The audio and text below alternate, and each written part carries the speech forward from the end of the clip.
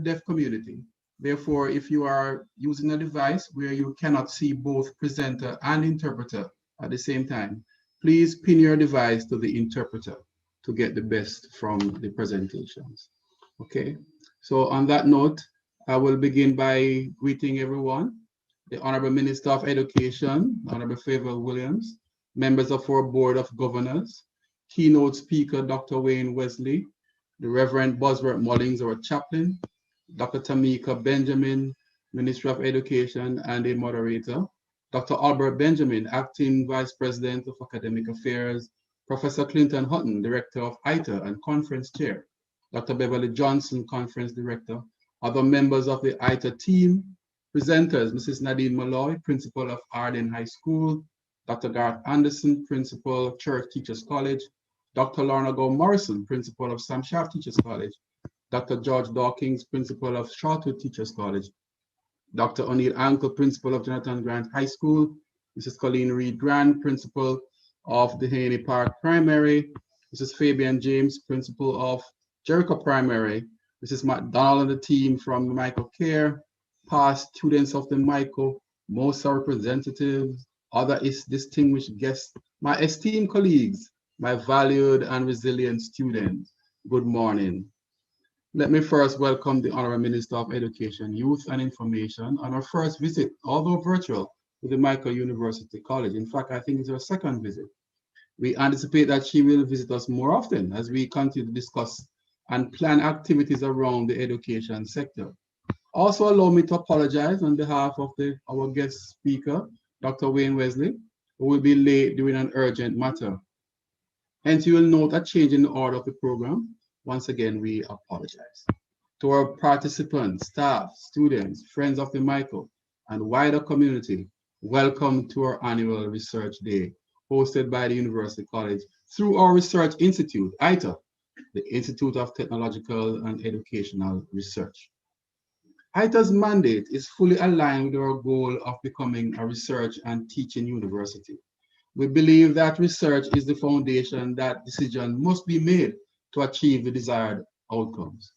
This approach lends itself to questions and critical thinking, taking deep dives into topics that concerns our nation and creating solutions that we as a nation must implement.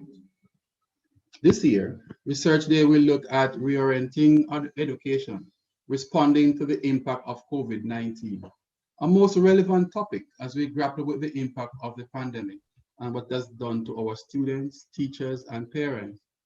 It therefore forces us to critically assess what needs to be done to ensure that all our stakeholders are given a voice as we force to re-examine our processes and activities.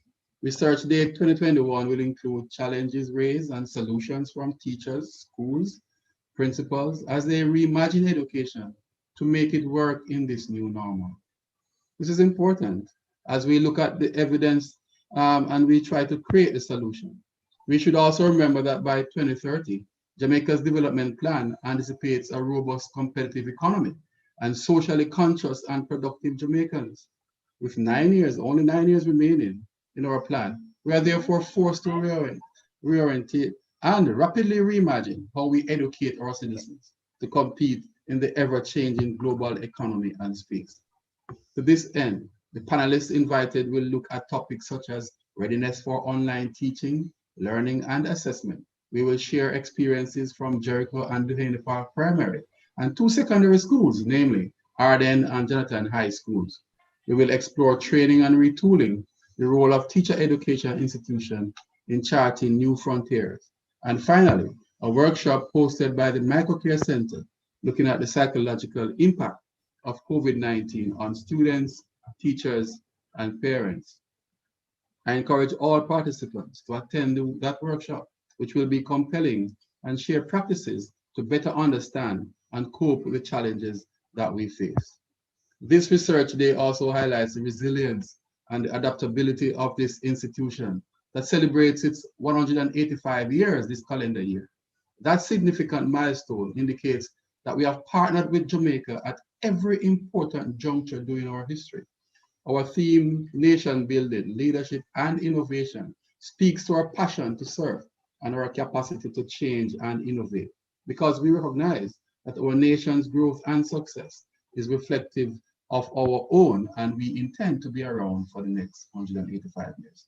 Let me welcome you all once again and invite you to absorb as much as possible so we can continue together to nurture our children and make Jamaica be the place to work, play, and raise our families. Once again, welcome and thank you.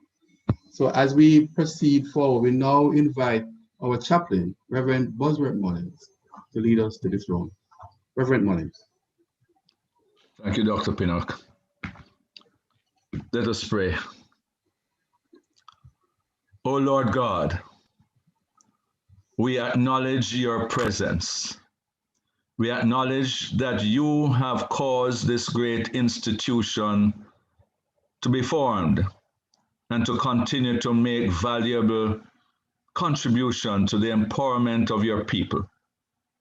You are the God of all people. But Lord God, we know that you have a disposition to help those who are powerless, those who are at the margins, those who are in need of empowerment. And so, Lord God, we thank you for this conference today. We thank you, Lord God, that you have empowered persons to come to this place to present and to examine all the situations that are facing us in this new reality and changing reality. We thank you, Lord God, that you are using this institution to empower your people so that they can make worthwhile contributions to our nation, to our world, to our communities, and even to our families, Lord God, where we see so much mayhem, where we see so much violence.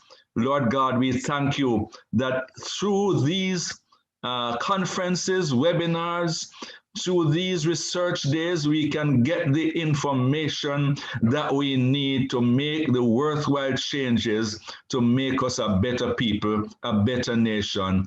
We ask, Lord God, that you empower all the participants. Bless them, Lord. Bless the speakers. Cause them to speak out of the abundance of your knowledge and wisdom. And may we all embrace it and implement the changes necessary so that we can go on and continue to do excellently. In Jesus' name, we pray. Amen. Amen. Amen. Thank you, Rev. As usual, your inspirational prayer for us. And colleague, once again, welcome. I now turn over to Dr. Albert Benjamin, who will take us through this morning's proceedings. Dr. Benjamin?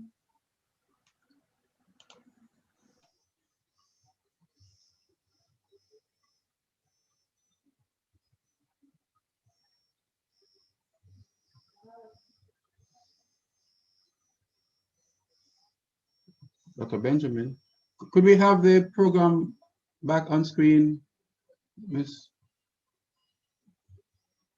McCall?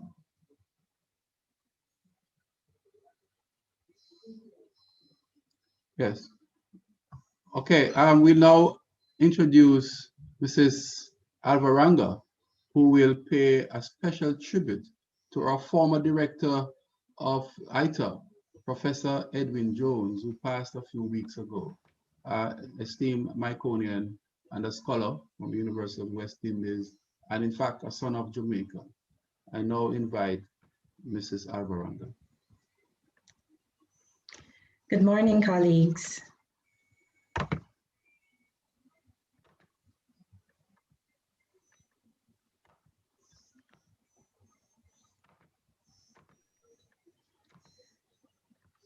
The Board of Directors, distinguished guests, fellow panelists, ladies and gentlemen, the honor is mine to pay tribute to our Professor Edwin Jones, CD, OJ, on behalf of the team here at ITA and the Mico University College.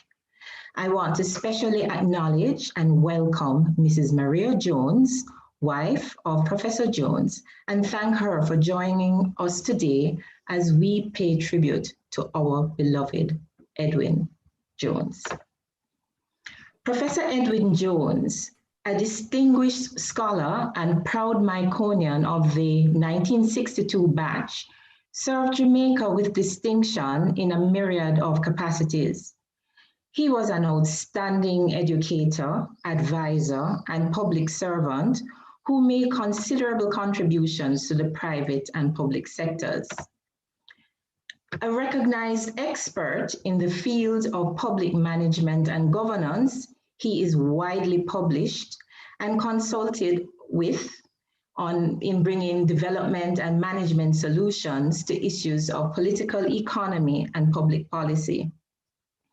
Professor Jones's publication record spans some 100 published articles and authoritative policy reports on Caribbean and international subjects, as well as a number of books, culminating with his final book, while he was at the Mico, Contending with Administrivia, Competition for Power, Space Benefits, and that was in 2006. Upon his return to his alma mater, the Mico University College, Professor Jones was the architect of the Institute of Technological and Educational Research, ITA, whose main goal was to build a research culture across the institution. In 2010, he became its first director and was committed to stimulating thinking by the provision of a space for intellectual discourse, which was accomplished through our bi-monthly Research Tuesday seminar series. He also nurtured the efforts of young academics through co-authorships, he was very generous, and mentoring sessions. We produced as a team high-quality research products, including providing an outlet for scholarly publications in our peer-reviewed Journal of Education. And Professor Jones supported institutional research and design as part of the capacity building efforts to assist the Mico to accomplish university status. Professor Jones was known for his generosity of spirit and his ability to spot, hone, and nurture talent. His capacity to inspire confidence in self was legendary. Over the span of his illustrious academic career, Professor Jones paved the way for many of his graduate students to access opportunities through scholarships, job placements, and other avenues for national service. A recommendation received from Professor Jones indeed exceeded the value of gold.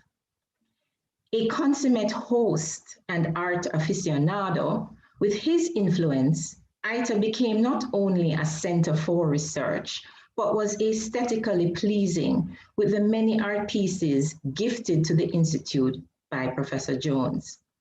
His staff lunches were legendary as he sought to build a tight unit who worked and broke bread together. His strong sense of family was replicated here at ITA. Barring the forced hiatus with COVID-19, the tradition lives on. Professor Jones has left an indelible mark on the minds and hearts of those with whom he worked, taught, and shared his wisdom. ITA is proud to stand on the back of this giant of a man and will build on the solid foundation he laid for us. The Mico family, including the Chancellor, Chairman, President, Board of Directors, staff, students, alumni, and batchmates, mourn his passing and extend condolences to his wife, Maria, and his family. May we observe 1 minute of silence in his memory.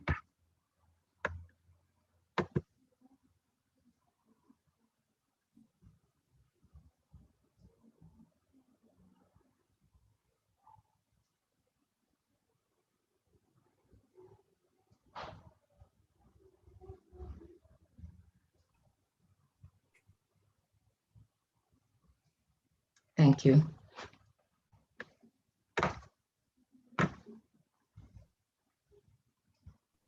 Thank you, Mrs. Alvaranga.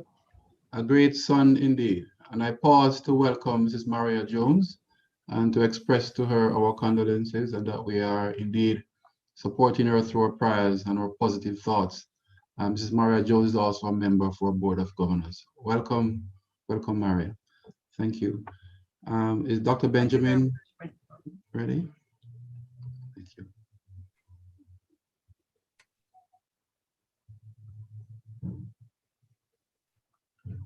Dr. Benjamin?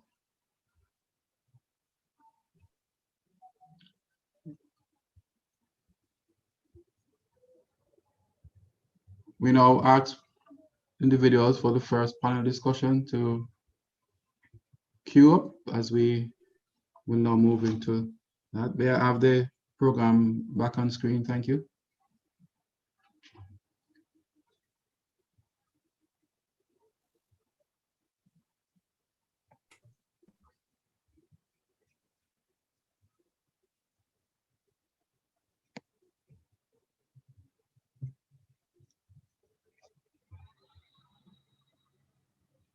Ms. McCoy, program, please. Okay.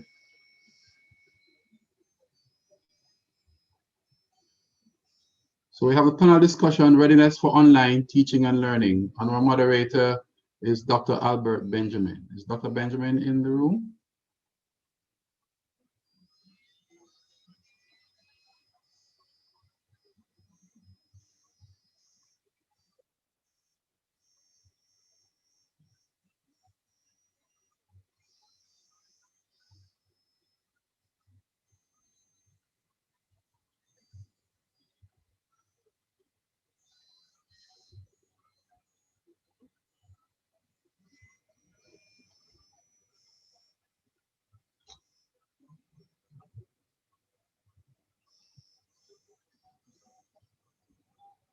Okay. The members of the panel, are you ready?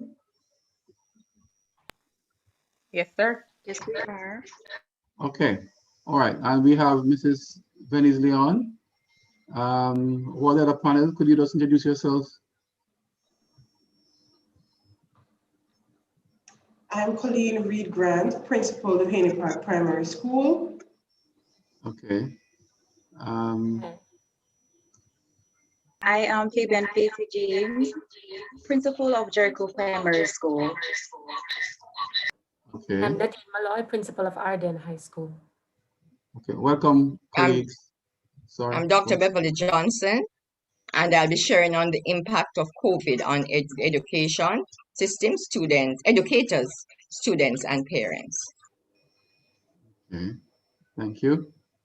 As you're aware that COVID-19 has thrown us into a tailspin.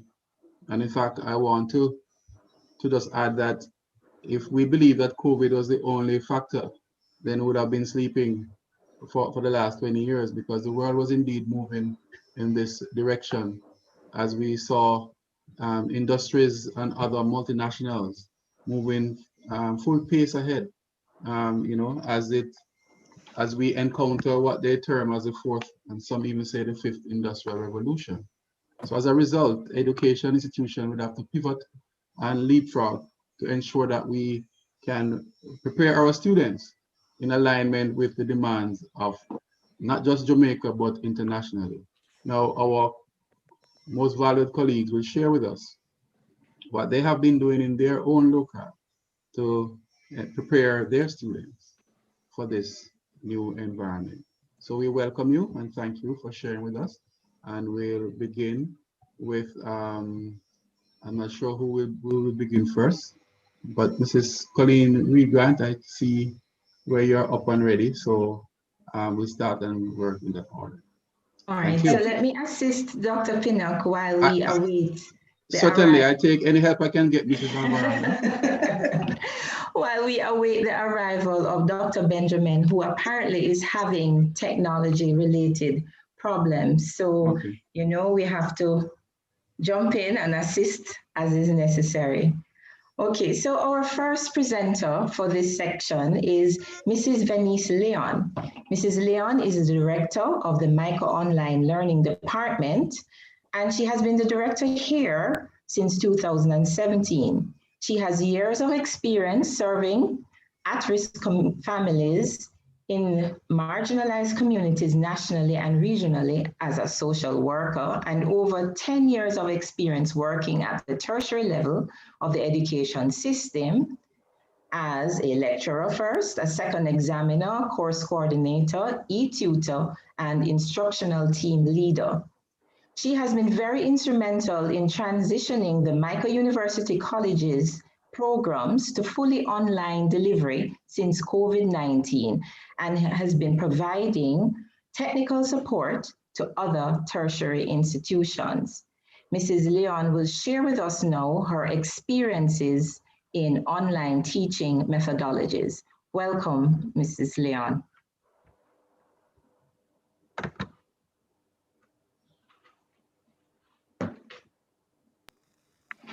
Good morning. Thank you so much, Mrs. Alvarango.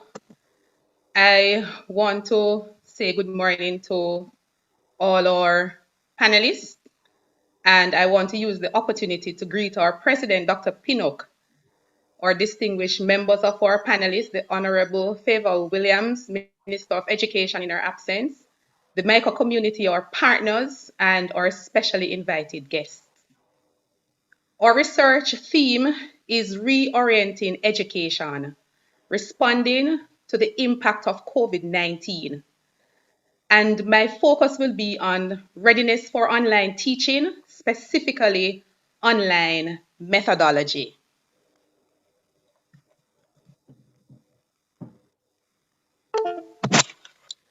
Now, COVID-19 has impacted all levels of the education system since March 2020. Schools administrators and teachers have been propelled to identify and operationalize novel ideas to keep their operations on track and to ensure minimum disruptions in educational activities. The COVID pandemic has resulted in unprecedented educational disruptions in the region, and government across the region temporarily closed schools as part of their risk management plans, and reopening activities are being piloted, and we have that experience here locally.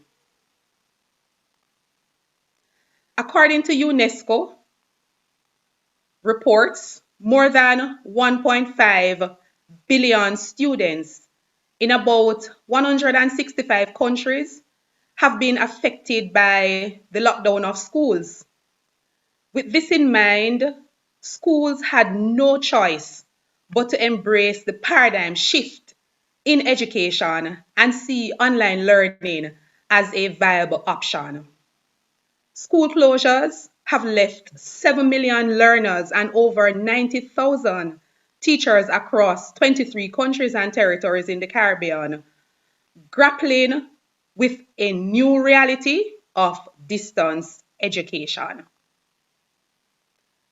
Now, readiness to teach online can be broadly defined as the state of faculty preparation to teach online. With this in mind, the Mico had to act strategically, and we embraced our motto, doing it with our might. In assessing our readiness, the following transitional activities were explored. We were undertaken, my apologies. We assessed our capacity to determine our priorities as it relates to our implementation activities. We also ensured that our operational activities were aligned to our strategic plan, even though we had to make some adjustments. The strategies agreed upon were implemented using systematic approaches and there was continuous evaluation of our programs. And these evaluations informed our decisions moving forward.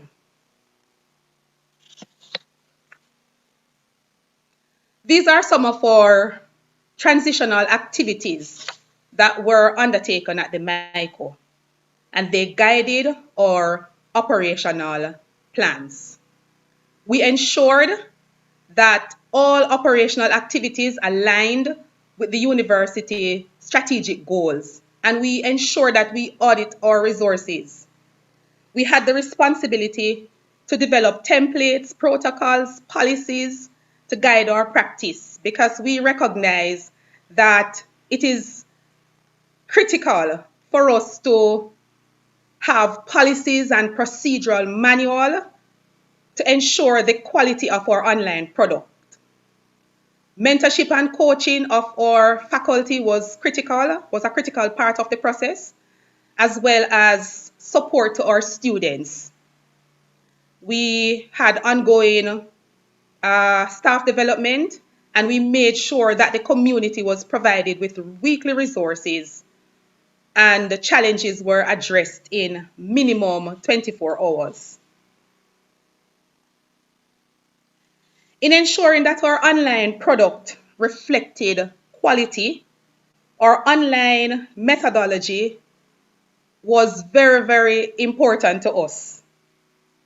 We considered the instructional designs, the instructional systems design, and we were very careful in looking at all the elements that were a critical part of the process.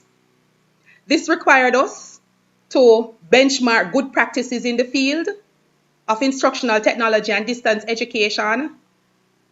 It also required us to use findings from the continuous benchmarking to influence our planning, and we were very, very clear as an institution about resources, the adequacy of resources that was needed to meet the demands of our community. Our methodology required us also to equip the community, faculty members, and students with skills to facilitate online as well as to learn online. And so when I spoke earlier about staff development initiatives, we ensure that all members of our academic community were fully equipped to facilitate in a virtual community, and our students were also equipped to operate in a virtual community. Mentorship and coaching was necessary, as I had mentioned earlier, to mitigate the challenges that we anticipated. So it's a pandemic. It was a hasty transition. And so we recognize that some persons might experience challenges, and to mitigate those challenges, we provided mentorship, mentors within the institutions from our academic staff, and they provided needed support. The instructional systems that we relied on also required us to set clear expectations so that a strong presence of online teaching and learning and what the online product should look like was also necessary. All the decisions that we made as an institution as we transitioned online was influenced by our data. We collected a lot of data in the process. Mentioning of data, I just wanted to provide a sample for you, well, some samples of some of the data that we collected as an institution. We did surveys, we spoke to our students, surveys related to access and attendance, because as students transitioned online, we recognize globally that many students and faculty members had issues with access, and the issue with access affected the attendance. So we wanted to have a pulse on what was happening in our community, and so we did some surveys, and the surveys provided us with critical information that assisted us to make some decisions in keeping with the mandate of the institution. So decisions, for example, like providing additional resources for our students. We had a lot of support from our alumni in terms of providing loaner laptops and tablets and credits to students so that they would have access, because we recognize the difficulties that some students experienced. We also made sure that we communicated with our faculty members. We did continued teaching surveys to make sure that our community, our academic community, was comfortable in the transitional activities, and what were their comfort levels in teaching from home, because teaching from home, it comes with a lot of challenges, and we wanted to hear from our academic community so that we could make decisions to support.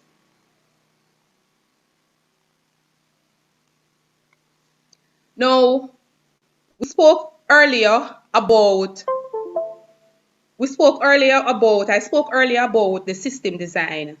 Pre-COVID, our methodology as a department, as an online department, were guided by system approaches. And we will continue on the same trajectory because we recognize without having a proper framework in place, the challenges can be multiplied. Now, we know what a system approach is, and so I will not go through the definition, but I just wanted to point out that some of the models that we embraced as an institution were backward design, the Assure, Adian, Dick and Carey. Now, based on our instructional system designs, we paid attention to some very critical components. Teaching competence, the online teaching competence, because we recognize that our academic community is already competent in terms of with their pedagogy and andragogical skills. But to teach online, it requires a lot more training. It required some training so that the online facilitative skills could be enhanced. So we paid attention to the teaching competencies of our online community and the comfort level. We also paid attention to the course design, what we embraced when we were face-to-face before COVID. We had a blended approach. Now that we are in a pandemic, what our approach should look like, what the product should resemble. And so we had to make some adjustments. We also paid attention to the perceptions about this new environment and how we could get our faculty and students to embrace this paradigm shift in teaching and learning, because it required a shift of thinking, and we absolutely must be very, very grateful to our community because they came on board and worked assiduously to ensure that the product and the experiences of our learners were not compromised. We also were very careful about the product, and so quality assurance mechanisms were established to ensure that the product simulated what happened in the teaching learning environment in a face-to-face context. And our ongoing stabilization activities were key for us. With this being said, the elements were a very critical part of the process, and we saw benefits from paying attention to these elements. Because once your course design, once your facilitators are equipped and your community is embracing the new normal, there were some benefits. We saw many benefits, but we want to highlight a few. Meaningful interaction was very evident in our online community, and the community embraced the concept of a community of inquiry. So teaching presence, social presence, and cognitive presence were very evident in our online teaching learning spaces. We encouraged our community, faculty members, and students alike to embrace new technology, and we were very careful in the selection of the learning management system support and tools that were provided for faculty and students. Because pedagogy and technology, it's a unique marriage, we ensured that the product at the end of or during the process, we did a lot of evaluation to ensure that when we talk about meaningful learning, the focus is on significant learning, deep learning, and visible thinking. Because if we look at the taxonomy that is shared by Think about is learning taxonomy, significant learning and deep learning comes as a result of the cognitive presence within the learning environment. Now, at the Mico, we have to embrace the new normal. And these were some guiding principles that influenced us, Mico Online Learning Department before COVID, and they will continue to influence how we operate, how we function. I developed these guiding principles and I had shared them, and they were published in the Gleaner for school administrators and online facilitators because they embrace fundamental pedagogical tenets, and the principles can assist, can provide a framework for administrators and teachers to successfully deliver online teaching and learning at a distance, because that was our focus. So our online methodologies were embodied in these principles. And there were other principles that we relied on. A big part of the principles for us was the focus that we paid on the pedagogy and the evaluation mechanisms. Other principles, as I mentioned before, influence us. Those from Bates. These are what are called golden rules for using technology in education, and we found them very useful. And so when we talk about our methodology, we were very systematic in our approach to ensure that the product was the product that represented the institution's legacy and the philosophy of the institution, and simulated the kind of experiences that students are accustomed to in a virtual space. Now, the new normal, we have to embrace it, and we recognize that as an institution. And our role as educators, as administrators, as planners, we have to embrace what the new normal and all that it comes with. And so educators will have to shift their approach to modify their strategies to fit the new normal. And the same approach that is used in a face-to-face context cannot be used in a virtual context. With that being said, the new normal curriculum must look a little different. It can't be just the linear curriculum that we are accustomed to. It must be a curriculum that embraces problem-solving techniques so that we are preparing our students to survive post-COVID in the new world. We have to spend time in understanding the psychological and cultural complexity of the curriculum so that we remain relevant during this time. Our role also includes embracing the opportunities provided by COVID-19. Many universities and high schools are saying that some of the benefits of COVID-19 is that they are able to become more innovative, prepare flexible programs, and diversify their offerings. E-learning will now provide the opportunity for experts and professionals to participate in our learning spaces, allowing for a global perspective and a robust learning curve for our students, because we can invite individuals from any part of the world to participate in the process of teaching and learning. And this is something that is very key for us, accelerating higher education's business. We recognize that we can now reach additional markets as a result of COVID-19. So there are some benefits. The new normal will also force us to look at our operational activities. And we continue to use data to make decisions.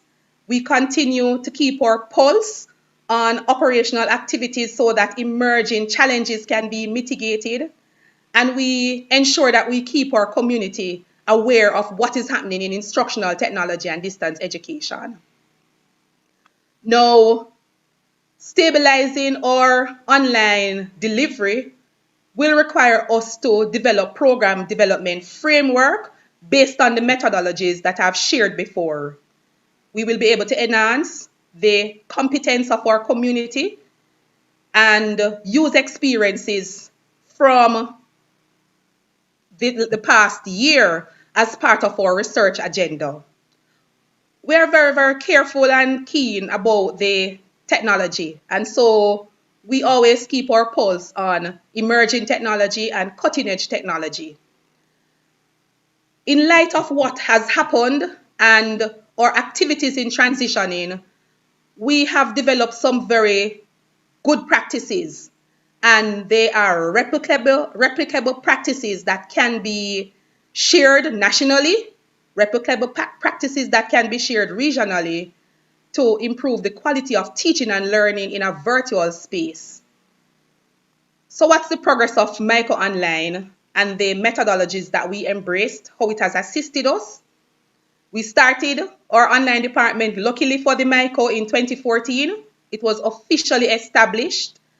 And between 2014 to 2019, we had 54 to 68 courses thereabout that were fully offered in blended mode, and one fully online program from the graduate school and other programs being offered in blended mode. In March 2020, we were forced to transition all our courses online. We were able to transition successfully in 2 weeks, and that's a plus for us as an institution. We were early adopters because we had started the process, the journey, some years ago.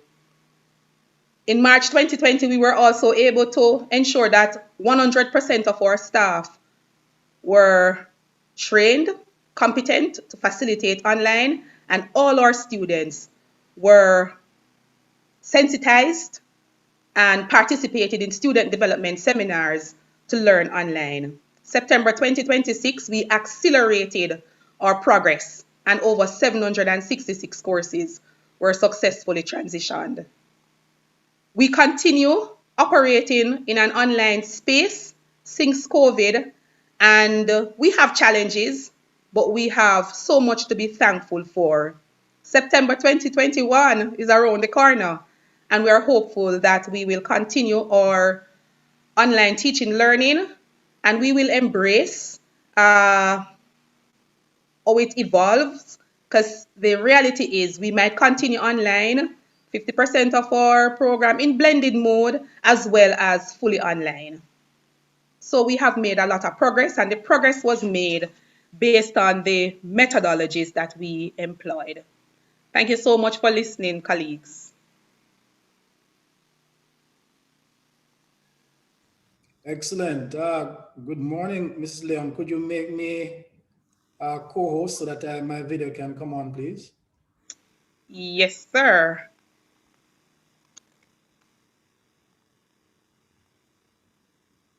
There you go, Dr. Benjamin. All right, thank you so much. Yes, there I am. First of all, pardon the delay in entry to you and to the audience that is here present to overcome some challenges while coming on. So let me greet the president of the Mico University College, Reverend Mullings, our presenters, colleagues, students, participants here and abroad. Good morning. I believe that there would have had to have been some opening remarks already, so I won't delay any further. Just to say to you that for our research day activities this morning, we have here to fet you with a good, as you've seen so far, and useful information from a range of participants. You've heard so far from one representative of the tertiary sector. We have for you representatives from the primary and the secondary sectors as well. And through the presentation you've just had, very expertly done by our online director, Mrs. Venice Leon, who's also, by the way, pursuing her doctoral work in information, in information technology and integrating the same technologies in education. I believe she'll be better able to tell you the exact title of her thesis. I know she's far advanced in the area. So you can see the competence that we had here that allowed us to be early adapters. Mrs. Leon spoke to us about the assessment that we had to do first. As you know, no decision can be made without good information, or good decisions are based on good information. So we had to do an assessment, and the assessment was done very, very early in the process through the president's task force, strategic task force that was pulled together. And in addition, we had to do training of staff.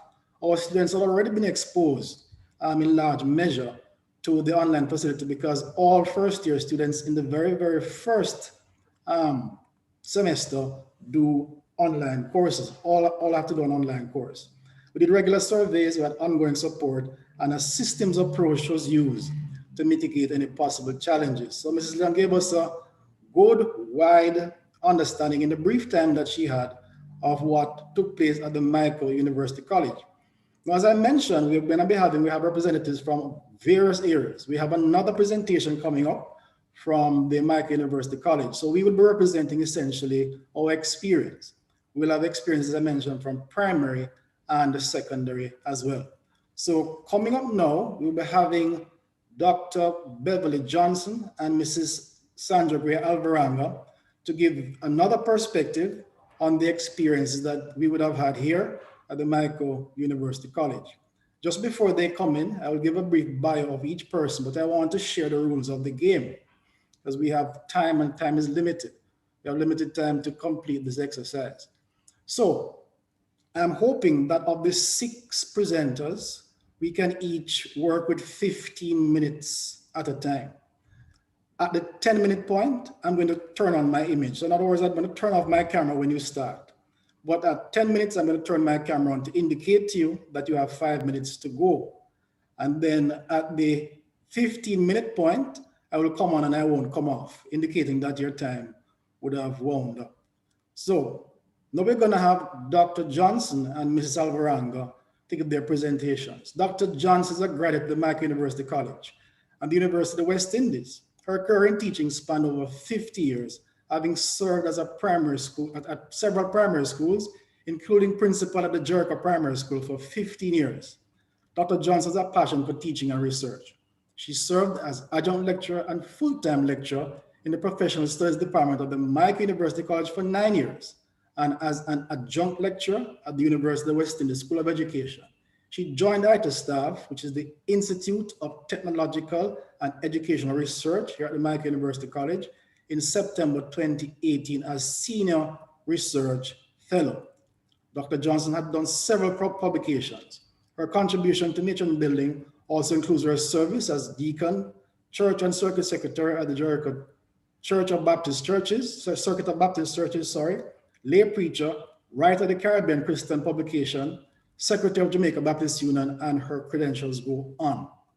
Mrs. Alvaranga is a doctoral candidate at the University of Toronto and is a graduate at the University of the West Indies with a master's in government and a bachelor's in public administration and international relations, which she gained with honors.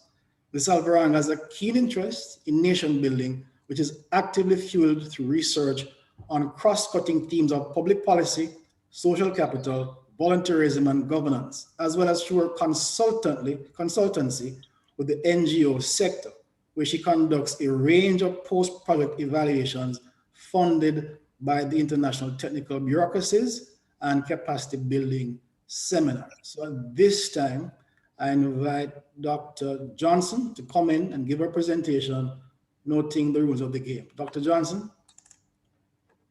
Thank you very much, Dr. Benjamin, for that warm introduction. Esteemed colleagues, special invited guests, ladies and gentlemen, students, a pleasant good morning. It is indeed our privilege to be sharing with you a research undertaken by ITA on the impact of COVID-19, readiness for online teaching and learning, a national survey. And I am Beverly Johnson, as you heard, and Mrs. Alvarang and I will be sharing the results.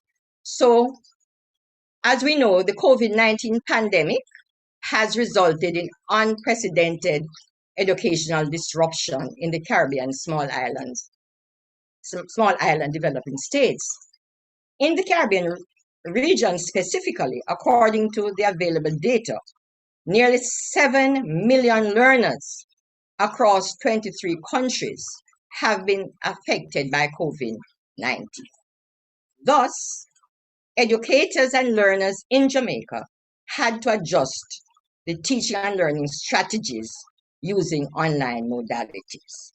However, many educators and students were not prepared for this shift due to lack of resources and training. Moreover, this pandemic has exacerbated the vulnerable conditions of many of our students. Despite the efforts by the government of Jamaica, many educators and students still face many challenges with online teaching and learning. So 4 research questions guided this study. We are looking at what is the current online infrastructure in place in public schools in terms of tablets, connectivity, online teaching, and training. How adequate is the quality of teacher preparation and resource provision for online teaching? What strategies are being used to manage the transition and support online teaching? And what lessons can be learned to support the development of online teaching and learning? Now, this diagram here gives you a brief overview of the methodology that we utilized. It was a concurrent mixed methodology. Our participants consisted of 418 educators, 814 parents, and 588 students across Jamaica. Our sampling technique was really voluntary participation as we used the online, the Google online forms, and stratified random, because recognize that because we are doing online data collection, we wouldn't be able to reach some parents and some students and some educators. And so we were purposive in selecting students and teachers and parents to be interviewed. Of course, the ethical considerations you can see there. We use a Likert type online questionnaire with forced choice and open-ended items. And as I said before, we interviewed some purposefully selected educators and parents and students. And our data analysis consisted of descriptive statistics, in taking on the quantitative and qualitative use codes and themes. Now, in terms of the data findings, as you can see from this table, that we had a wide range of teachers in terms of age range, gender, qualification, years of experience, and highest position on the job. You can see, in interest of time, I won't go through, but you can see from the table that we had we didn't have many males, only 53 males, or 12%, 13% roughly responded to the survey. Also, we were fortunate enough to ensure or got data from all school types, the varying populations, all the parishes were represented, and we got information from urban, rural, and deep rural schools. All right, what were the findings? Research question 1, the current online infrastructure in place. As you can see, only 42% had reliable services. And these are the educators we are looking at first, and Mrs. Alvarang will look at the parents and students. So 42% had reliable internet, and 45% had not reliable. And you can see the others who relied on phone cards and who had no internet. Of course, because it was an online survey, you will recognize that the people who did not have internet would be left out of this survey, and that's why we interviewed. All right? In terms of the gadgets, you can see there that the most popular tool that was used really WhatsApp, and then followed by Google Classroom and Zoom. In terms of the adequacy of the resources to support their classes. You can see that YouTube was very popular, and followed by PowerPoint materials. Research question 2, how adequate is the quality of teacher preparation? As you can see, only 41 to 46% of the respondents agreed to items 1 to 4 in terms of familiarity with online teaching. So you can see that many of our teachers were not that familiar with teaching online, and the training that they got was not also adequate. However, 78% needed more support, and 68% of them said they developed adequate materials. You can see that in terms of the use of devices, how easy it was for them to use, 78% of educators pointed out that they found it easy or somewhat easy to use devices. So that wasn't a challenge. However, what was the greatest challenge we found was the quality of the teacher, well, in terms of the students that they were able to reach. You can see from this chart here that 47% of the teachers claim that only less than 50% of the students were able to access the online class at any given one time. So you can see the challenge. And only 10% of them had students 80 to 100% of the time. So you can see the challenge. If the students are not able to access the online class at any given time, that has repercussions for their teaching and learning. Teachers, 13.5% of the teachers rated online experience as excellent, and 40% as good. So overall, 85%, gave satisfactory ratings. I'm not going to go through that because it's too. Research question 3, the strategies used to manage the transition and support online teaching. You can see that 54% of the educators strongly agreed that they got the support. That's overall, and of course there were some disagreement in terms of planning for online teaching, planning for the students' access, and so on. And of course, you can see that 65% of them strongly agreed that students without access are at risk.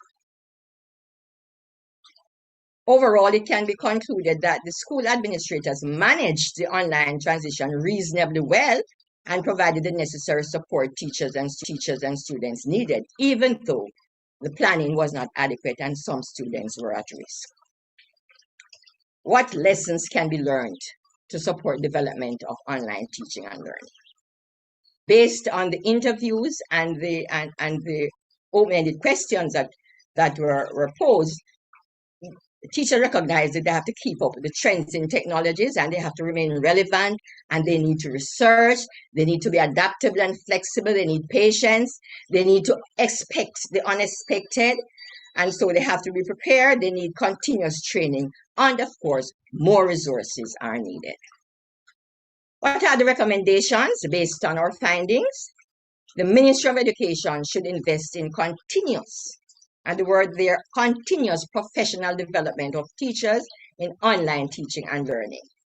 And of course, we know that they have been having conversations with the service providers, but we need more of that so that we can provide affordable and reliable access to internet for all teachers and learners. And so we have to increase the bandwidth. And most importantly, the schools need more resources. The thing what we have to pay attention to is the word equity. So schools are getting resources, but we are using equality, meaning that everybody will benefit from the same supports and they are being treated equally. But what we need is equity. That means the schools that need it most should get the most if they are supposed to benefit from a fulsome education. And what we need is to move the systemic barriers based on the diagram that you see there, so that all our students can have maximum benefit from our education system. I thank you. Over to Mrs. Alvarenga, who will go through parents and student results.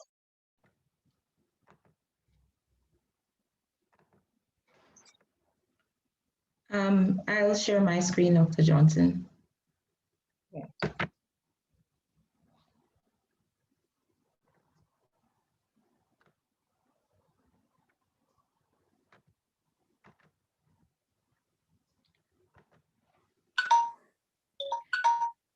Okay, so we also had a look at what parents and students had to say, because we recognize that there might be a disconnect between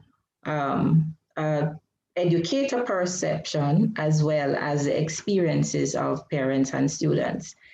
In the survey, we had 568 respondents from the primary schools, 47 from all age schools, 496 from traditional highs, 222 from upgraded highs, and 67 were not declared. And the breakdown was approximately 42% of the 1,402 persons who were contacted were students and 58% were parents. So we wanted to find out from parents about their side of the equation regarding access. And the responses are pretty similar to what obtained with the educators. Reliable access, only 47% had reliable access. Variable access, including persons who are reliant on phone cards, was 49%, and no access at all was 4.2%. So more than 50% of the population would have had issues relating to being online on a regular basis. And of course, we point out again that we are only talking to the people who even have a smartphone to begin with. So we are not sure what obtains to those persons who are totally without access. Our students indicated that they use, for the most part, their smartphones to be doing lessons. Computer access was the second largest grouping, was the second largest device that was in use, and tablets, a few persons had tablets, even though that there's this move to increase the number of tablets in school. Now, the students found it fairly easy to use their devices or to manage their classroom experience. And that again is consistent with the findings from the other grouping. They reported again that WhatsApp is the most popular method. So in triangulating, we are confirming that WhatsApp was the most reliable, was the most well-used platform used by teachers. Zoom was next, Google Classroom was third, and there were variable use of other platforms. YouTube turned out to be the most popular resource used by teachers, with exclusive use of YouTube reported by 60 participants. Word documents were the next used resource, where teachers provided notes and circulated for students. Quiz websites were used, as were PowerPoint materials. The public broadcast, funny enough, which is a resource provided by the Ministry of Education, did not appear from this grouping to be as well utilized as one would have expected. And only 4 persons reported a reliance on textbooks. Now, there was an interesting response when we asked how adequate are these resources to cover the material. Most students reported that it was between adequate to somewhat adequate. And I will point out why this was an interesting response. They all believed, funny enough, that teachers needed more training in the use of online resources. Oops, I have somehow, okay, yes. So, beg your pardon. The majority indicated that some teachers, so there was a mixed response from the various school populations in terms of teacher preparation for the online space. So most persons think that there were a mix of teachers who required training, and a minority of 30% thought that the teachers were actually proficient. So it again strengthens the argument raised that training is a critical component. When we ask them what kinds of problems they experienced, now this is where the high scoring of the online experience is now brought into some amount of questions. So the report is that teachers are missing too many classes.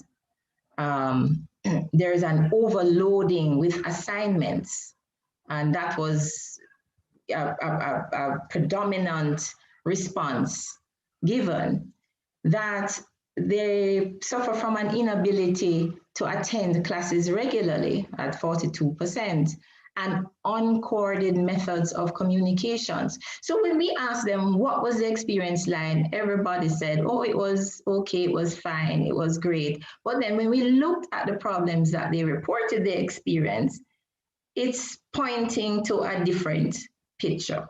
It is pointing to a picture punctuated by an unevenness in terms of the delivery methodologies in use.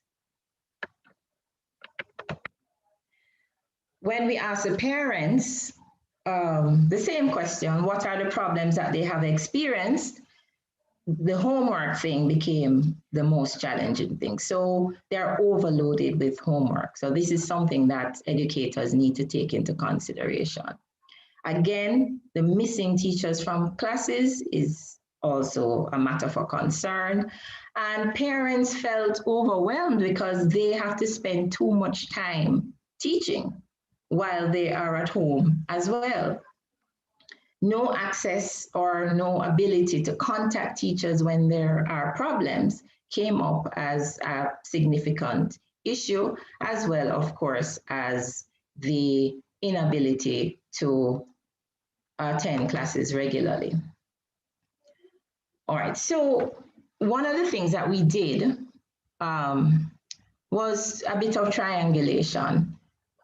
Quantitative results tell you one picture, but we wanted to get a little bit more deep meaning. And during our piloting phase, we spoke to the students who we piloted the questionnaires with, as well as some of the parents. And the questionnaires were administered through the national PTA body.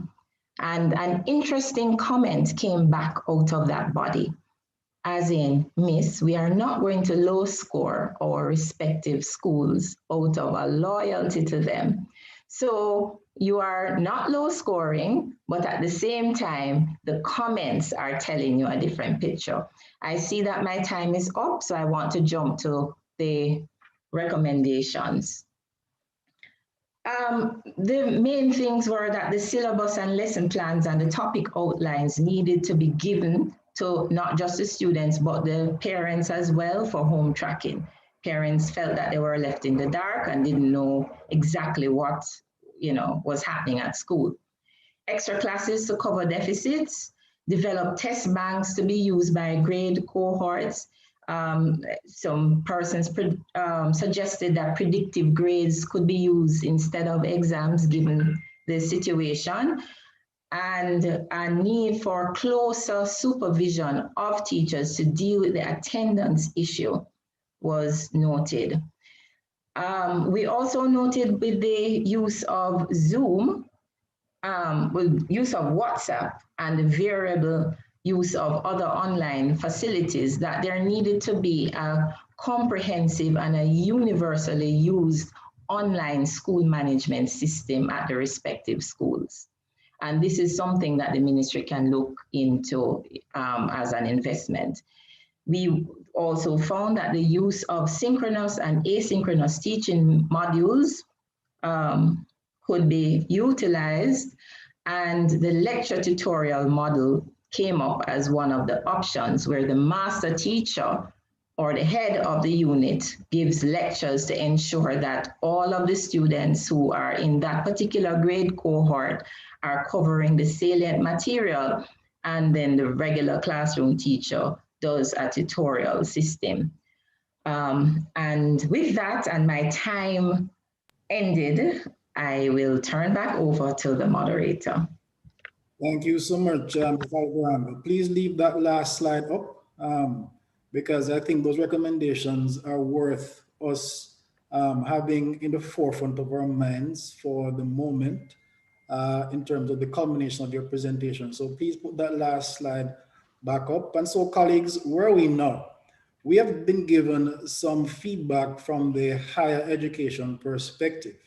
What we're doing, and since the 2020, March 2020, as an education system, we have moved from technology in the classroom to technology as the classroom. Moving from technology in the classroom to technology as the classroom. And you can see what was done by the Mico University College to make that transition.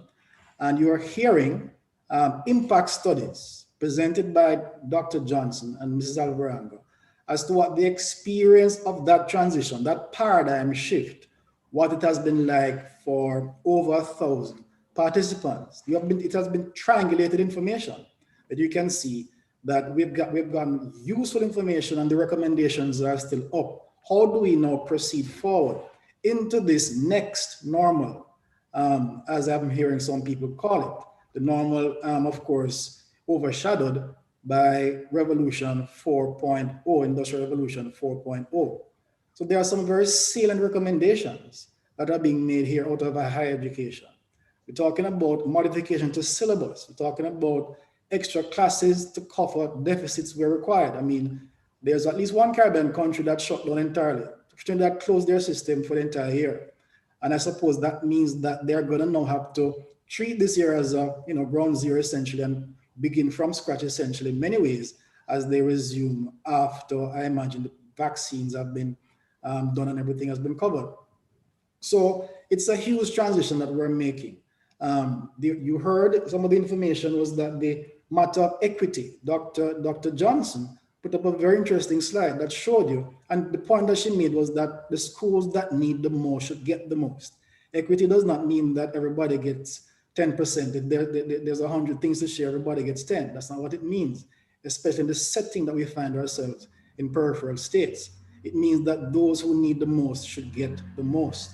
So those issues were ones that came out. Of course, the Mico will publish formally all our findings in documentation, available both in hard copy and online in the future. So now we want to move. Thank you very much, Ms. Alvarenga, for that and Dr. Johnson for those two very, very eye-opening presentations indeed, coupled with the transition from technology in the classroom to technology as the classroom depicted by Mrs. Leon. So now we're going to move to here more closely. What we're doing is that we're digging down. We want to get granular. We want to understand this experience, because if we leave this COVID experience and don't understand it, we would have wasted so much of life. So we want to hear next from Colleen Reed-Grant, principal of the Duhaney Park Primary School. Our esteemed colleague, Mrs. Colleen Reed-Grant, has been an educator for over 14 years.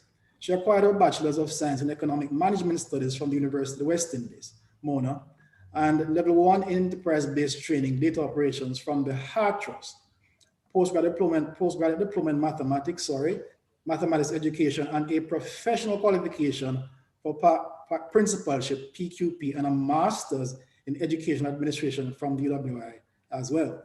A captain for over 10 years in the Jamaica Combined Cadet Force, the only paramilitary female band in the Caribbean, Mrs. Reed-Grant also holds the Vice Chair for Quality Education, Circles QEC 8. Prior to teaching, Mrs. Reed-Grant worked as an income generating coordinator at UWI Mona and as an assistant examiner at the Caribbean Examinations Council. At the Queen School, she worked as an educator and dean of discipline for 12 years. In 2018, Mrs. Reed Grant became the principal of Duhaney Park Primary, and since then has implemented a number of curricular and institutional improvements, including the implementation of a hybrid specialist teaching model from grades 1 to 6. Participants here and abroad, please welcome now our next presenter, Colleen Reed Grant, principal of Duhaney Park Primary. Mrs. Reed Grant.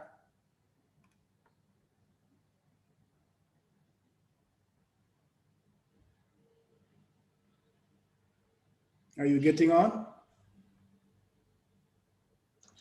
Thank you. Okay. Thank you. You're very welcome. So thank you very much to Dr. Benjamin and the entire team at the Mico University, especially the IT team, for allowing me to be on this panel today. I'll be sharing with you the perspective of our experiences here at Duhaney Park Primary School.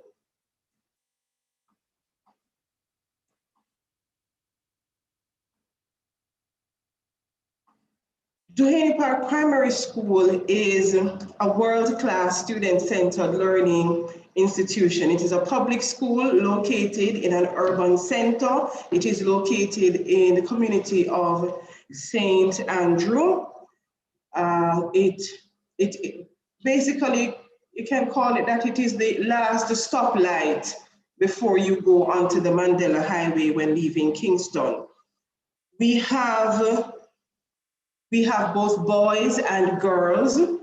We are a very large school in terms of our physical plans and our school population. We used to be on shift, but we are no longer on the shift system as of 2015. We have 40 teachers, 2 vice principals, and 2 guidance counselors that support our work here. In addition to that, we have 16 non-academic staff members, and we are on a path to transform our school. We have been transforming our school for the last 3 years, and we are seeing the results consistently in terms of both the academic performance of our students and their social outcomes. We have a strong co-curricular program at this school. I'm pleased to inform you that we are the co-champions for the Burger King National Prep and Primary School Debating Competition. And we are also very active in JCDC and other areas. When schools in Jamaica closed in March 2020 because of the COVID-19 pandemic, we immediately went into what was then the remote learning opportunities, which would have been the Zoom and the WhatsApp. Come October 2020, when the academic year officially began, we would have moved over, transitioned now into additional forms to support or remote or distance learning.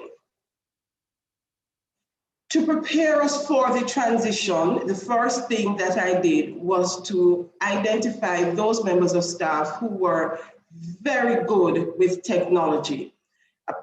Our primary school system, we don't really have IT departments. And so we were careful to look out for those skill sets that would enable us to guide that transition.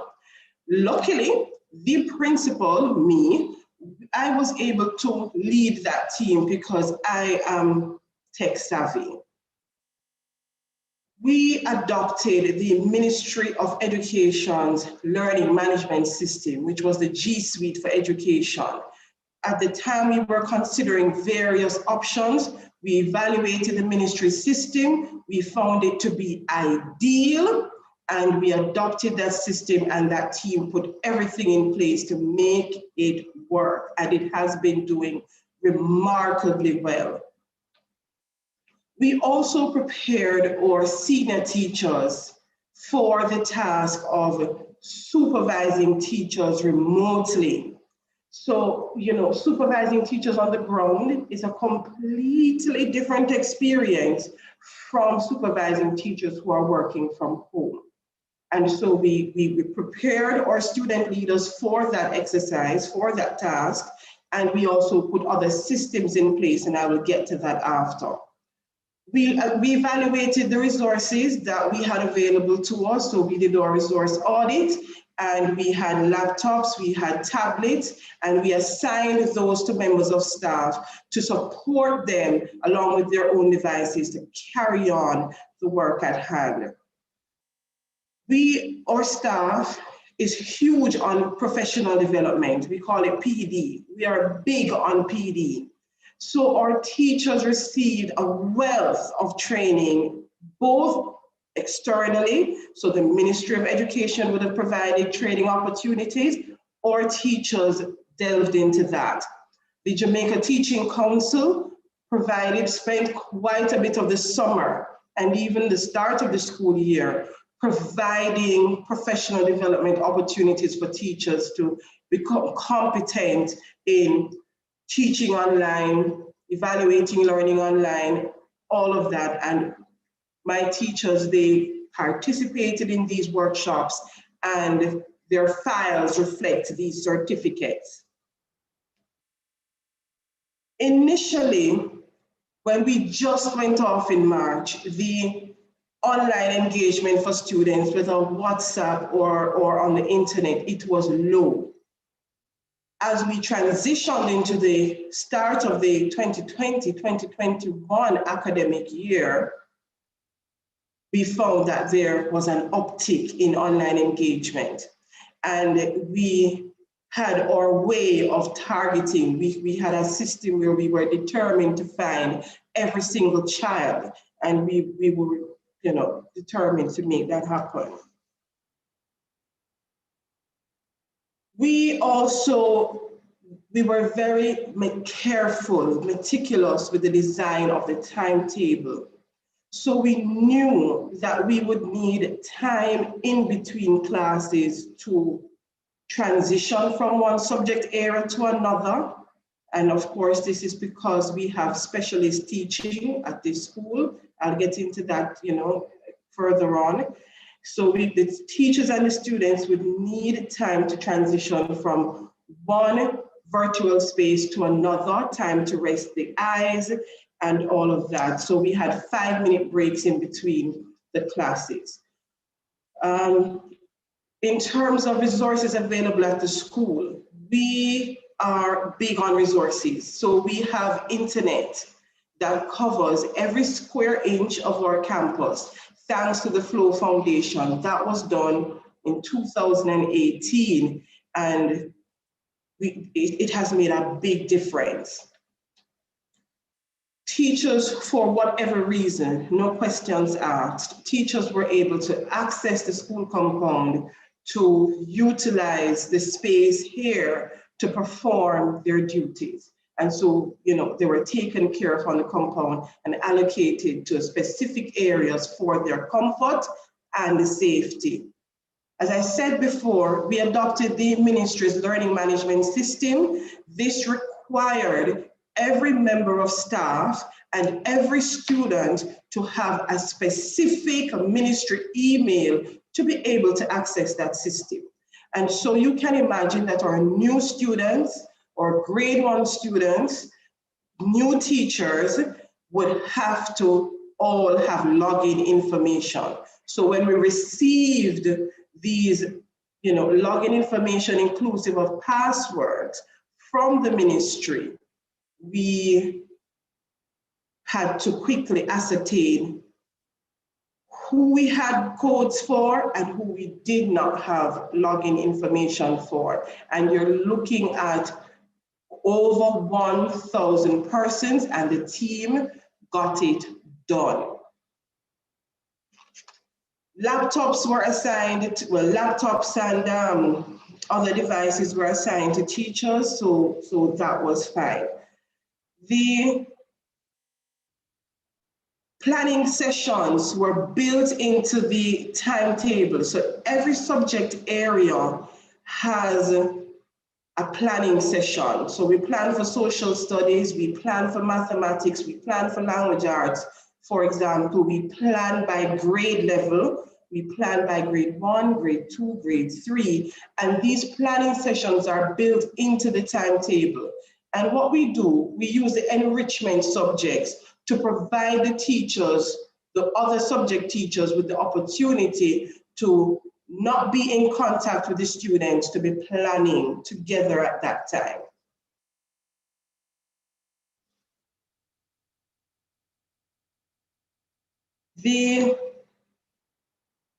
Each subject area and grade was provided with a dedicated learning space, not learning space, a virtual space on the platform. So social studies on Google Classroom, teachers would have their own space on Google Classroom, the learning management system. And so they're able to share their videos and other work there and collaborate in that space in preparation for the next week's work. We also had training for the parents and students on how to navigate the learning management system and how to use laptops and phones and tablets and whatever it is that they were using. We were able to assist them in training sessions held on weekends, held on evenings to train them to adopt this system and be able to participate in the learning process. In addition to that, we provide tech support daily here at school. There are some persons that it's very, very difficult to assist them remotely on the telephone. And so when it gets challenging or when they're not being clear, we will simply say to them, bring it by the school and we will assist you. And so we have persons, who work at the school who are able to assist them. I'm very, very happy with the communication system that we have put in place. Early in the pandemic, we purchased mobile phones for each grade level. And so each grade has a telephone number and an email address. And the coordinator for the grade keeps the phone and monitors all of the issues and everything in relation to the grade.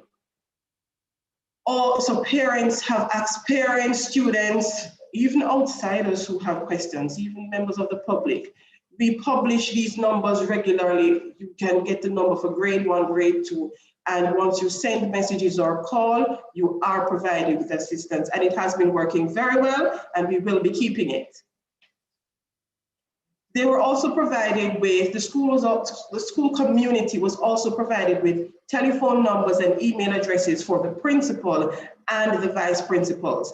And I believe that's a big part of access to administration and accountability, because if a member of our school community is not being served well, they have access to the principal and both vice principals at their fingertips. We looked at the curriculum.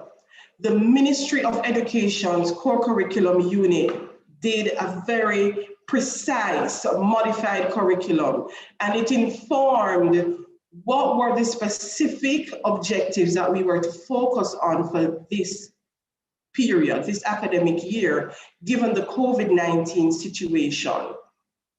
As a school, we looked at the curriculum, we met in our small groups, looking at the curriculum and pacing how we would be achieving the objectives and by what means.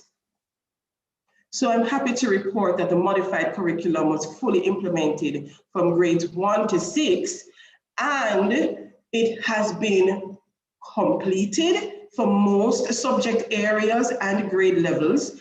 And we are actually doing revision at this time for the modified curriculum, because most teachers, most subject areas, we have completed the specified objectives and we're on our second rotation through the curriculum via revision. We offer 5 enrichment subjects during this period. It is normally 8, but we have blended 3 of the others into the core subjects as best as we can. And we offer 3 subject areas that are focused on psychosocial. So the HFLE, the health and wellness, and the guidance are the 3 areas built into the timetable every week to ensure that our students have access to psychosocial support.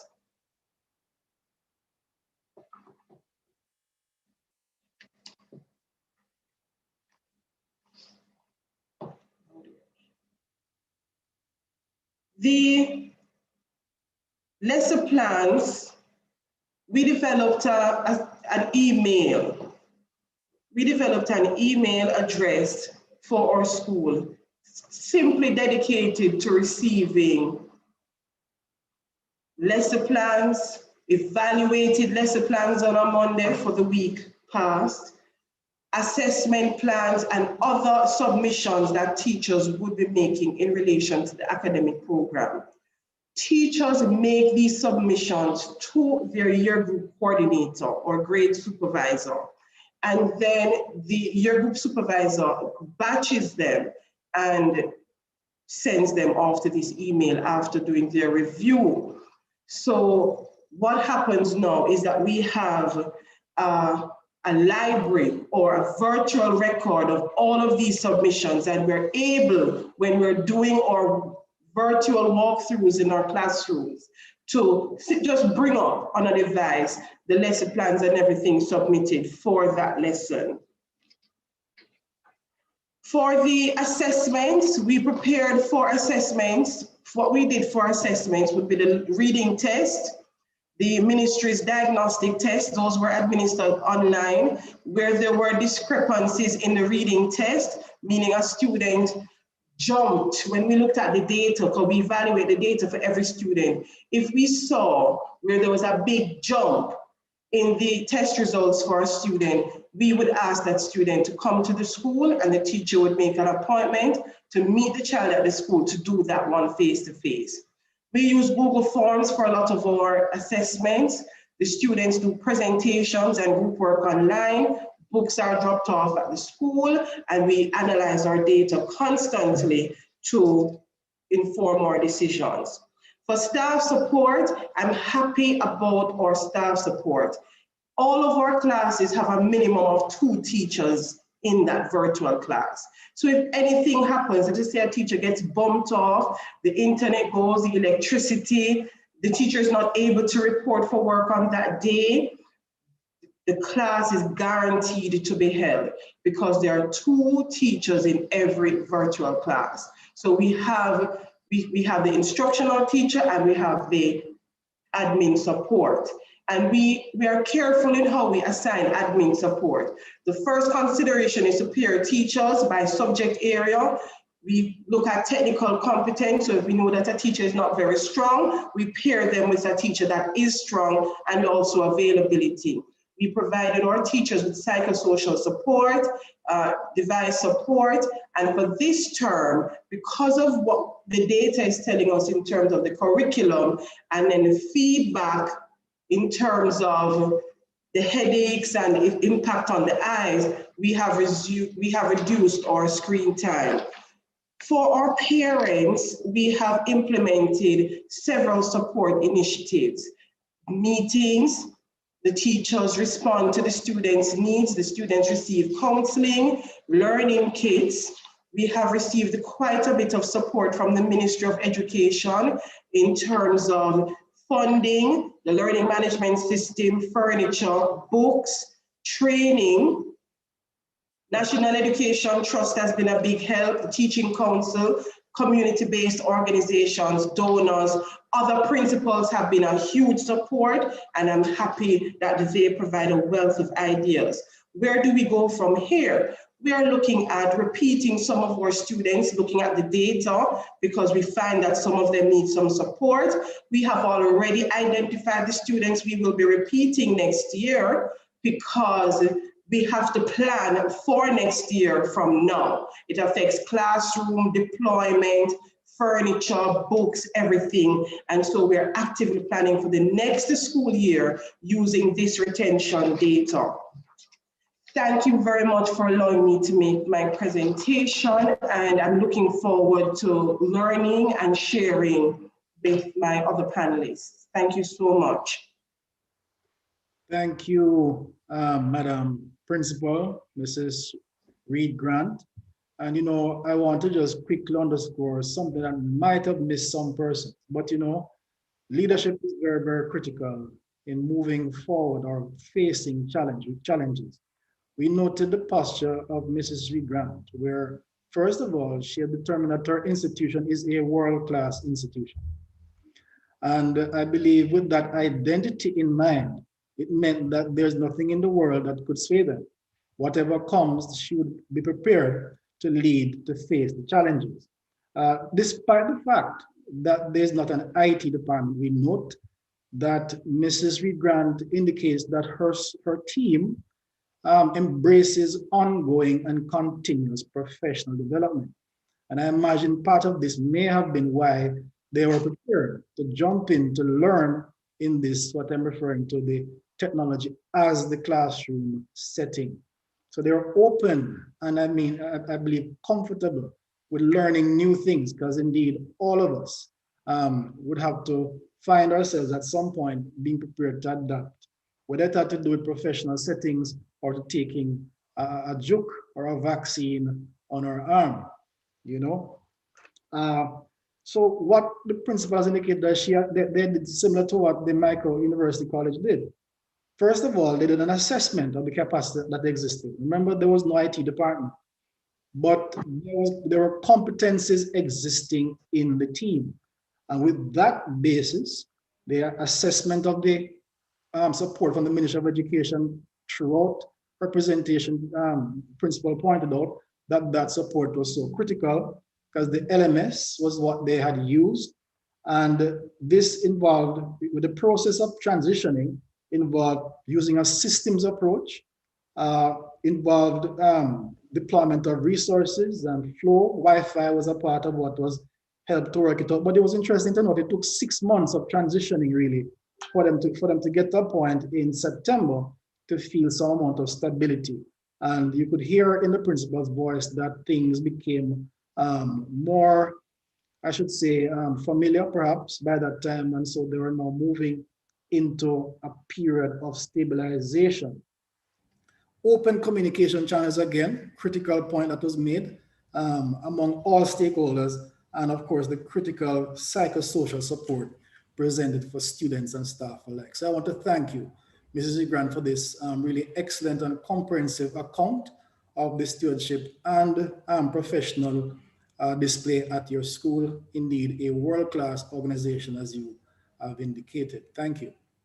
Now, participants, we have with us the Minister of Education, the Honorable Fable Williams, who had the responsibility of officially opening our research day activities. Unfortunately, she was delayed, but she's now with us.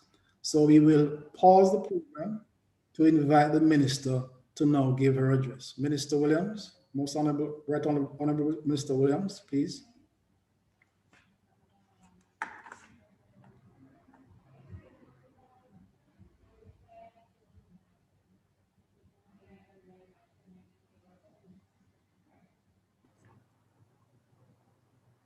Good morning, everyone.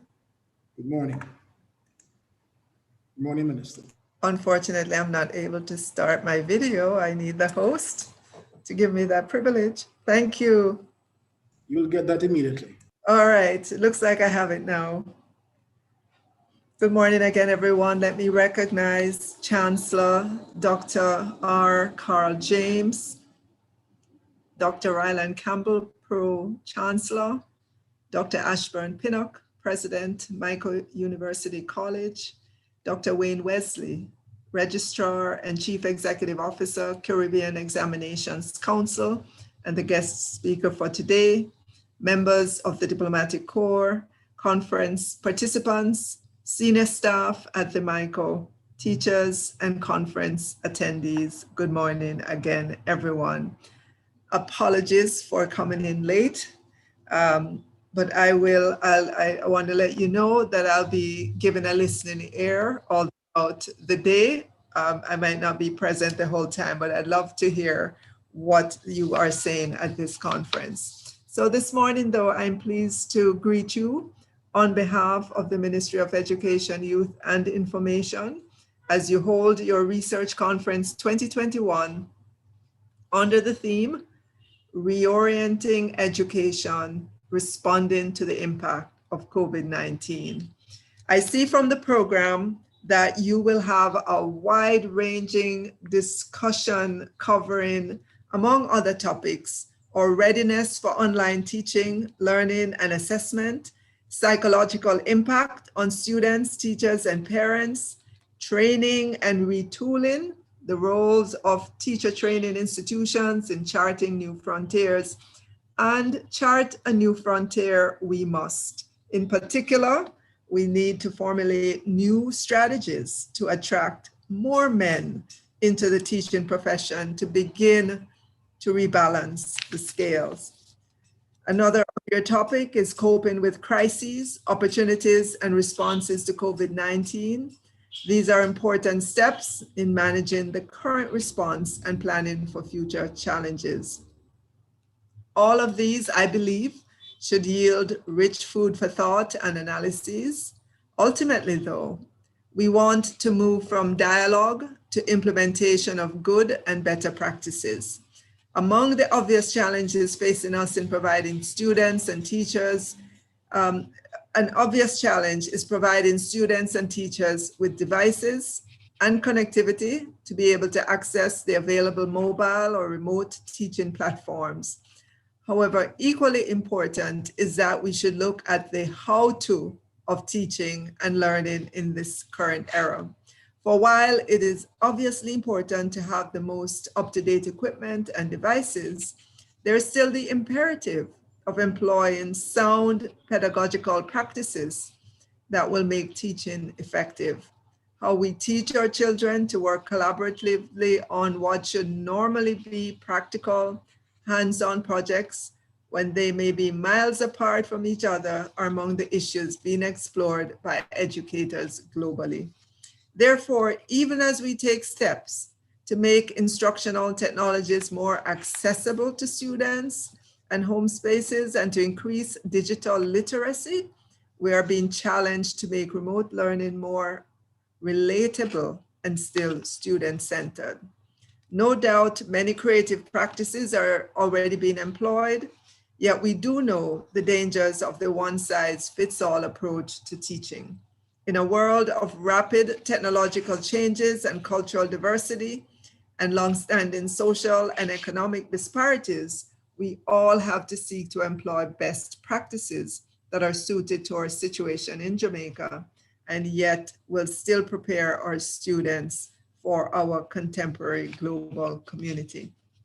The Ministry of Education, Youth and Information therefore welcomes conferences of this kind as the discussions and recommendations that are subsequently relayed to us often help to inform changes in curriculum development and policy formulation.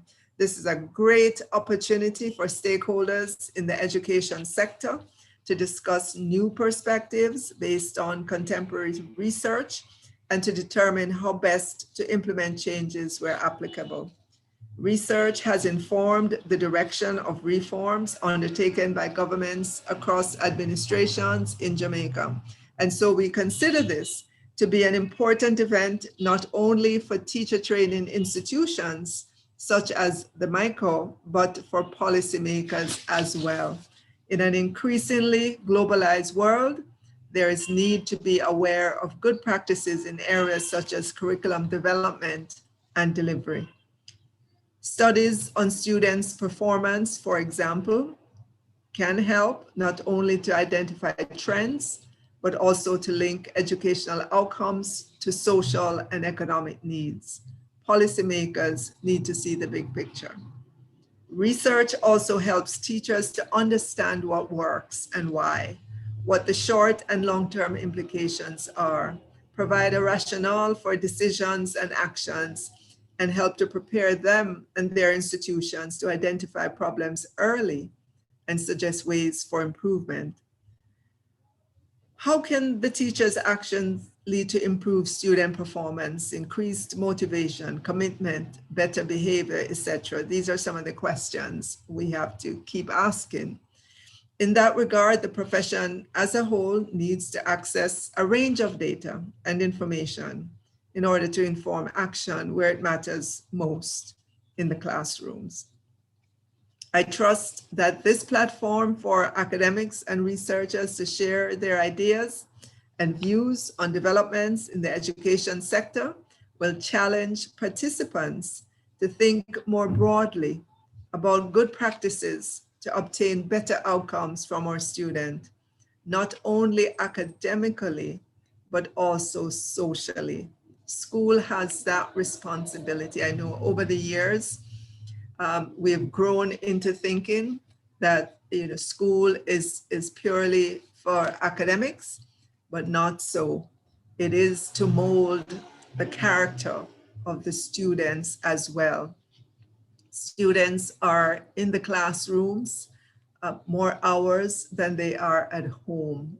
They spend more years with their teachers when you look at the number of hours per day than they do at home.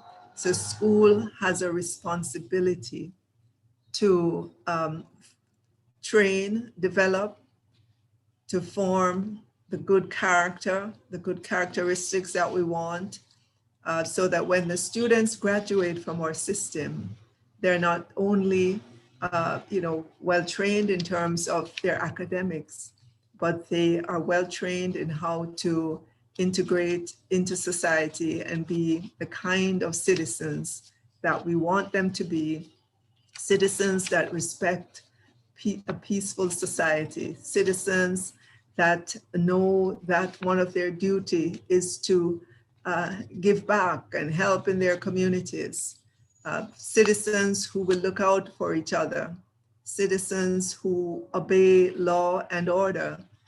This is also a part of the requirement of our education system. And so as you deliberate today on the various topics, I would love for that to be a part of the discussion as well, because to the extent that this can become a part of what's taught at teachers' colleges, then it will begin to transition into the classrooms, and we can expect to see a change happening in the behavior of our students. So again, I want to congratulate you for organizing today and for the topics that you put forward to be discussed. We don't do enough of these kinds of conferences in Jamaica focused on research and various research topics. I know that what will come out of today will be useful, we will be able to incorporate it into some of the reforms. And I'd ask the conference organizers to package the major recommendations and let us have those at the ministry. We'd love to follow up with you in terms of discussion and to see how we can bring on board some of the many recommendations that you are making. So we want you to know that you're not just talking among yourselves, but there is a very strong interest here from the Ministry of Education, Youth and Information in terms of the outcomes and recommendations of this conference. So again, I wish you well as you deliberate today, and thank you very much for the opportunity to be here, to bring remarks, and to declare this conference open. Thank you. Thank you too so much, Minister Williams, for, first of all, attending and now declaring the conference officially open. We truly appreciate the value of your presence and the opportunity that we will have here to further, as you invited us to further dialogue on the outcomes of today's conference, to bring the major recommendations, as you mentioned, to you. You know, we agree, the Mico University College, first of all, has been carrying out this activity in terms of preparing teachers for over 185 years. And this is, we're celebrating Mico Week within that context as well. And so we having that as a center of all that we do, we certainly welcome the opportunity to continue to join with you in this dialogue, because as you mentioned, there's one side of ensuring that we lead the schools with the relevant certifications, but the bigger side is integrating our persons into, our young people into the citizenry, to successfully enter the economy, but also to successfully participate as productive and valuable members of our society. So on behalf of the Chancellor, the board, president, staff, students, we thank you for this vital contribution, Minister. Thank you so much. You're welcome. Thank you. We hope that you'll stay on as much as you must. I will. I'll be on listen only though. Understood. Thank you again, Minister. Yes, sure. Yes. Okay. So we will come back to our program now and move to our next presentation from Mr. Fabian James, Principal of Jericho Primary. Mrs. James, I beg your pardon, has been an educator for over 15 years. She acquired her teaching diploma at Money College in Literacy Studies, a bachelor's degree, first class honors in Literacy Studies at the Money College in affiliation with the University of the West Indies, a master's in language education at the University of the West Indies, and a certification from the Aspiring Principals Program from the National College of Educational Leadership. Mrs. James' experience as a literacy specialist has earned extensive recognition in her field. In addition to hosting several external workshops, she presented at the Expanding Education Horizon Symposium in 2009 and has hosted grand literacy fairs and annual reading competitions at her institution. She became principal at the Jericho Primary in 2018 and holds the post of Assistant Secretary for the QEC 53 in Linstead, that's the Quality Education Circles, as we are aware. St. Catherine for this academic years 2019 and 2020. Mrs. James is very passionate about the business of educating the nation's children and prides herself in being a part of any setting which equips her with the necessary skills that will benefit those she leads and subsequently aid in her professional growth. So at this time, we welcome Mrs. James to give her contribution to today's research day. Mrs. James? I think your mic. Okay. Thank you so very much, Dr. Benjamin. It really is a pleasure to have been invited to be a part of this panel discussion. I just want to extend welcome to the especially invited guests on the platform, students who are also a part of this platform. Good morning. I am the principal of Jericho Primary School, as was shared earlier. It is a rural school in Lindsay, St. Catherine, with approximately 600 students, 20 teachers, 1 principal and a vice principal, as well as a guidance counselor. I would really want to add to this discussion, but I want to start the discussion as to where we were pre-COVID-19. So the education sector, I believe we were making steps in the right direction as it relates to the implementation of the national standards curriculum. This curriculum was geared towards, as you and I know, equipping our students with the right tools in order for them to become 21st century learners, as well as to allow them to become globally competitive. Of course, this was not without its challenges.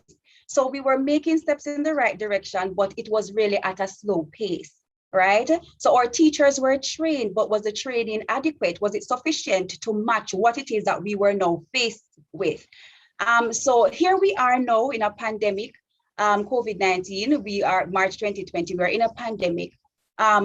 What really were we going to do? Where were we forced to be? we were now forced to align ourselves with the digitized world. And I'm not saying that all of the world was there, but we know what was happening was that the curriculum, the NSC, which had all good intentions, it was now fast-tracked because of the fact that we were now in a pandemic. Were there challenges? Definitely, because there were challenges before the pandemic, but these were now exacerbated with the pandemic. So of course, there was, many factors mitigating against the reception of the new normal. So there were financial constraints.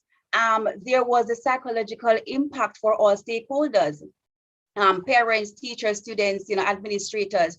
And of course, there was the issue of lack of resources, right? So yes, we were making steps in the right direction, but the machinery that we were using, it was really slow because of these issues that we were having.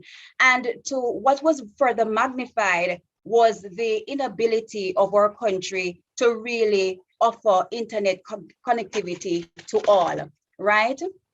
How were we going to allow these challenges to prevent us from meeting the world where it was? Of course not. We really had to now engender a changed mindset. That's exactly what we had to do. We had to engender a changed mindset, and we now had to start thinking about retooling. And so what we had to do was to apply the skills that we were tasked to inculcate in our students. So the 4 C's became very important as administrators. Not that we weren't doing this before, but this was we had to now make a conscious decision to make sure that we were, applying the skills. So the communication, the collaboration, the critical thinking, and the creativity now became a part of our discourse. We really had to get that going. So I had to, as an administrator, I had to ensure that I communicated with my board chair, my senior management team, my parents, and we also had to collaborate in order to ensure that we are going to navigate this, the pandemic as best as we could. Having done that, what I had to do now, I along with my team, I had to know my students' data collection. I had to now digitize that because communication was key. So I now had to ensure that the students' data was now on a device that was technologically advanced. And what I had to do next, because I had to now draw on the skill set of my teachers who were technologically savvy. So my IT teacher became very important at that moment. What we had to do, was to revive a platform that we once had. Yes, it was dormant. We revived the platform that we once had, and that was what we initially thought we would have used to engage our students, to upload information, activities on there for them to use. And I am not going to, the question might be asked, why is it that we didn't, gravitate towards a WhatsApp and that kind of thing? I can say to you, administrators on this platform, that with anything that is new, with change, with anything that is new, there will be resistance. And so we cannot force our ideas on persons to just take it. We have to give it time. So when we came together, we decided that, okay, we can start off with the online, the website, and then we can, look at it, make the assessment, and then probably look into another platform eventually. So when we started off with the platform, with the online platform, we had to do some in-house training for our teachers, because whether we want to believe it or not everybody was at the same place in terms of, being able to manage the technology. And so we had to do a lot of in-house training. The training wasn't only for our teachers, we had to also train, provide support for our parents, because we had to, through the WhatsApp now. So we had the WhatsApp group, only one phone, I should tell you, I should have mentioned that, where we had to create groups for all the grades on the one cell phone that we had. We didn't have the resources to have cell phones at all the grades.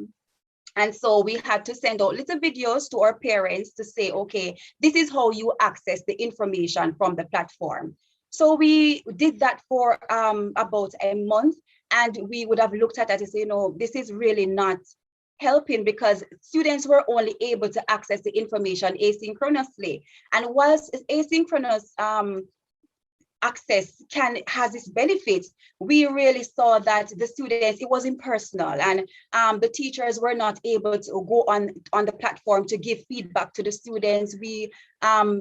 The students were not able to communicate with their teachers, and we went back to the drawing board, colleagues. And one teacher, I can tell you, one of my teachers suggested, okay, Miss, can we maybe look at a Google Classroom? Because he knew of it, and he says that this would have been a good platform on for which we could try. And so we went ahead again and we presented the idea, and it was, teachers came on board and we said, okay, yes, we're going to try this. Again, we had to engage in in-house training for our teachers. And I can say to you that I'm not going to sit here and tell you that, okay, it was all smooth sailing, because we were moving from one platform. Now we're on the Google Classroom. Teachers were going through, a lot was going on, because many of their families, they were very worried about their families overseas. Some of their families who have contracted the COVID, and now we are here talking about training. And so it really was, a tough situation, but nonetheless, we were able to, get through that. So of course, the Google Classroom was used, and we ensured that the students were engaged. It wasn't what we wanted, because it wasn't on the G Suite platform where the Google Meet was available. So it really was, the students, however, though, were able to submit their activities to the teacher, and the teacher provided feedback. So it was better than what we had before. So apart from the academics, what we did as an institution was to provide care packages for our parents, because we know that, it really was challenging for everyone. And so we were able to do that. So we prepared care packages. Accommodations were made for walk-ins, because parents themselves, they were, frustrated. And so we made ourselves available for them to come in and have conversations with us and to provide assistance to them where possible. We also, made visits. My vice principal and I, we made visits to some of these communities just to check in with our children, because we were not able to reach everyone. And so we believe that the physical presence would have done something for them. And, I can tell you that when we went, they were really appreciative of us being there. I can say to you that even though all of that was done, colleagues, wherein we provided the support for our teachers in terms of capacity building, in them managing the platforms and all of that, as a principal, I believe that I didn't know that I was doing all that I could. I really didn't know, because this was very new to me. I didn't know that I was really doing leading in the virtual space. And so when the virtual instruction, when NCEL came on board with the virtual instructional leadership program, I jumped at the idea, because I believe, I needed to enhance my skill set. And when I did that, I was very happy to have been a part of it, because the program was very comprehensive. It provided me with information that any school leader could use, whether from the rural or the urban area. You could take something from it. There were practical advice that were given that we were able to draw from, and I really appreciated that. So going back to the virtual space, I was now able to draw on that new information that I had, and I had a different outlook. My perspective changed. So initially, my first thing was to, okay, how are we going to get our students engaged? How are my teachers going to ensure that they're really engaging the students? And so I started looking at the affective, because the one thing that jumped out at me in the program was Maslowing before Bloom's, where we need to look at the affective before we look at the cognitive. And in the pandemic, that was critical. And so when I went back, I started doing daily check-ins with my teachers. I sent daily affirmations, to them, to, checking on how they're doing, make personal calls to those teachers who I knew were having challenges. And I also ensured that the professional development workshop was not only geared towards capacity building, but there was also the psychosocial aspect of it. So one of your very own, Mrs. Jones Davis Williams, we were able to engage her, and can I tell you that she did an excellent job at engaging our teachers, in terms of them looking at self-care. And they have the teacher's testimony, they would have said, yes, they appreciated that. What we did was to also ensure that or guidance counselor was available. So she availed herself to make sure that she was available to parents, teachers, and students alike.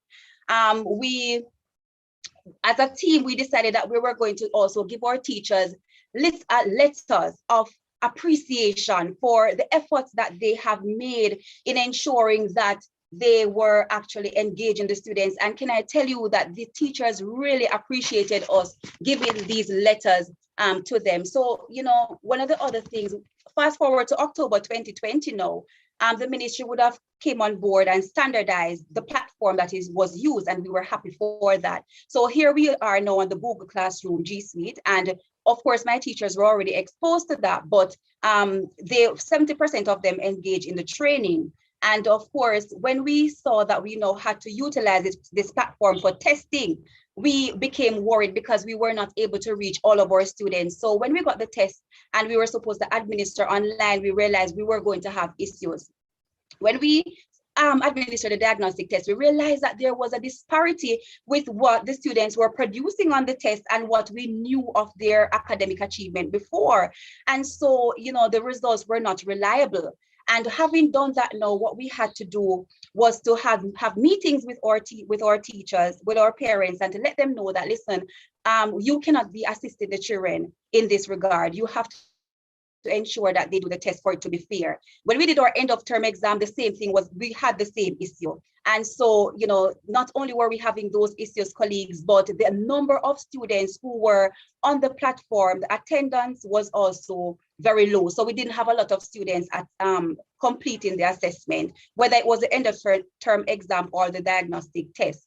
Prior to COVID, we had average attendance of about 89%, 88%. The average boys attendance was 87, and the average girls attendance was 89. So you realize that there was just a 2% margin between boys and girls attendance. But fast forward to now, on the platform now, we had, it was already poor. The attendance was already poor, but we had girls representing, being represented, a higher representation for girls on the platform than we had boys.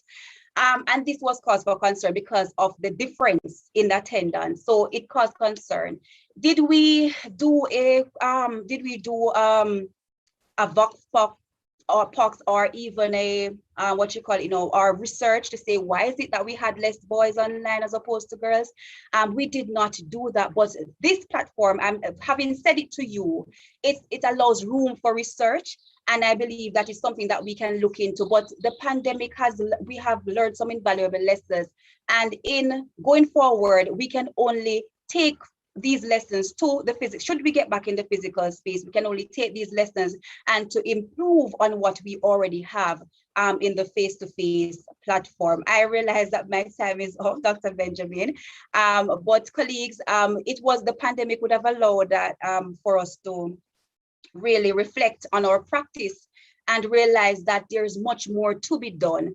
And it really would have also changed our mindset as administrators in how we lead, because I'm pretty sure that we're going to be looking at a blended approach, and we're not going to just put away what was learned. We're going to be integrating. Thank you so very much for having me be a part of this conversation. I hope that it was, you would have learned something from what I would have shared. And I'm also looking forward to hearing from you as to your whole perspective on the virtual space. Thank you so very much. Thank you too, Mrs. Facey James. Wow, what a engaging and in-depth review of the experience of the Jericho school given by Principal James in her forthright and organic sort of delivery. She was speaking from her experience, and so she was able to give us as she experienced it and interpreted it. That is the experience of the pandemic. But again, you see something else coming out. And before I even go to summarize our presentation, what we've had now so far in terms of the primary experience, it has been both urban and rural. And out of that, you noted that the administrators are telling us that there was, first of all, an acceptance of the reality of the challenge. Now, nobody's particularly comfortable with this level. It's a 100-year cycle kind of activity of challenge. But the thing about being in the middle of a challenge as a leader is that you quickly have to calm yourself and move to what Mrs. James described as, Sonia James described as a change mindset. And part of why challenges can be challenging, difficult, is because if you have to lead persons within the context of this level of, or challenges, generally speaking, you, as Mrs. James mentioned, you will expect resistance. But she was tempered in the way she sought to respond to the extraordinary nature of the issues and challenges. She pointed out that she pulled all her stakeholders on board and she listened. She became a part of the team even as she led the team. And she spent time on her team understanding the change. And very soon she found that there were members of the team that had the resources, that had the capacity, the awareness, the knowledge that was able to join her in moving the team forward. So she spoke about team effort. And she spoke about, as was said before by Mrs. Reed Grant, the need to recognize that we're not dealing with a pandemic. We're not dealing with a set of grounds and walls on the ground in terms of a school physical plan. We're dealing with human beings. And so the critical aspect of it that we have heard of so far in pretty much all both presentations is the recognition of the need for psychosocial support, of course, accompanied with open and free communication channels. Professional development, again, has been mentioned, and the constant tracking of data. So we thank you, Mrs. Facey James, for that quite engaging presentation. Now, we are going to move to hear in our granular unpacking from the high school experience. So we have two principals to speak with us. We have principal of Arden High School and we have the principal of Jonathan Grant High. The sequence I have here is that Mrs. Nadine Malloy, principal of Arden High, will be up first. Mrs. Malloy is a past president of the Jamaica Teachers Association, currently a trustee. She's a motivational and professional speaker locally, primarily in the education circles. She's a member of the Executive Principals League and is an executive board member of Education International. The former principal of the year has been a principal since September 2000. A qualified school inspector, she's principal of the Arden High School since September 2012. Nadine has a simple personal philosophy: leave it a little better than you found it. We invite you now, Ms. Malloy, to do the same as your philosophy. Thank you. Thank you very much, Dr. Benjamin, for that introduction. A very good morning to everyone in the meeting on the platform. Dr. Pinnock, good morning to you. Thank you very much for the invitation.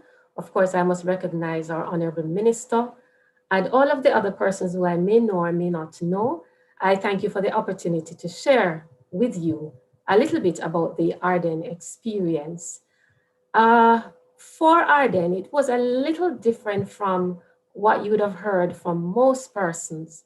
We began reorienting our education experience perhaps 3 or so years ago, maybe a little bit more than that. Arden, as Mrs. Joan Davis Williams will tell you, is a school that has always embraced technology, so much so that all of our students must do a technology-oriented subject.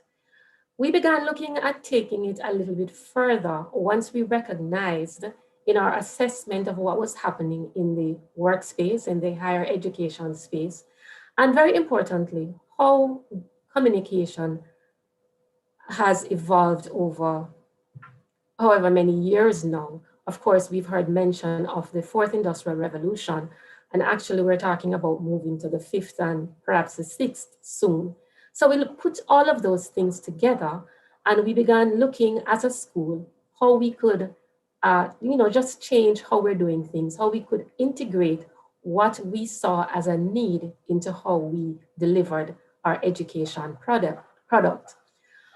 And then, of course, the big push came when I participated in a Caribbean Examinations Council meeting from a Caribbean level and realized that CXC was very serious about exams being delivered in an e-mode. I want to quote the then registrar at the time. He said to us in the meeting, where are we going to send our students that they are going to need a T-square? And I think somewhere in that discussion, that would be our TD students, somewhere in that discussion, we also heard that T-squares probably pretty soon, if they should not have been already, be relegated to museums. I remember coming back and saying to the staff at Arden that, look, I am not the principal of a museum. And whilst I am a library major and I'm actually a teacher librarian, I am not operating a museum here at Arden. So we have to get with the times. And so we started doing the research and we started educating ourselves. We had also, prior to this, embarked upon an initiative where we decided that we were not going to bring in too many external trainers to work with us in our professional development learning circles and our community and circles. We decided that we were going to empower ourselves and we were going to make sure that we were as cutting edge as we could be.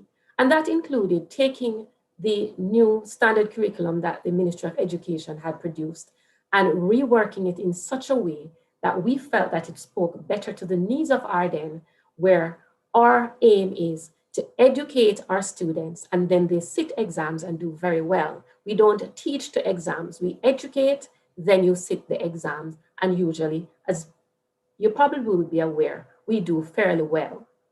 So we looked at all of that and we decided that we're going to have some policy directives from our school environment that would guide how we operate. So we looked at a technology policy. We looked at our social media policy. I think the social media policy came first. Then we looked at the technology policy. Then we looked at what was a laptop policy where our sixth formers could carry a laptop to school. And we moved to look at a bring your own device policy and guidelines. And that also entailed, very importantly for us, what kind of a device that we would have. What kinds of capacity building would we need to have amongst our staff? And I say staff, not just the teaching staff, the support staff, or ICT team, or library team. What kinds of capacity building would we need to have there? What kind of infrastructure would we need to have? So for example, one of the things we looked at, we needed to have enough bandwidth capacity for everybody on the campus to be able to log on. And we're talking about over 2,000 persons at a time. So one of the infrastructure initiatives that we looked at was to go after a dedicated fiber optic network at school, initially starting out with 100 megs bandwidth. And now we've moved to, and I think we can't afford any more than that, Minister, a 150 meg bandwidth capacity for when we return to in-person school. We also looked at, what would our labs look like? We went for end computing, so the students would have less of an opportunity to interfere with our hard drive. We looked at the kind of device that students would carry, and we settled on a Chromebook because the Chromebook is a single user account device, and it gave us greater control over the device when the students are on the campus, because we become liable if they go onto certain sites and we can end up in problems. Plus, you just simply don't want the distraction. And it's basically designed for a school environment. And there are many others which I'm sure you probably would want to ask the questions, and I allow you to ask the questions that you perhaps need to know most about as we go along. So those were the things, the basic things that we put in place before. I smile today when I look back at our NEI report that came at the end of 2019. The report basically chastised us for not using the technology as much as we could. And I remember being pretty annoyed with the teachers because I was saying to them, guys, we can do it. We have the capacity. We know how to do it. We have the devices. We have the equipment. We have everything, but we were not using it enough. And I suppose there is nothing like when the time is right. So we got to March 12, when we had no choice. We had to lock down school because of the pandemic and the fact that we didn't quite understand enough how we were to operate in that space. And so we had to, what we were now using as an opportunity to integrate ICT into teaching and learning with your smart boards at school, with your interactive boards, with students having their devices, using all of the different learning tools, learning platforms, and so on, having a systems administration team, using RenWeb to communicate with parents, and so on. We now moved us to an environment where we had to do all of this in the virtual space. And it was really heartening to see how quickly everything that we had been learning came back to us and we were able to apply it. Now, disclaimer, I was on leave, but my vice principal who was acting at the time made sure that I had to be in the loop. And I suppose I didn't mind because I was going to return, and then I would need to be able to, know what to do as we operated in that space. So our BYOD policy placed us in a very good place. What it meant is that more than 50%, when we did a check, up to about 60% of our students had the required device. Several others of them had other devices. And since then, just about everyone has a device. We got a lot of support from our past students, and we got support from the Ministry of Education as well. Plus, we had factored in owning devices for ourselves as a part of our policy and guidelines of how we would support our teachers when they had to integrate ICT in the teaching and learning process. We also worked very closely with our parents because we had to get their support moving to this space. Parents were not necessarily very happy with the restriction that was placed on what kind of device they were supposed to purchase. But as time went on, it became more evident that it was the better way to go. So what is it that we did in a nutshell that made us be able to pivot into this space and to operate as we have been able to operate? We provided training and ongoing capacity building through observation and feedback. We had design teams that were driving research, and we ensured that we had continuing development and adjustments for all of the policy, from policy formation to implementation, and of course, there's ongoing feedback. What does good teaching and learning and assessment look like? And just to say very quickly, it's not the length of the lesson, it's not how interactive the lesson is, it's really how meaningful, and I've heard that in presentations before. It's how meaningful that lesson turns out to be. It is how well a teacher is going to mix all of what was the old and what is the new in an engaging way. How much a teacher is going to spend time ensuring that they connect with that student who is an individual or a group of students who carry a certain kind of personality as a group. Just yesterday, when we restarted school, we decided that for the first period, we were not going to be teaching. The teachers are going to go into the classes and they're just going to connect with the students. There were concerts, there were discussions, there were sharing sessions about what people are going through. And the feedback has been great. Even if a lesson is not so exciting, but the lesson is meaningful and the students understand that we are still connecting with them on a meaningful level, it makes a difference. And that is why we have continued to make the effort to plan our co-curricular activities as best as we can. We continued with our Christmas pageant. We continued with prize giving. We had our morning of prayer 1 and 2. We had our Christian Emphasis Week and several other activities. As we speak, Students' Council Week is taking place on Instagram. Prefects Week took place on Instagram. And we've done a lot of other things. You'd have seen that we were able to do well at Schools Challenge Quiz this year. And much of the training took place using WhatsApp and Zoom as well. We, of course, we have made use and we continue to make use of several learning tools. Primarily, of course, we use Google Classroom, but then there are many other tools that we use that are conducive to particular subjects and the age group of the students that we're working with.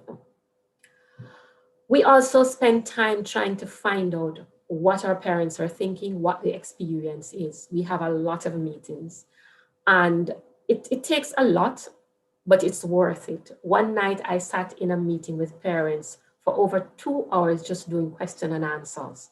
Totally mashed up by the time it was over, but it was really worth it. We have made use of Google Forms with our parents, with our students, with our teachers to find out what people are experiencing, to get some comparative analysis. And that is taking us into a case study that we are going to be doing of our experience prior to COVID and what we are experiencing now. Because some of the things that we are picking up right now that they're proving to be very interesting would be stuff like homework. Always a serious issue, always a contentious issue in any learning institution. We had a case where parents used to complain that we do not give enough homework. And no matter how much we would say, we give homework, we would hear that, no, you're not giving any homework because I do not see my child doing any homework. We use the feature on RenWeb, our systems administrator program that we have. We used the homework feature to start posting homework online so parents could access the homework. And we started getting less complaints because parents were now seeing that really and truly we are giving homework, but the children were not doing the homework.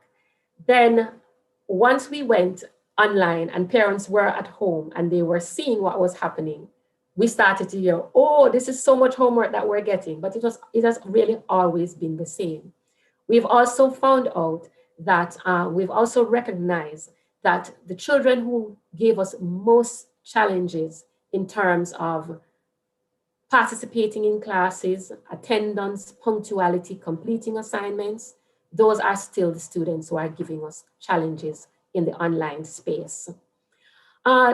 My final comment before I hand over, if I were to say that there is one reason that Arden was able to transition so easily to the online space, it is because we have a very strong culture of operating with the technology. Once you come to Arden, you are required to have an email address as a student. You access a lot of our services online. Just about everything, it is online. So persons were already accustomed to operating in the online space. So it was only left for us to do very quick orientation with our new family members who joined us in order for them to be on board. And that would usually last for about a term, and usually we are okay after that. I am sure that 15 minutes would not give me enough time to talk about everything that we're doing and how we're doing it, but I'm here to take your questions to answer anything specific that you'd like to ask. Excellent. Thank you so much, Mrs. Malloy. You know, I don't know if you want to confess that the pandemic was a kind of advantage. It sounds as if in relation to your strategic direction moving into. It certainly was a test. It was a test. It was a test. Okay, good. So I much appreciate the contribution. But I noticed, as I mentioned to the principal, that there was a orientation, which I'm going to call a strategic orientation, as was mentioned, with 3 to 4 years prior to the pandemic towards technology. And that prepared, I believe, a strategic transition as opposed to a response to a crisis. So that's why I started out the conversation by saying it sounds as if it was kind of as an advantage, or as you call it, a test. Dr. Benjamin, if I may say just one more thing, which I think the teachers would not forgive me if they knew I didn't mention that, given the amount of work that they put into it. for our mock exam, our semester exam this year, we were able to administer it remotely using the Inspira software, a safe exam browser software, that it allowed us to do what would pretty much be the equivalent of a CHC exam. Excellent, excellent. So again, we have technology enriching, or not just enriching, but enabling in this case. As I mentioned earlier, we're not talking about technology in the classroom, but technology as the classroom. So we have technology enabling assessment in a way that we can regard as valid and transparent at Arden as well. We observed in the presentation the matter of self-empowerment and capacity building that came out in the early part of Mrs. Malloy's presentation. The disposition, again, I want to think of it as strategic, to educate the young people rather than teaching them to take a test. And the strategic orientation moved, as was listed, into several policies: technology policy, laptop policy, bring your own device policy. All these policies, again, it sounds would have been in the oven from before the activity, and was just ready to be implemented or institutionalized once the pandemic came in. And the process was interesting in terms of the movement from strategy to policy to operations. He spoke about the bandwidth and the appeal to the minister to assist you in expanding it. He talked about infrastructure, general infrastructure initiatives. And the COVID really became a sort of a springboard, really, for you to realize much of the vision, so much so that even though you're on leave, it was possible for it to come into place. And that's something that is no joke. I mean, it was possible for it to come into place, even though, and that's the thing about strategy, it allows you to do some remote activities because it has already been planned. And you spoke about the need, and what you were able to do was to maintain continuous co-curricular activities and continuous ongoing stakeholder feedback. So thank you, Mrs. Malloy, for this valuable contribution. Indeed, you left it better than you found it. So we will now move to another experience, this time from Dr. O'Neill is uncle. Did I get it right? You will tell me when you come on. Who was born in Kingston. He obtained his primary education at New Providence Secondary at Kingston College. His tertiary journey took him to G.C. Foster College and New York Institute of Technology, NIT, former administrator at Green Park Primary and Junior High School, and Lascaux Ministry of Education Principal of the Year in 2007. Current principal at Jonathan Grant High, recipient of the Prime Minister Medal of Appreciation Award 2017. And he did postgraduate studies at Andersonville Theological Seminary, Nova Southeastern University, Mount St. Vincent University, and Radio Netherlands Training Institute. He has had several publications, including Grade 4 workbook, Leaps and Bounds Literacy, Writing and Comprehensive Skills, 2005. And he contributed chapters to scholarly texts, including Leadership for Success, the Jamaica School Experience, 2017. Colleagues, now we will hear from Dr. O'Neill Ankle. Dr. Ankle. Good morning. Is it good morning or is it good afternoon? Still morning. Good morning. Good morning, Dr. Benjamin. Good morning, Minister Williams. Good morning to everyone on this platform. Let me thank you for the invitation. Sorry about my background. Somehow I've been trying to get the background that everyone has been using, but somehow I don't know, my computer is probably too old, right? So sorry about it, but I've tried my best to have something close to it. Let me just give you a little background. As you were told, that I'm the principal at Jonathan Grant High School, located in Spanish Town, St. Catherine, near the De La Vega City area. I would just want to give you a kind of picture of where the school is. It's said to be an inner city school, right? But the inner city is not in us. There's 107 teachers on staff, 3 guidance counselors, 1 dean of discipline, a population of 2,050 students. We are a shift school, 3 vice principals. And we see Jonathan Grant as a place of where intellectual curiosity is constructed, is built, is harnessed, And we believe that all the students that walk through the gates of Jonathan Grant are created for excellence. And that is something that we stress every single opportunity that we get to do so.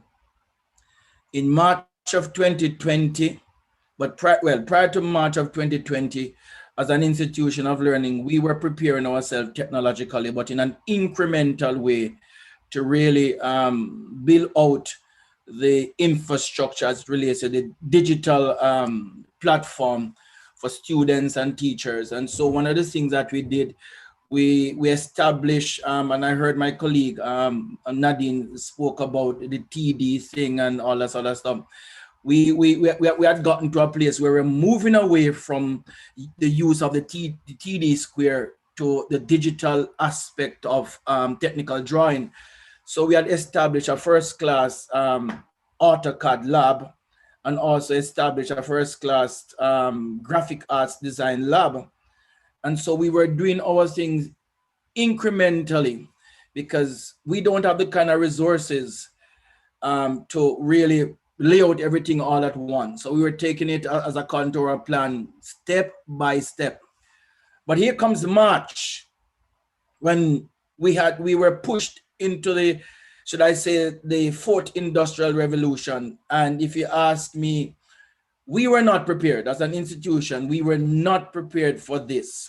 So the first part of the lockdown, the first part of when the ministry asked us to lock down school, we were feeling our way through. And so the teachers were feeling their way through, the students were feeling their way through. A lot of the teachers were using their own money to buy data. Students were using their money to buy data.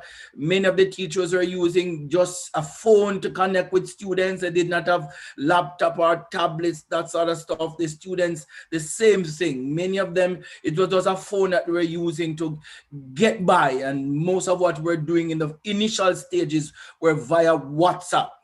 And so one of the things that we did, we tried to build on utilizing professional development and training from March right up until June. And so we weren't on Zoom, we weren't on Google. So we got somehow to ourselves to be hooked to Moodle.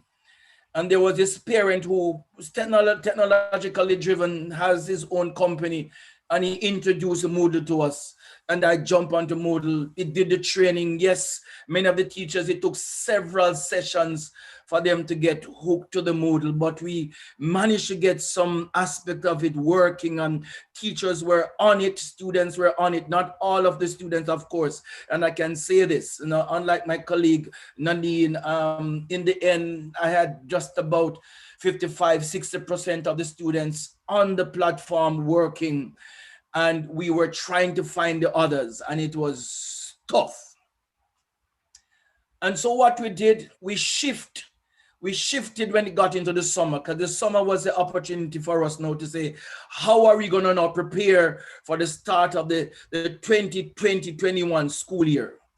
And so one of the things that we did, our internet capacity was just weak, and for about prior to the COVID, we were without internet for 1 full year. They stole out the cables in the community, and the providers, well, I suppose they decided that they weren't gonna put no cable, replace the cable. So we were without any internet service for 1 year. And just before COVID, we got some internet connectivity, just about a few weeks, and bap, COVID came. And guess what happened when COVID came? They stole out the cables again. And so we were fighting and we were struggling and all that sort of stuff. But we utilized the summer to do some real work and meet with teachers and my senior staff and let them understand what we're up to.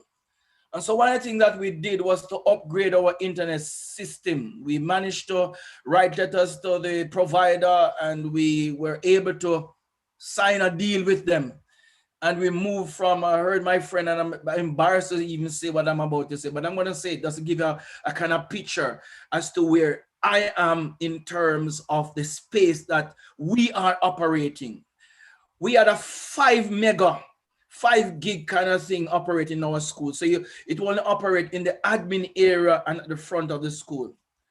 And so what we did in the summer was to build out that, improve the capacity, improve the infrastructure of the internet capacity that we had, and we move it in such a way that it now covers the entire campus. And so teachers who are having a struggle at home can now come to school and teach from school. What we also did was to invest in webcams. So those teachers who come to school can teach from school and still reach the students who are at home. And that runs as well, ran us about some close to $3 million we spent there. I know that perhaps a little money compared to what some schools spend, but that's what we have to spend, right? And it has worked so far. The challenge we have though is that many of my students, they don't have the devices, they don't have the gadget. And when I recognized that that was a major problem, I went on a spree. I went on a begging spree. I started to ask the past student. I started to ask everybody. I went overseas and I met a few friends. I met a few past students, and I was able to get some gadgets, got them into the country, of course, thanks to the Education Trust people, right? Thanks to some business partners locally, and we got close to 100 gadgets that we were able to give to students. And I may say this to, I know the minister is listening. What I did, ministers, I loaned these gadgets to the students. We developed, I asked a teacher to be in charge of this. We develop a policy, a lending policy, documents signed, parents come in and sign, and all that sort of stuff. And the sign, it is marked with the Jonathan Grant insignia, and they come pick up and they go. Part of the policy, if we discover that you're not in class, we're gonna come back for the gadget. So we forcing the parent now, and we're forcing the students to be online at all time. As long as you give us the understand that yes, you have internet, yes, you can get internet, you get a gadget, but you must be in class all the time, or else we are coming for the gadget. And that's one of the ways that we try to at least bridge the divide. And there's still a big divide, because as we speak, I can tell you, everyone, I can tell the minister that we are just reaching about 65% of the students right now. The upper students, sixth formers, we are just about 80%. But when you put everybody into the mix, it's just about 65 to 60%. One of the things that we did though, as we went through the summer and developed what we wanted to develop to meet the new school year, is that we developed a virtual assessment policy, because we believe that the regular run-of-the-mill assessment could not work in this environment. And so as an institution, we say, okay, this is where we want to go.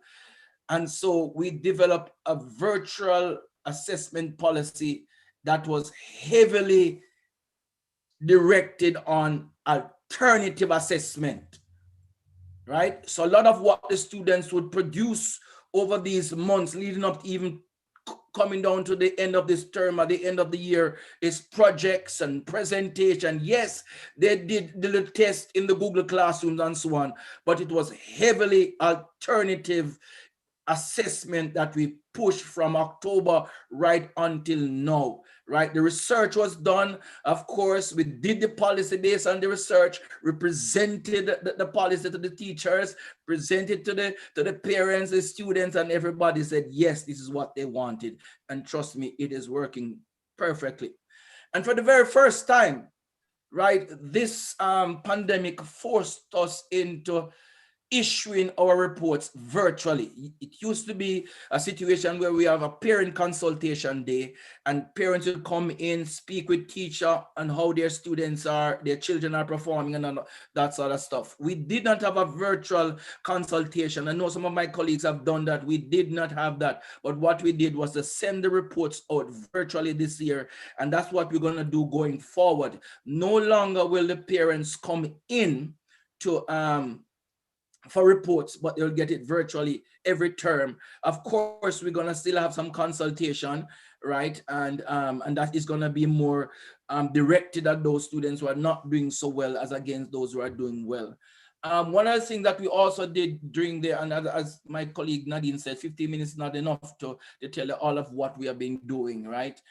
Is I try to inspire the teachers. I know it's hard work, it's tough, it's frustrating, they're tired, they're stressed. Right now, we're running a series of empowerment seminars started on Monday and ends on Friday for all the students from grade 7 right up to grade 13. We have empowerment sessions for teachers. The guidance counseling department, they send out our empowerment video every single week to students, every single week. And so we are working assiduously. It's hard work. The biggest problem I have, because most of my teachers are working from home.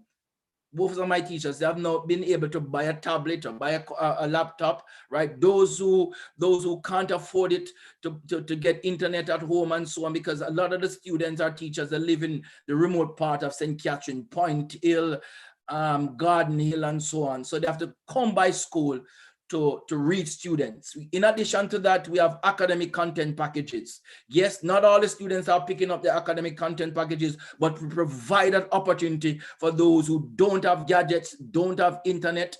But all in all, outside of the fact that many of the students are still behind because of a lack of internet connectivity, a lack of gadgets, and so on, we're still trying to do our very best. We reach out, the guidance counseling department, they have reached out to parents and the students, we drive into communities and all that sort of stuff. But it is hard work, it is stressful, it is frustrating. But the biggest problem I have, Minister, is not reaching about 35 to 40% of my students. That's the biggest challenge I have, and it's because of gadgets. Thank God to the past students will be getting about 200 tablets by the ending of this month into May. And I'm sure that will go a far way. The way we are planning now, when this is over, it's not that we're going to throw away this virtual experience. It's going to enhance what we are doing now. We are building up, and we are building out our capacity, the infrastructural capacity. We are going digital fully as an institution. Don't know where the money coming from, but I'm asking God to send some help and send some people to help us. So I thank you very much for this opportunity, for speaking to my colleagues, and may God continue to bless us all. I guess I finished long before 15 minutes. Excellent, Dr. Uncle. We hear you, sir. We hear your heart. We hear your passion, your drive, your commitment. Colleagues, we have heard this kind of a social entrepreneurship that even with some preparation, some strategy, because of limited resources, Dr. Uncle has had to really and truly, do a lot of, I'm calling entrepreneurship, to ensure that those students who he has made a commitment to, in his words, that all students entering the gate are expected to achieve excellence. And with that commitment in mind, you could expect that he would not allow even the pandemic to deter that commitment. So I think it is important as well for us to thank you for your commitment, sir. Very often leaders don't hear the thanks, even though you're working so hard and all the stress. And it's even though I'm not a direct beneficiary of our country, and so therefore we all benefit from the commitment of leaders like yourself. So we saw, as again, I mentioned, initial strategic input, but due to limited resources, Principal Uncle spoke about incremental progress and the constant struggle and the tremendous social entrepreneurship he had to exact to ensure that this task that he had to do and the community that he serves continued to benefit. So again, I extend thanks and appreciation to you for all that you have done with your team, Dr. Uncle. So we are now colleagues, and we are now upon about 7 minutes before the end of this morning session. And I don't own time, time owns me and owns us all. So we will now use this last 7 minutes and no more to take comments, questions that you may want to direct to any of the participants here. So please, at this time, you can raise your hand. I'm going to ask either Mrs. Leon or another technical individual who has hosting privileges to indicate to me or to release the person or call the person's name who has raised their hand to field the questions. I'm going to need someone to assist me because I can't see all. There's 172 people in the room. So I'm going to ask the technical persons to take a look at anybody that's raised their hand and in fact allow them to raise or ask questions. So this is the time now. I saw a number of them. Well, I see Professor Neville Ying has raised his hand. Yes, Professor Ying has asked 2 questions along with Lloydia Thompson and Sandra Gray Alvarenga. I can drop the questions to you directly, and you can choose whether you'd rather What I'm address the... going to ask you to do, Ms. McCoy, is just to read the questions one by one. And, okay, sure thing. Read the first one. The first question was from Lloydia Thompson, and she asked, what are the measures put in place for those students who live in the deep rural areas and have challenges with getting internet connections or even sourcing internet in this pandemic? It wasn't addressed to anyone specific, so anyone can answer. Any of the panelists, would you like to take that? Dr. Ankler, I see you put on your... I see my friend Nadine too. But one of the things that I have done, Dr. Benjamin, I'm sure other schools have done, we, as I said, we have academic content packages. So what we do, they can either come to the school or we drop the content packages at the nearest point, at the post office or at the police station. The same thing as we do with we call it now food and so on. So that's what we do to reach students. Content packages. Thank you, Dr. Ankle. Mrs. Malloy. We have students from a wide cross-section of Jamaica. A lot of people would not even realize, people don't really realize that Arden doesn't have just all rich students. It's very varied.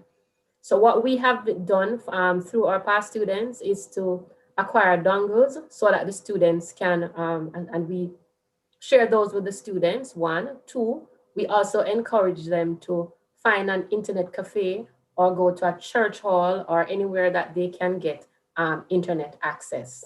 That's one of the ways. Thank you.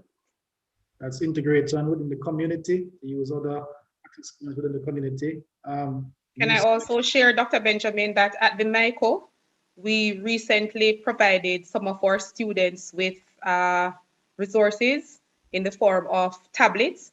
And we have a new program that is being managed by the library where students can actually get a tablet on loan for the semester or to do an assignment.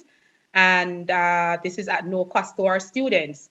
So we are putting all systems in place. We also provided within last semester and this semester phone credits to students so that they can access the data on their devices. Okay, number of responses to provide. Yes. I see Mrs. Reed Grant wants to come in. Yes, at Doheny Park Primary School, based on the communities that we serve, we have quite a few students from Riverton, New Haven, and other challenged communities. And so we got devices from our donors. We provided, it didn't make sense to give the devices to the students. You know, we accommodated them here at school for them to use the internet here, and we would put them in classrooms, a few of them in classrooms. And when schools shut down the last time for no face-to-face engagement, any at all, that was when we actually lost those students that we were assisting. We could not give them the devices because they did not have internet at home. But once we have the resources available, we do provide devices, nutritional support, because sometimes they come to us. We provide clothes, we provide all sorts of things to support our students. For me, at this point in the academic year, I am looking ahead. For the students who are not engaged now, I have chosen not to die on that hill. What am I going to be doing in the next academic year to sort those students out? And we just Monday gone, 2 days ago, I would have met with my staff to say, we have to start designing the programs for September, because in each grade, you're going to have students who are firing on all cylinders. You're going to have students who are not engaged. You're going to have students who had pitchy-patchy engagement right throughout. And so we're going to have at each grade level, various programs to accommodate and cater to these students, because there are so many variables that we just don't have control over at this time. And we've really selected our battles and we're looking ahead, because it is very, very frustrating and heartbreaking. And you just can't stay on that track forever, to be honest. Thank you. And Dr. Benjamin, Yes. permit just to add on behalf of Mrs. James, because she's doing a radio interview, that I am on the board as well. So what I know that she and the vice principal did, which was really commendable, is to find the students who are not picking the faculty, actually drive to their homes, find where they are, to interact with the parents, to find out what is happening, how the school can assist, and even take packages for them, food packages and so on. So they actually drove in some of these deep rural communities to interface with the parents at risk of even contracting the COVID, you know. So that's very commendable. And we see teachers doing what teachers do, going beyond and above the call for their students. We just took one question. We take the next question, please, Ms. Dr. Benjamin, if I could just drop pop in right here just to say and agree with Mrs. Leon that some of the challenges that some of our students at the tertiary level face are no different, in fact, from those at the secondary and the primary level, in terms of connectivity and in terms of devices. And so we have that program at the library where students are able to access the devices on loan. And also we have to thank the Digital Foundation, who assisted us with the phone credits, with the data plans and so on, to ensure that our students, no matter where they are able to access. Once there is some connectivity and they don't have the funds, they're able to get on with their classes. So the challenges are different to a certain extent, but really similar to a large extent. Thank you, Mrs. Wolf. Ms. McCoy, another question. Yes, the second question was from Professor Neville Ying. What strategies can we use to enable virtual teaching and learning effective in addressing the affective domain? Again, not directed to any specific person, so anyone can answer. All right, any one of the panelists wants to take that one. What strategies can reach the affected domain in the technology as the classroom setting? I'll have a go at that one, Dr. Benjamin.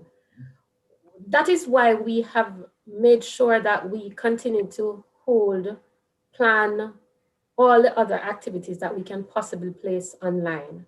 For example, community service, where students have to give back, where they have to embrace things like volunteerism and teamwork. We are making sure that they do that.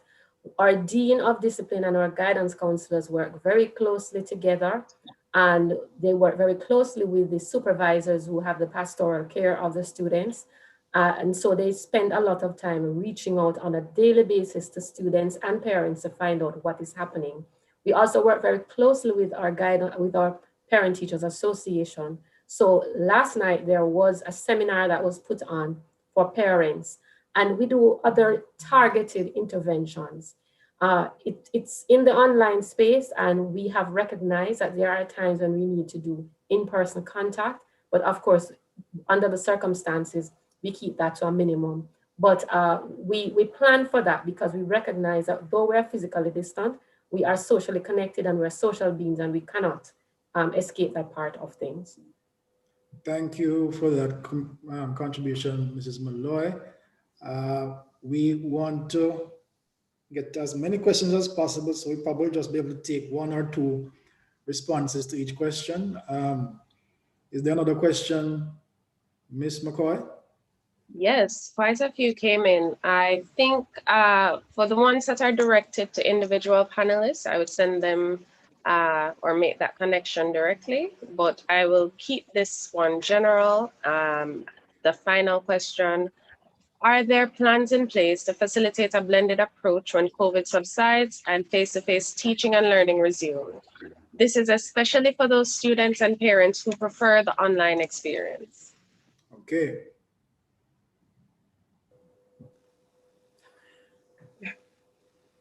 Anyone into that? As Dr. Ankley, looks like you want to come in, and then Mrs. Malloy. Open your microphone, Dr. Ankley. Yeah, thanks. Sorry, doctor. Right. I have no problem with a blending approach as long as the ministry approves it, right? If in fact, if you ask me where my headspace is, I can always have a second high school, right? So for those students who want to come to Jonathan Grant, know that we are doing so well. You can be a part of my virtual high school. That's where my headspace is now, because if you're thinking about digitizing the institution, I'm thinking bigger than just the local space. So as long as the Ministry of Education say, yes, we can have a blended approach, I have no problem. You're the entrepreneur again, colleagues. The entrepreneur is speaking. Yes. Actually, I find this is perhaps, I've been at almost 30 years now. This is the most exciting time ever in education for me, because there's so much that can happen. Right now, we have students all over. I'm not going to name all the places, but as far as in the East, we have students all over, because what has happened now, because there is no face-to-face school, students have gone to their parents where their parents are, and they are still in classes. They have come in to say, we are going to go to X place, but we want to remain with Arden. And I am thinking that with that kind of an opportunity, let's say, for example, a student who somebody has to go abroad to work and they know it's only a 1-year posting, there doesn't need to be that significant dislocation. Schools can come together. So for example, Ankle and myself, we can come together and decide what it is that we're going to collaborate on. And our teachers and our students could be accessing it at the same time from a central location. Ankle may be for, I don't know, pick up my ankle. And for us, it may be another science subject. For somebody else, and I can see us even as a country, I think maybe, I hope I'm not thinking too big, becoming a hub for teaching English as a foreign language. I just think the possibilities are just awesome. What about a student who is really doesn't do well in the face-to-face space? That student could be week on, week off in terms of being at home 1 week, being at school 1 week. If I'm in the hospital, I don't need to be away from school, given that I can sit up and, connect my Chromebook or whatever it is I'm using. The possibilities, the capacity building in staff. Ankle, my ICT integration teacher, the senior one, she's a teacher of English. And she's the one who's doing all of this ICT stuff. The deputy to her is a geography teacher. And I'm telling you, don't get me started this morning. I'm really just so excited about the possibilities. Just before I go, I know Miss Leon wants to come in, but just before I go, you see, if Mico GC Foster Church, if they with pandemic, they have to come different now. The student who lives in Westmoreland don't need to come to Kingston for school anymore, right? And that's the same thing. The product that we have now can't be the product going forward. Nobody's going to be excited about it. These same students who are complaining about the technology now, when they come back to us, they're going to tell us how boring we are if we try to teach them the same way. Many of my students are not accessing class from overseas. I mean, many. And when we talk about reopening school face-to-face for exam students, they are screaming. It means that they're going to have to leave Canada, leave US to come to Jamaica. They're only prepared to come to sit the exam in June. No class.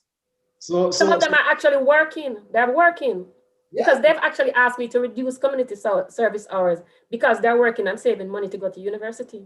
So here it is, colleagues. We are in the next normal, and it is an exciting. It is exciting. So what I'm going to do now? I'm sorry. I just wanted to jump in this question because it seemed very relevant to the last bit of discussions that you guys were saying. Sorry, Ms. McCoy, but we have to end. So, we have to end? Okay. Yes. All right then.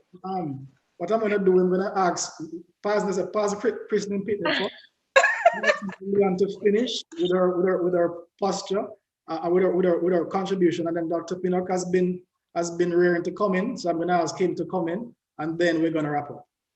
I am so excited to hear our principals with the same kinds of excitement that I have. The possibilities for online teaching and learning is beyond our expectations. And Dr. Benjamin, you have said it in many forums, do not leave COVID empty-handed. And certainly all educational administrators must start to look at offering education in dual modalities.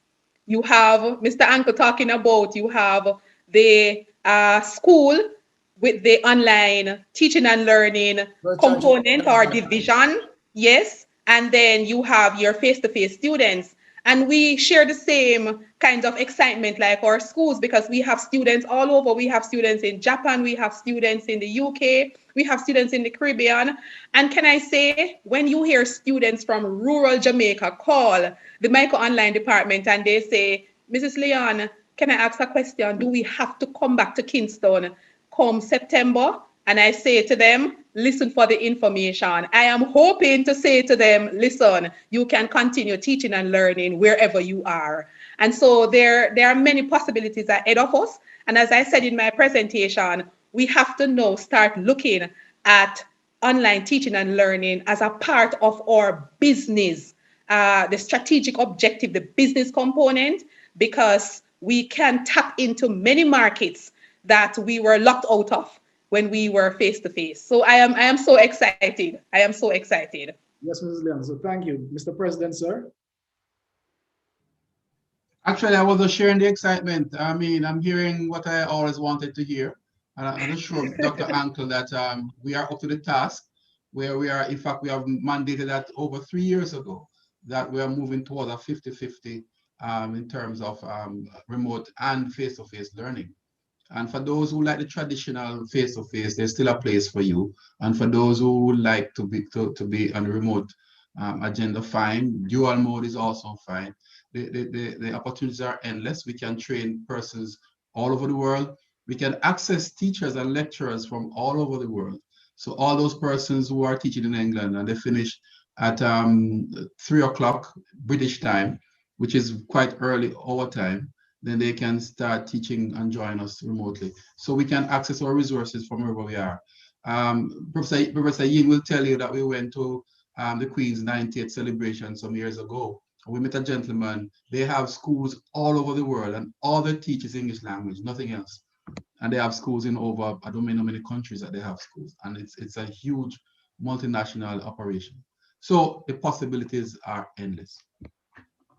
Yeah, Mr. President, thank you, sir. I had to give you the last word. So, colleagues, we have had a great time, and the passion, I mean, even though we've been here for quite a number of hours, I'm sure we have seen that we could just keep going. We could just keep going.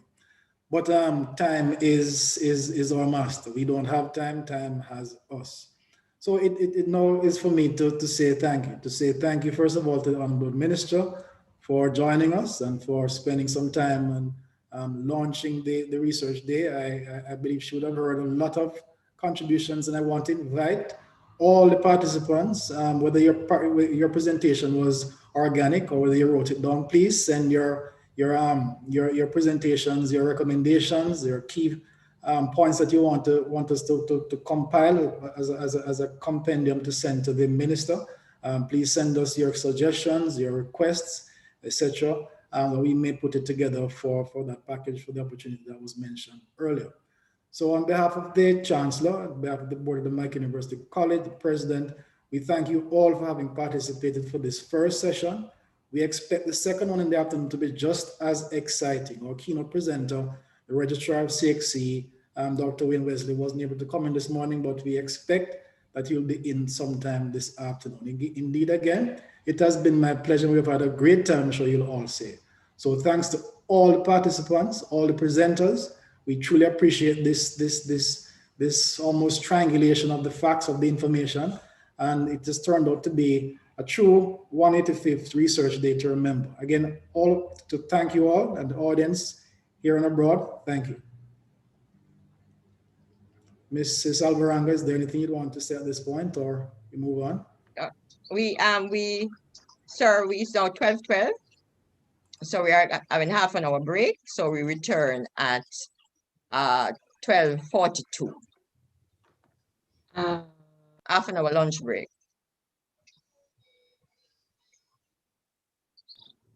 I was about to suggest, colleagues, that instead of having a lunch break at this time, that we should move straight into the next segment as all of the presenters are here.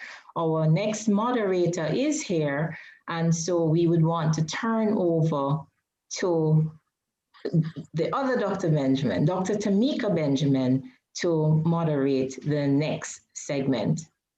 Okay, Miss, I'm in agreement.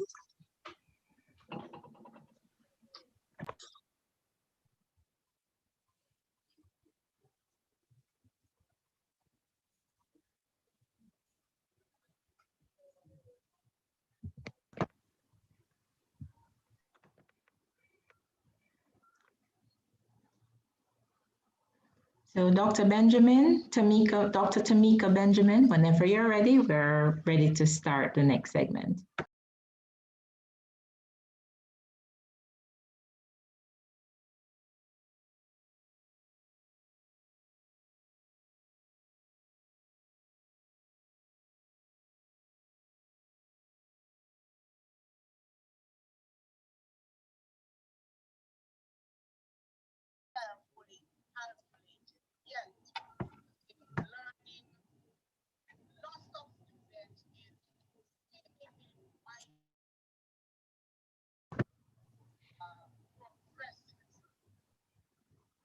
And while Dr. Benjamin gets ready to start the segment, I think this is a good opportunity for everybody to stretch, stand up from wherever you are right now and stretch and get the blood flowing so that we can engage. Yes, Dr. Pinnock, exactly, but you need to stand. So let us all stretch and get our blood going, flowing, in anticipation for another fantastic session.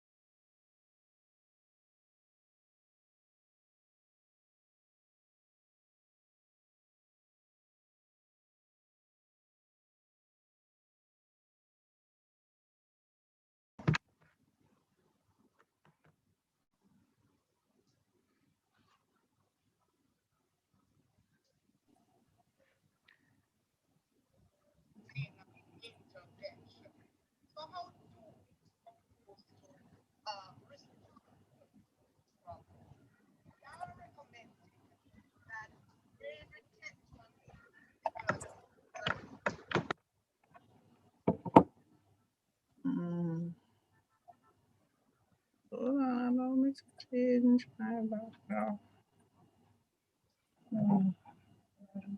I understand.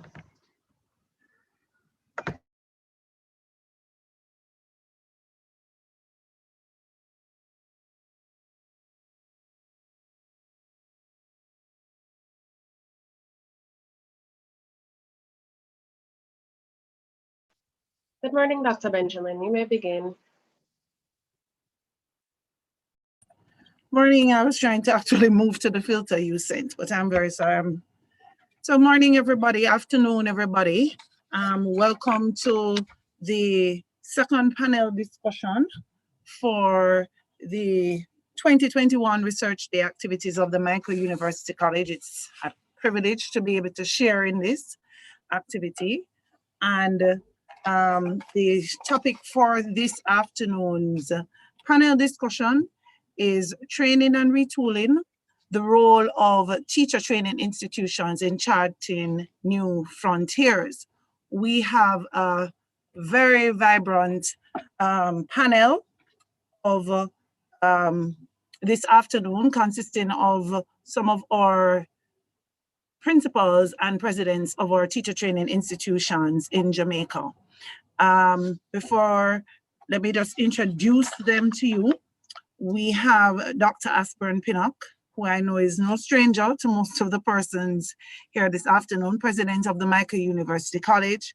We have Dr. George Dawkins, principal of the Shortwood Teachers College, Dr. Lorna Gow Morrison, principal of the Sam Sharp Teachers College, and Dr. Garth Anderson, principal of Church Teachers College.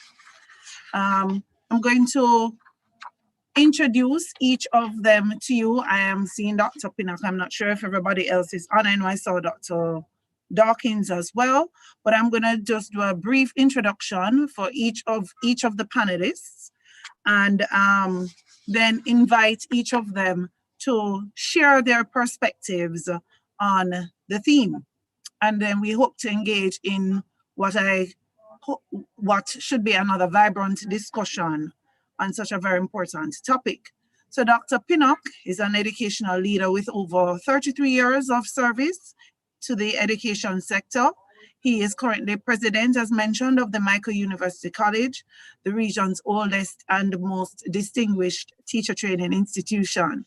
Dr. Pinnock is a visionary leader who charts the course for the 21st century learner through the implementation of smart classrooms and e-campus facilities for online instructional delivery, and the modernization of fully accredited program content designed to emphasize global values of collaboration, critical thinking, leadership, and service excellence.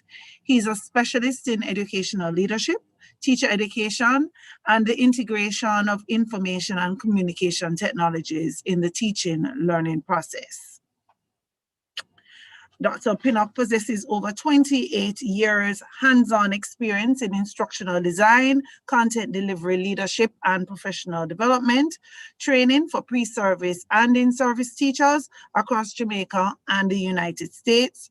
And he's recognized as having spearheaded efforts to realign Jamaica's teachers, colleges, education towards first-degree programs, developing strategies geared towards enhancing quality and achieving program accreditation at the tertiary level, and networking with Caribbean educators through CARICOM as a member of the task force that developed teacher education standards for the Caribbean. So that's one of our panelists, Dr. Aspern Pinnock.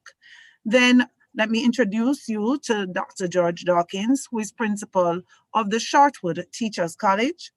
Dr. Dawkins is a teacher educator with over 40 years experience teaching at the secondary and tertiary levels. After serving the high school system teaching mechanical technology courses and mathematics, Dr. Dawkins commenced his service to the Shortwood Teachers College in 1989 as a lecturer in mathematics. His outstanding service to the department in the teaching of mathematics with passion, zeal, and enthusiasm, using diverse engagement methodologies, saw him rise to the post of head of department. His keen interest and productivity in research and active participation in the college's development activities resulted in his promotion to the college's first Director of Research, Development and Projects in 2008, and later as Vice Principal for Academic Affairs and Research. On September 1, 2018, he assumed the post of Principal, and what we want to note, his service is not limited to Shortwood. He currently teaches select courses in qualitative research methods for the University of the West Indies, Mona, and the Northern Caribbean University. He has presented several research papers at local and international educational conferences, authored articles, reports, students, guidebooks in mathematics and research, and has developed mathematics curricula for various educational agencies, including the Ministry of Education, Youth, and Information. Dr. Lorna Gow Morrison is an educator with more than 40 years experience, and she entered the teaching profession in September 1978 and has worked at all levels of the system. She has taught at the Pear Tree Grove All-Age, Grateful Hill Primary, and the Linstead All-Age Schools in St. Catherine, the Brainerd All-Age School in St. Mary, and Melrose Primary and Junior High School in St. Andrew. She spent 7 years in the Bahamas teaching and joined the faculty at the Shortwood Teachers College in 2005. She became head of their professional studies department. She held that position until September 2015, when she became the chief instructional leader at the Sam Sharp Teachers College in St. James. She lives principalship as a reciprocal collaborative process of leading through visionary solution-focused coaching. She holds a diploma and bachelor's degree in primary education, a diploma in human resource development, a master's in educational psychology, and a doctorate in teacher education. She has been an adjunct lecturer at the Jamaica Theological Seminary and the University of Technology, and since 2009, she has been an adjunct faculty member at St. Mary's University of Minnesota, USA, facilitating courses in their offshore MEd program being offered in collaboration with the Catholic College of Mandeville, Manchester. She has also been a facilitator at the National College for Educational Leadership since 2014. And finally, Dr. Garth Anderson, principal of the Church Teachers College. Dr. Anderson received his professional training at Church Teachers College, Mandeville. He has over 20 years experience in the education system and is a teacher of geography, history, and social studies. He has served at various levels. He holds a bachelor's degree in education from the University of the West Indies, a master's in social science education, and a doctorate in educational leadership from Temple University. His advent in the teaching profession began at the Ebony Grove High School and later at the Maypen High and Prep School. And after graduating from Church Teachers College, he also taught at Belfield High for 2 years before returning to Church Teachers College as a lecturer of geography. He has served as principal of Machette High School and worked as part-time lecturer at the International University of the Caribbean's Falmouth and Montego Bay campuses. Dr.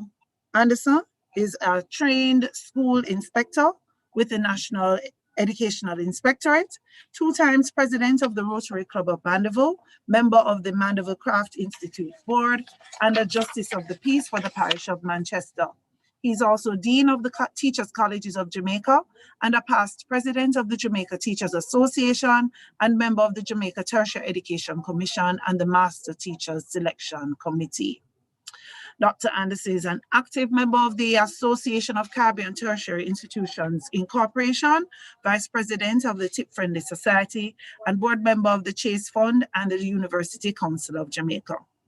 He's involved in several community activities in Mandeville and its environs.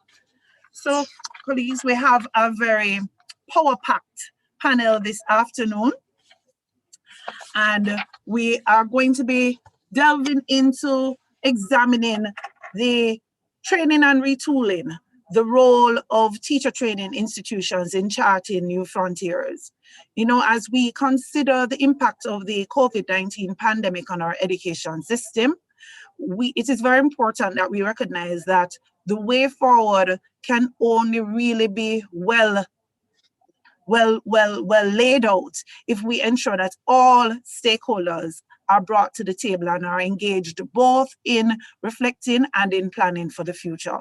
And for me, one of those critical stakeholders that has to be, I would want to say more than at the table, but leading from the front has to be our teacher training institutions. And I think this conversation, therefore, is extremely relevant as we not just look at the impact of the pandemic in terms of, we know that it has impacted teaching and learning, but there must also be consideration for the medium to long-term impact on the education system and on our students in particular.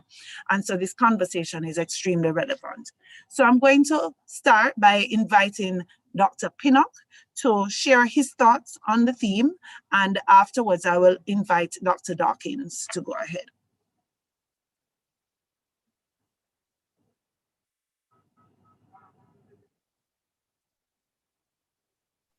Good afternoon, everyone. I'm trying to get my PowerPoint up. May I be allowed to? I missed the share screen. Okay, let me share my screen.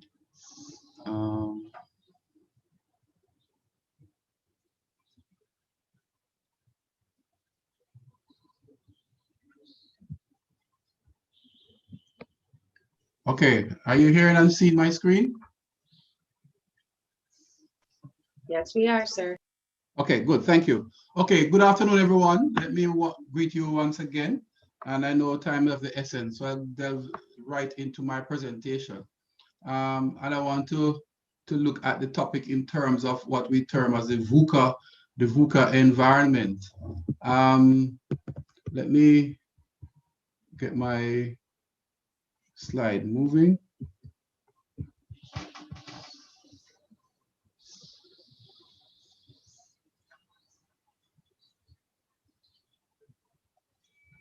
Okay, from the VUCA environment, and we all know what VUCA is. I want to set the context though, and I want to start with a little quotation that I made up. If we believe that COVID-19 is the only reason we need to change at this point, then we really have been sleeping for the past 20 years. There are many reasons why we should have been on this path of rapid change in education pre-COVID. So therefore, COVID is not the only reason. The writing was on the wall for a very, very long time, and persons were reluctant to move for one reason or another. And therefore, I want to fill it with the context. And that's why we had what we call the VUCA moment, the volatility, the uncertainty, the complexity, and the ambiguity of the time. And this did not come about as a result of COVID. It may have been exacerbated because of COVID, but it's not as a result. This is our environment. So what is the context, the present context that we're talking about? We're talking about the context of the fourth industrial revolution, what I call the fast food culture. Everything is at an instant and instant gratification and a fast pace. The fourth industrial revolution was bombarding us with all these disruptive technologies, and they are listed right here: artificial intelligence, nanotechnology, cloud technology. COVID didn't bring these about; they were already there, and we saw companies that were capitalizing on these things were doing better. Amazon comes to mind, as we move forward. So therefore, online education is not new. We saw universities that did not have a campus, and they were yet training thousands of students every year. Porous borders. That's the reason why the pandemic was able to grab us so quickly, because of the porous borders. So all this were there. And therefore, there was also a renaissance, a rebirth of education to match what was happening. But Jamaica was out of it. Now we saw the countries that were involved in that, they were doing well economically. So Finland, Singapore, Japan, China, etc. They were changing their education culture and system to match. But it seemed as if it eluded us as we move forward. Now, this is our new normal, and education is critical in successfully to navigate this new normal. And of course, it requires effective leadership for this pivot to take place. So we talk about pivoting, but without proper leadership, then it won't happen. So the 21st century education, so the impact of COVID on the sector, it has exposed the cracks, it has shown our weaknesses, and therefore we must use this now as a catalyst to respond. It's an opportunity for us to integrate ourselves in this renaissance, what I call the rebirth of education. And if we're not careful, we're going to find ourselves behind. The education is the transmission of an application of knowledge. We want to remind ourselves what is education. This is what we learned in the first class, 101, in teacher education.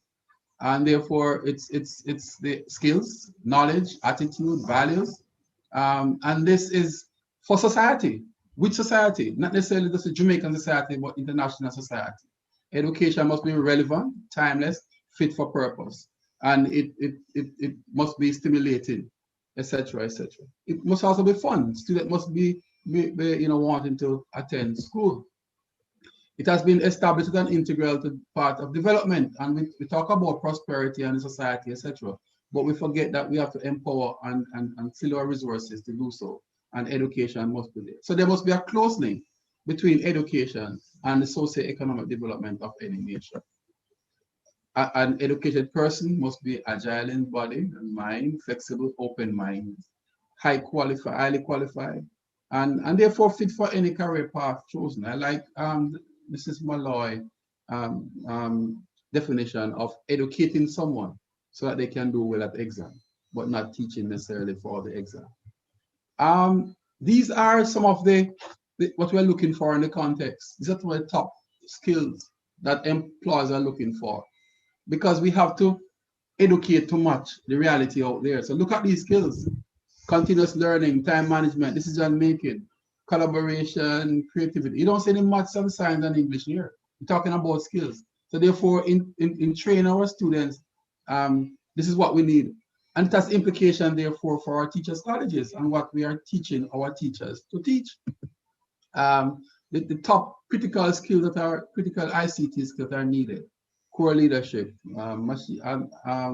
video conferencing, cybersecurity, project management, data skills. All these top jobs that are rising in the US today: the frontline e-commerce, healthcare, nurses. Luckily, we have education professionals, so we know that we're not going to replace soon, which means that it has implication of how we teach. Now, teachers are going to be in high demand, but what is not the traditional teacher? Again, these continue, and you see the kind of demand that is there for us in the future.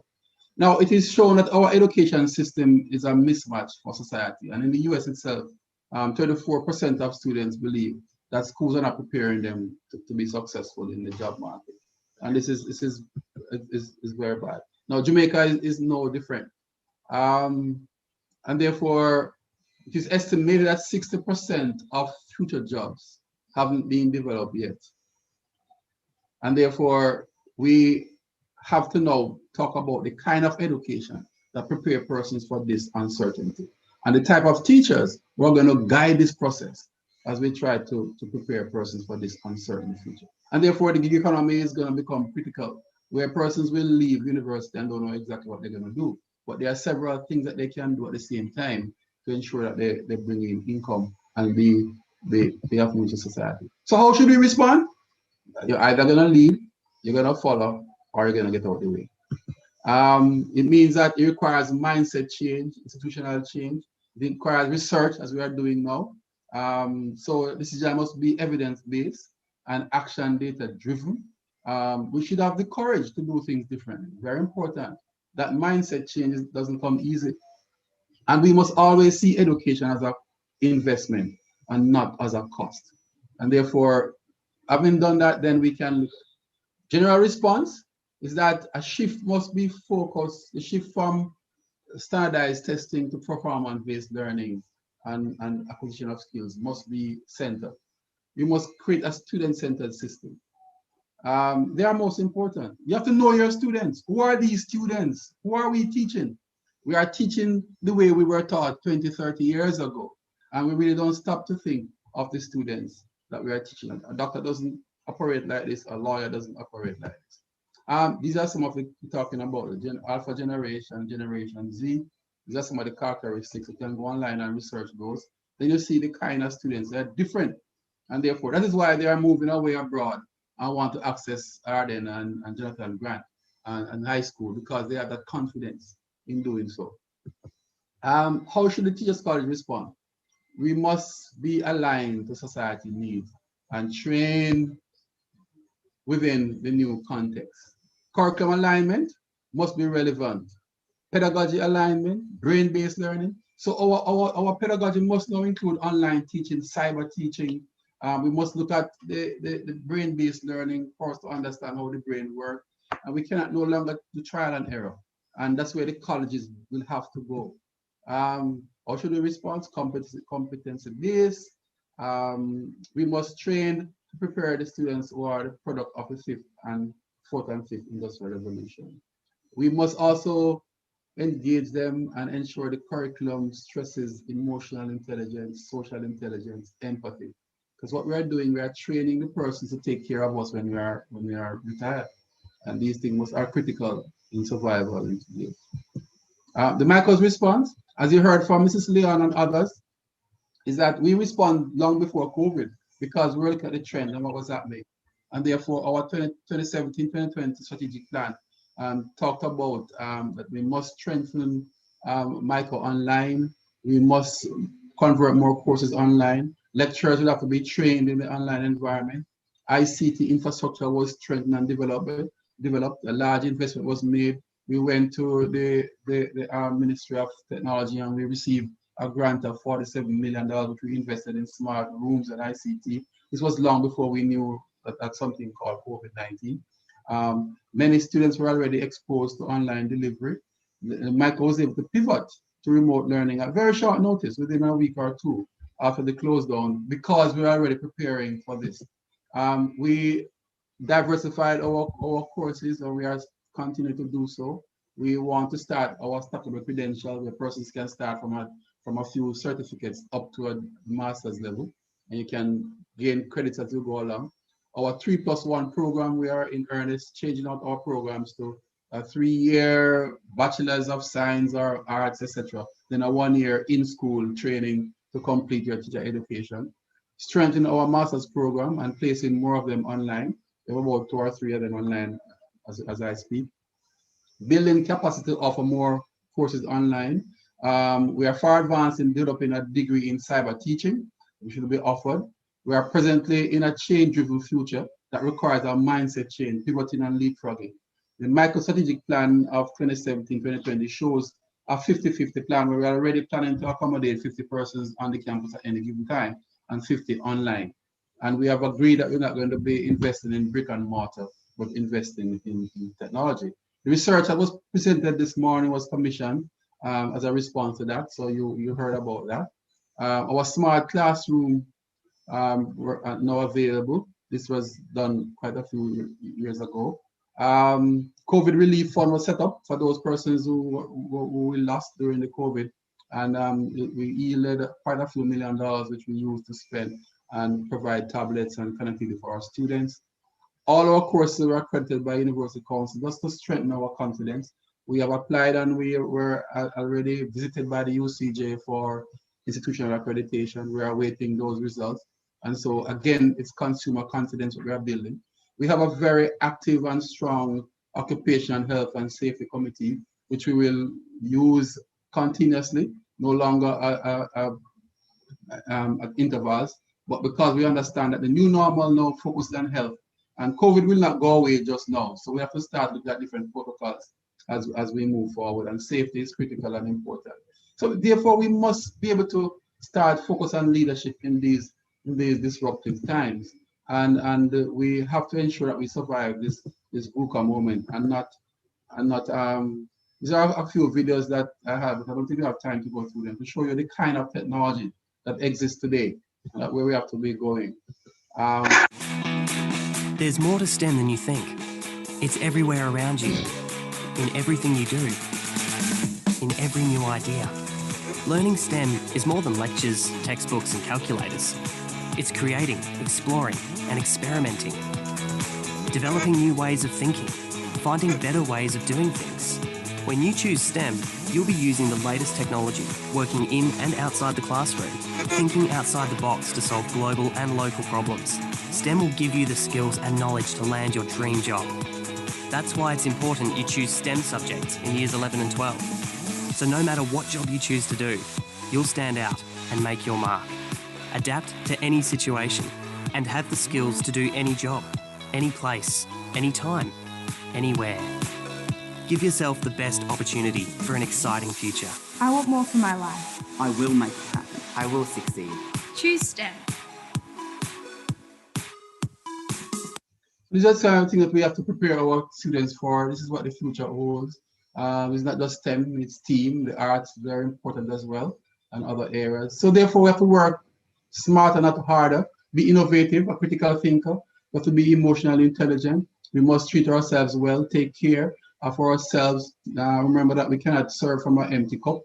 Listen to our music, eat healthy, exercise, play games, make time for family. Some person believe that getting involved in technology means that you're all artificial and and selfless. But we have to take care of our body, love ourselves, love our neighbor, love our God as we move forward. Because it's just one love,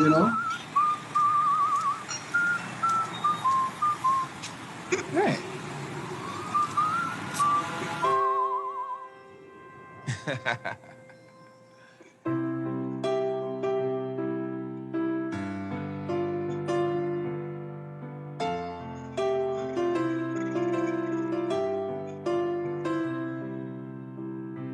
One love, one heart.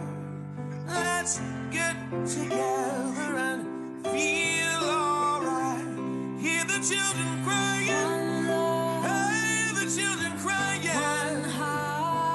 Give thanks and praise to the Lord, and I will feel alright. Let's get together. So it's one love. Thank you very much. Thank you very much, Dr. Pinnock, for getting the conversation going and for raising some critical points, especially, as we talk about leading from the front. So I'm going to invite Dr. Dawkins, if he can now share his presentation. Okay, thank you, Dr. Benjamin. Can you unshare your screen, Dr. Pinnock, so I can get up my PowerPoint? Okay. Let's stop sharing, and that will do it. Let me do that right now. Okay, there you go. Sorry about that. Dr. Benjamin, colleague educators, other external and internal education stakeholders, I'm very happy to be making this presentation on the caption topic. We do recognize that COVID has caused many changes and has actually influenced in a significant way a catalyst of changes and ripple effect to the education system, sorry. My presentation will be organized in the following way. I'll just give a brief response to the COVID and in terms of the COVID-19 pandemic. I'll look at the crisis management theory that informed Shortwood's response in terms of online training plan, the teacher change processes, and the capacity building that took place, and the actual reorganization and investment in ICT. We will also look at what teacher training in the digital age should look like, and the changes we have made at Shortwood, and actually how we relook at the school system and the curriculum planning aspects. And so I will begin now. So this slide is indicating that the COVID pandemic has affected not only us locally but globally in terms of schools removing from a face-to-face format to an online format. And I must say that many technologies that were available to us that we perhaps frowned on and did not want to use previous to COVID were actually used, and has actually been the saving grace for many of us in the short term. There are many challenges, but opportunities as we respond to the COVID-19 pandemic and go to online and blended approaches. We at Shortwood and globally, it is known that a lack of training in the use of these technological devices for teachers, students, and family would have adversely affected full implementation. And also the absence of a systematic implementation would have also affected access to technological equipment, no internet access, poor connectivity, and other challenges. But the COVID-19 pandemic does provide many opportunities for us to look critically at our practice, to look critically at our curriculum, and to move forward into an online format and blended approaches. And we take this opportunity to do so at the college. And so we have to actually disrupt the system. We have to innovate, and we have to actually look forward so that we are not left behind.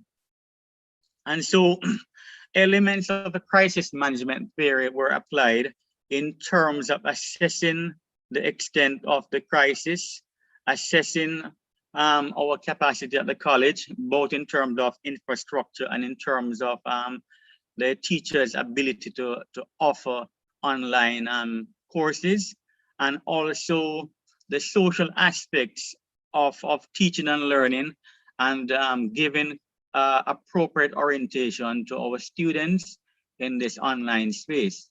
And so elements of this price management theory were applied to the process we used at the college. One of the first and significant moves that we made was to look at our current ICT infrastructure in terms of all the activities and the current structure, to move to a structure that would facilitate us looking at online training, online teaching and learning in a very strategic way.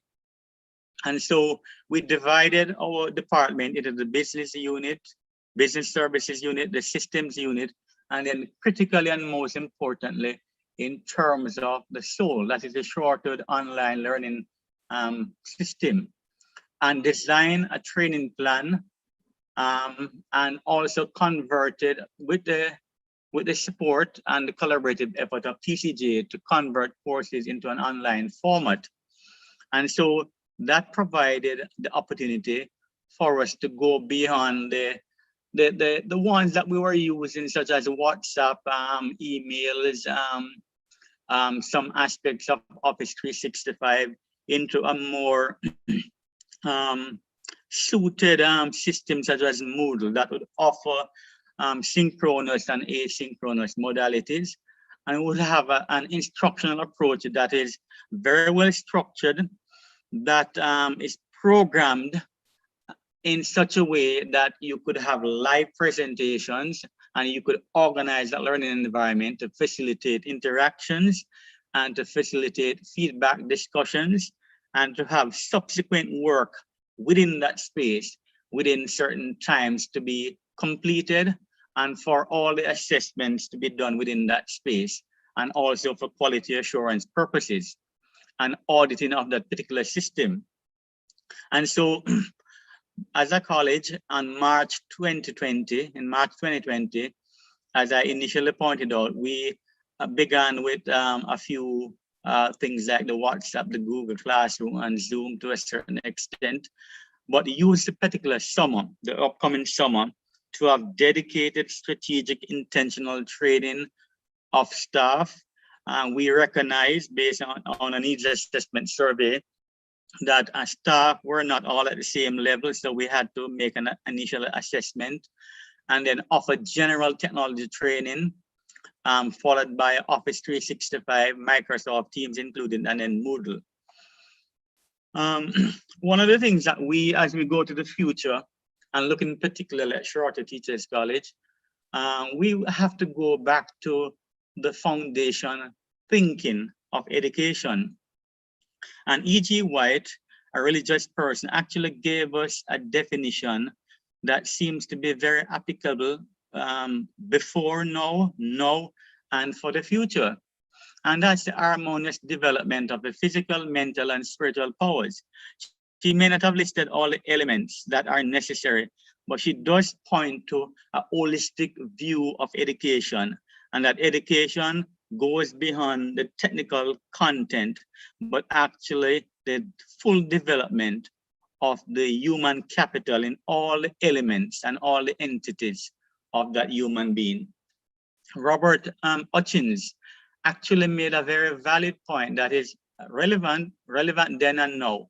It must be remembered that the purpose of education is not to fill the minds of students with facts, content. It is to teach them how to think. And then, of course, Socrates would have articulated the same point of view when he said, I cannot teach anyone anything, I can only make them think.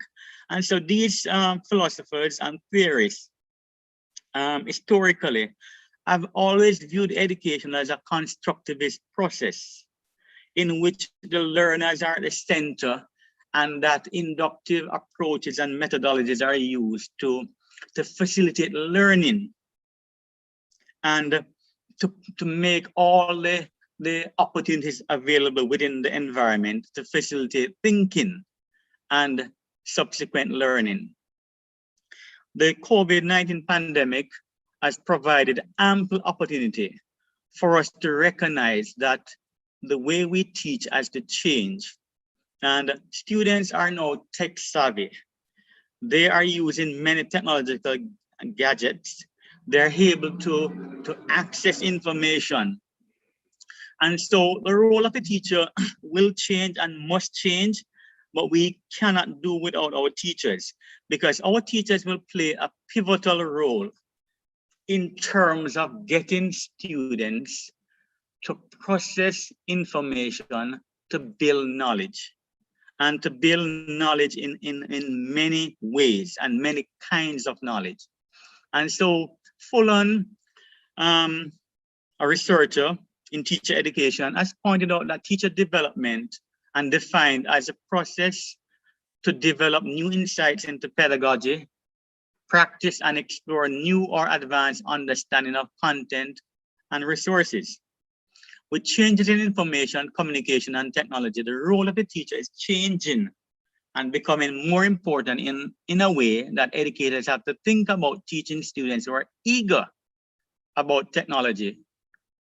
And so the 21st century skills we know very well that are necessary in the workplace, necessary for productivity in the workplace, necessary for human beings to function optimally, involves the learning skills category of critical thinking, which is something that we have always been emphasizing, but do not seem to establish or to enact the processes to enable optimal critical thinking.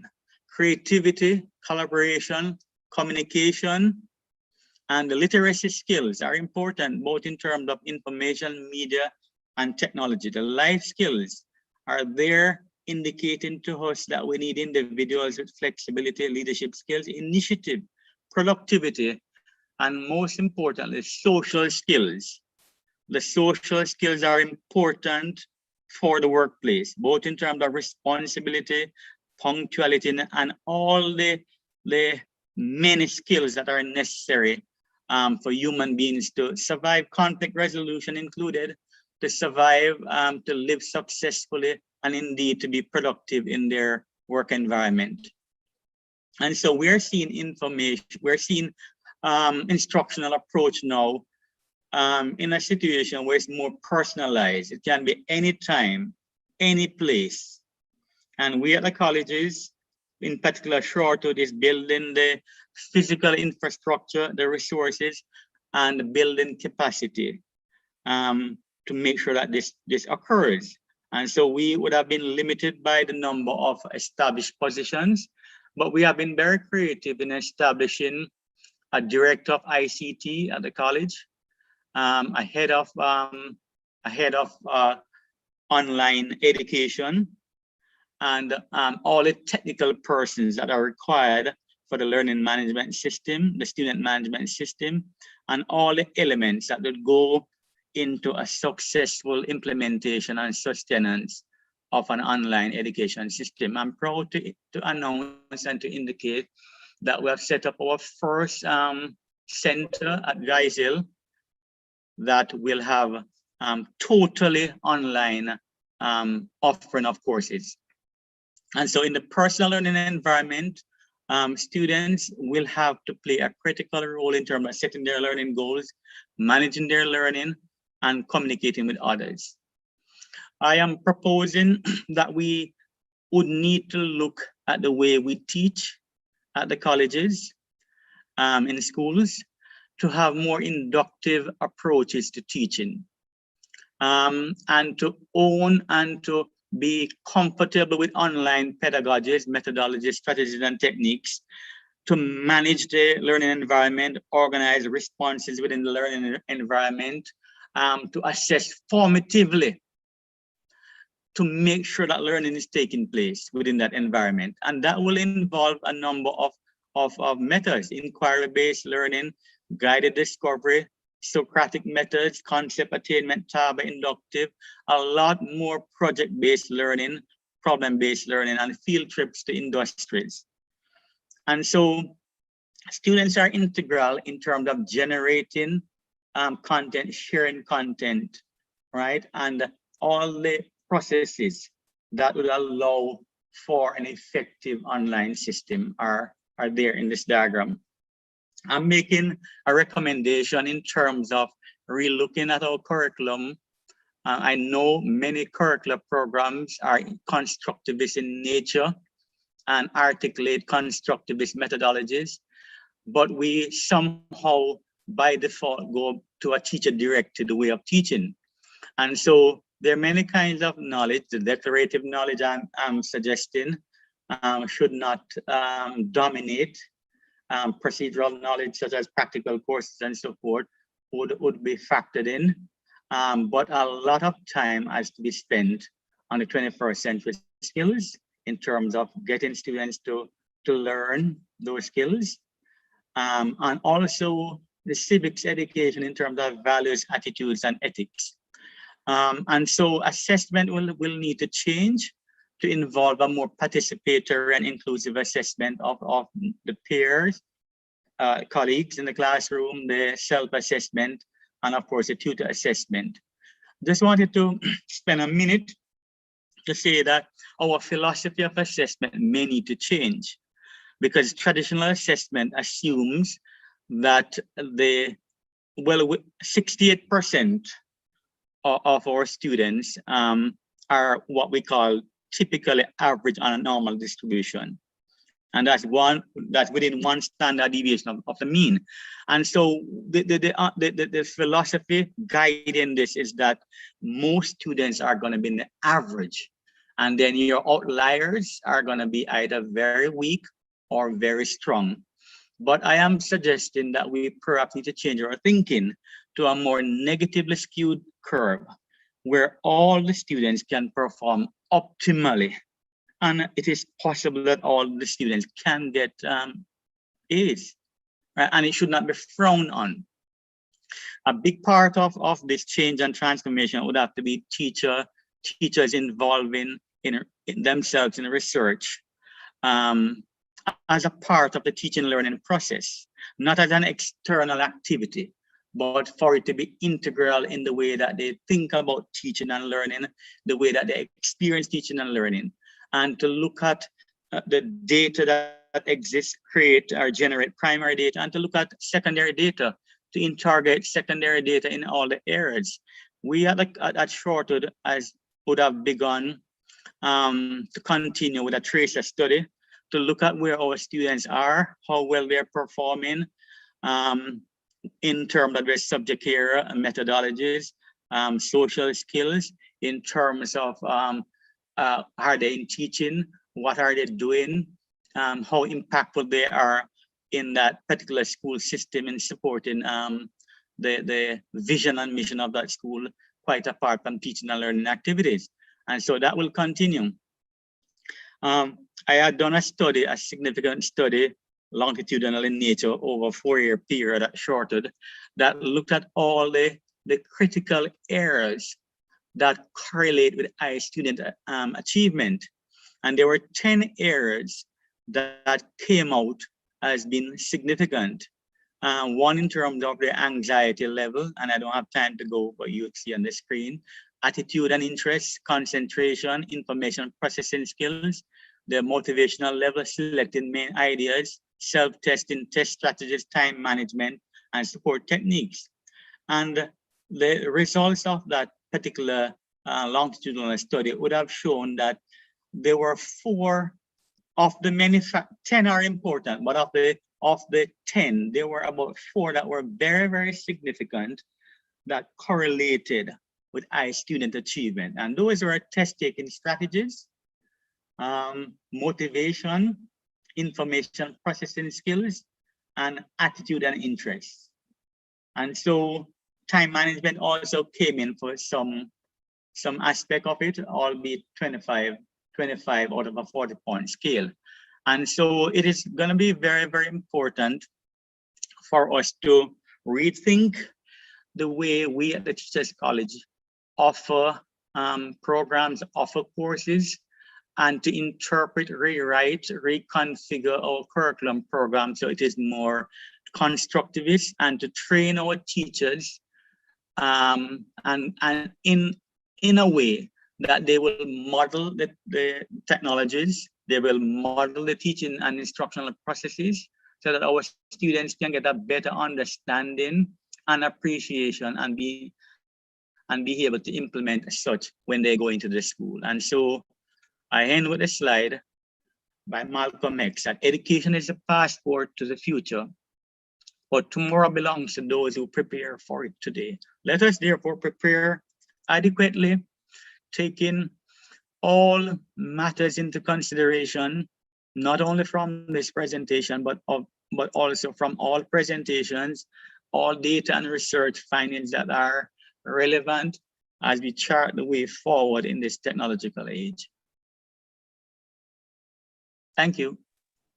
Thank you very much, Dr. Dawkins, for that very comprehensive contribution to the conversation. I believe that Dr. Anderson and Dr. Morrison joined us, but I'm trying to just get out as a queue to see if we're breaking. I know there was an intent to break at 1 to allow the keynote presentation from Dr. Wayne Wesley. So I'm just trying to see. No, where to go straight? Okay, so I'm gonna continue and I'm going to invite Dr. Morrison if she to make her presentation and her contribution to this panel discussion as we continue to consider the theme of the session, training and retooling, the role of teacher training institutions in charting new frontiers. Dr. Morrison. Good afternoon, colleagues. Good afternoon, Dr. Morrison.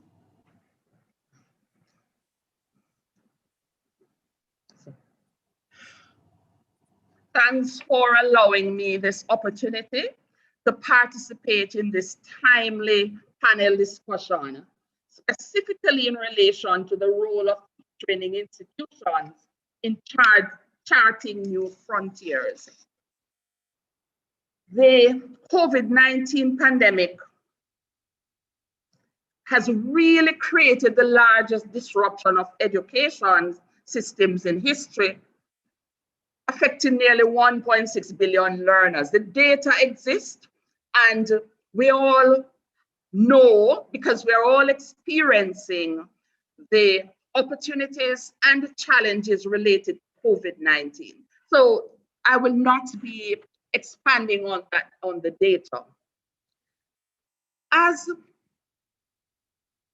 educators, as teacher education institutions that form the cornerstone of the Jamaican society, the Caribbean, and the world, it is critical that we look at our practice as we seek to move forward in more effective ways. Sam Sharp Teachers College is guided by the mission of producing lifelong professionals dedicated to rendering altruistic service and be formidable change agents in the global environment. So for us as formidable change agents, since COVID and even before COVID, we have been engaging in ongoing situation analysis.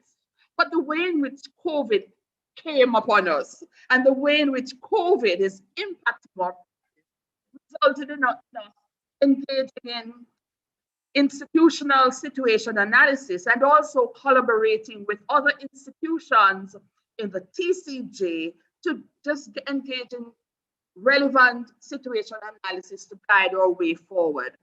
Having listened to my colleague principals, Dr. Pinnock and Dr. Dawkins, I realized that we have engaged in many common actions. So in the interest of time, I'll not repeat them. I'll just reinforce what they said by stating a few of them.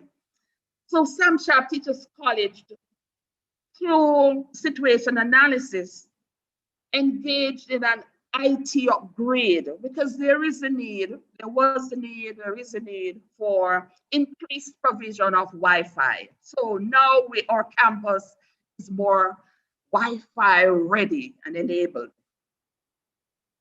Conversion took place through collaboration within the TCK, and I know Dr. George spoke about us using LMS such as Moodle. And here at Sam Sharp, we have been expanding our digital footprint.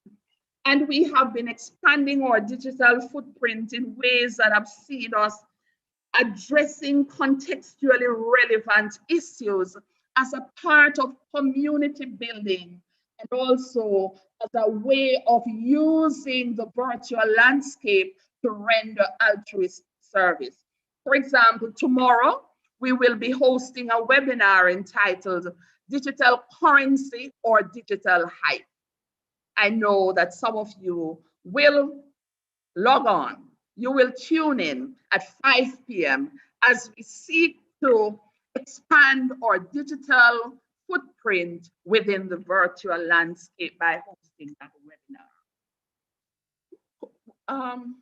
COVID-19 has resulted in a number of my colleagues and I engaging in a previously feared modality.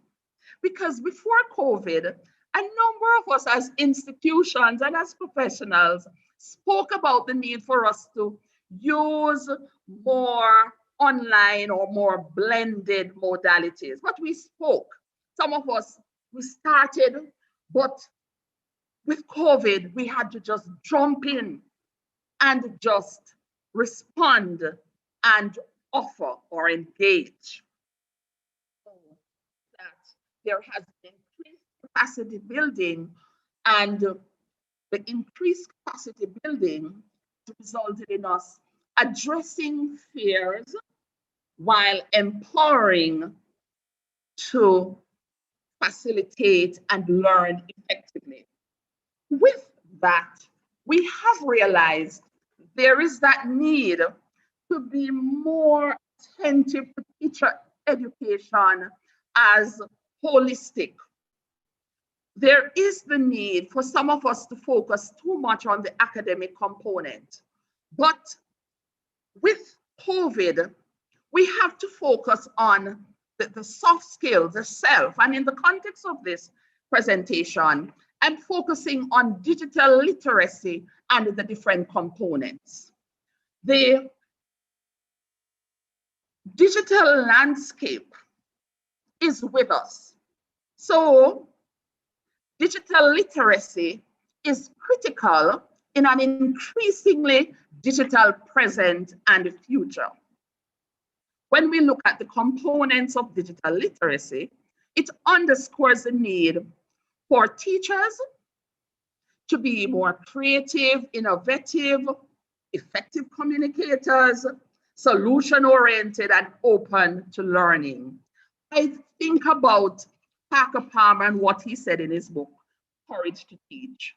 We teach who we are. So, given that with the current landscape that requires us to engage in remote learning, we are not being face-to-face and we're learning through teaching through learning within that sphere.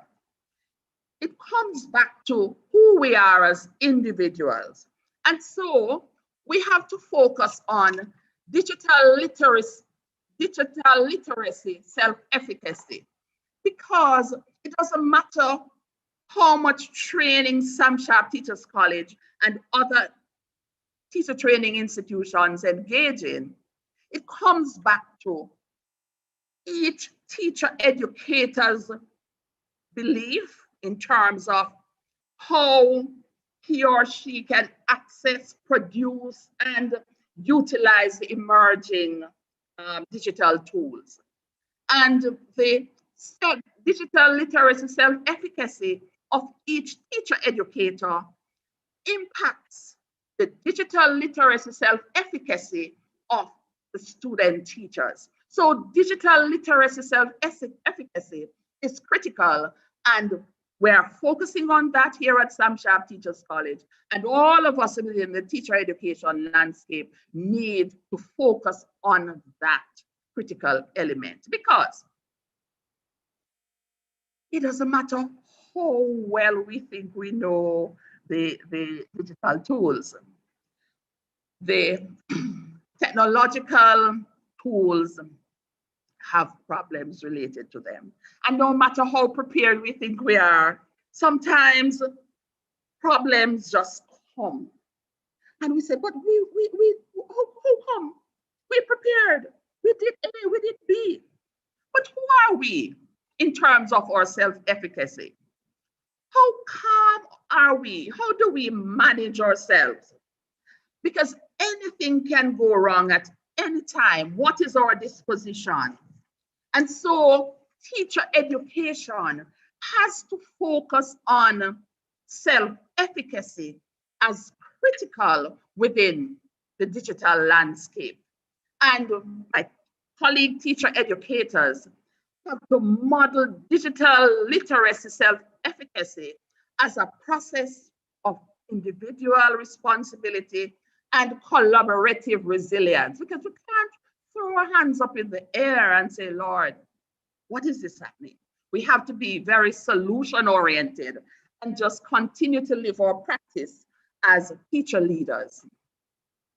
With the new frontiers, with the current realities in terms of digital literacy self-efficacy, we must focus on how we empower ourselves and our student teachers to cope, and blended lesson planning within the blended environment is critical. Because of how COVID came upon us, we have been responding in diverse ways, but a common reaction is in relation to, for example, engaging in the practicum experiences virtually. But we need to look at how we prepare ourselves better. So lesson planning within the blended modality is critical. That requires ongoing skilling and much research so that we are responsive to the changes. And being responsive to the changes is critical in terms of self-efficacy. We have to manifest differentiation as a capacity to develop and utilize alternate modes of delivery using flexible and quasi-individualized teaching learning modalities. We always heard that change is a constant. Now we're living change, and we have to use the change to help us to change effectively and efficiently. And digitally literate teachers have to demonstrate that it is less about the technology itself and more about using the technology to affect each student's learning. Hence the differentiation and the need for more focus on digital literacy, self-efficacy. We have to look, and we have been discussing this here at Sam Sharp Teachers College. We have to look at how we empower ourselves as teacher educators and our students to code or work with HTML. You know that with coding, we can develop the language to meet diverse needs. And where HTML is concerned, we, for example, can use the website to develop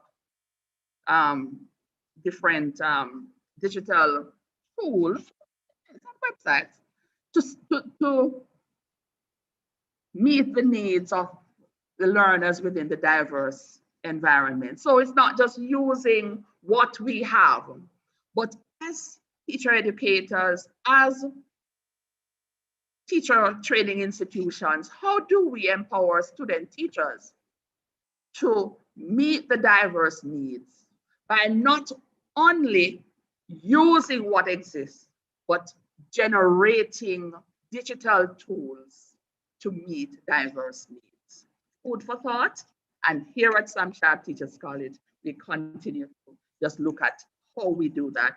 And as I talk, I'm talking about differentiation. For example, in relation to Bloom's taxonomy, for all of us in teacher education, we have to look at using Bloom's taxonomy digitally. So the Bloom's digital taxonomy. We know the different levels. How do we guide our student teachers so that they can later guide their students as they look at, for example, the level of remembering? So they would be searching and copying, and we have to reinforce the need for them not to plagiarize. And as they look at the level, for example, understanding through maybe tweeting and tagging and subscribing, applying, maybe different ways, using different tools, analyzing, so looking at links, we love to link and so on. How do we help them to understand that linking is associated with a level of learning based on Bloom's taxonomy?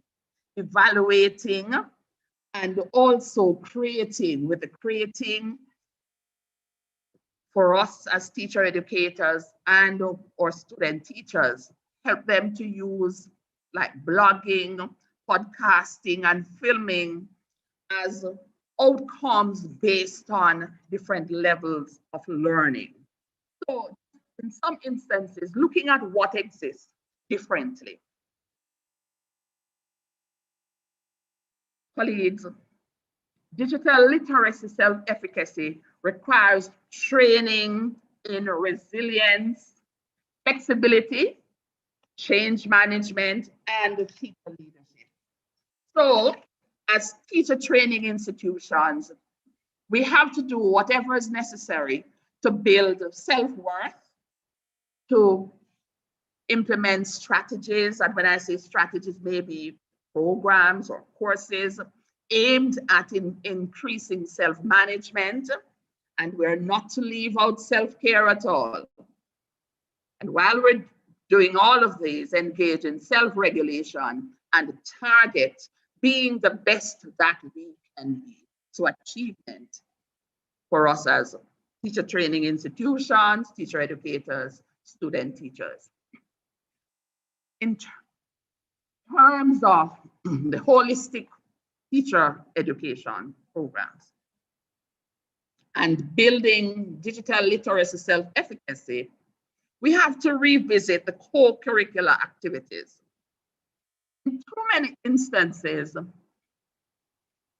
student teachers are so focused on the academic components of teacher education that they are not as attentive to the benefits emerging from engagement in clubs and societies. And so, as one way forward, as we look at developing the different components of digital literacy self-efficacy, it could include certification to incentivize engagement in clubs and societies. One thing that COVID-19 has reinforced among us is that the world is small and that we have to work together more. So collaboration is critical to our growth as individual institutions and as teacher education institutions as a whole. And so even as I talk about certification, we can collaborate with institutions as we develop programs and courses that will motivate our student teachers to be more accepting of components that are not academic oriented. And you'll note I spoke about microbadging as we seek to build self-efficacy and professionalism. The 21st century skills are not, they are not existing in isolation. They are real, they are with us, and we have to manifest them as we cope within this current environment. So teacher education programs need to focus on global awareness, civic literacy, communication literacy, and environment literacy, including cybersecurity. For us, as we look at how we operate within the digital space and the benefits that are associated with or being in this digital space, we have to be aware of the different challenges or dangers and how we can mitigate against those dangers. So courses in cybersecurity should be a must within teacher education. Teacher education is not static. We have been and continue to respond to emergent and envisioned needs. Thus, as teacher education institutions, we continue to be visionary and chart new frontiers. Thank you. Thank you very much, Dr. Gull Morrison, for contributing to this conversation as we continue to explore training and retooling the role of teacher training institutions in charting new frontiers. We're going to pause from this panel discussion. We have been blessed.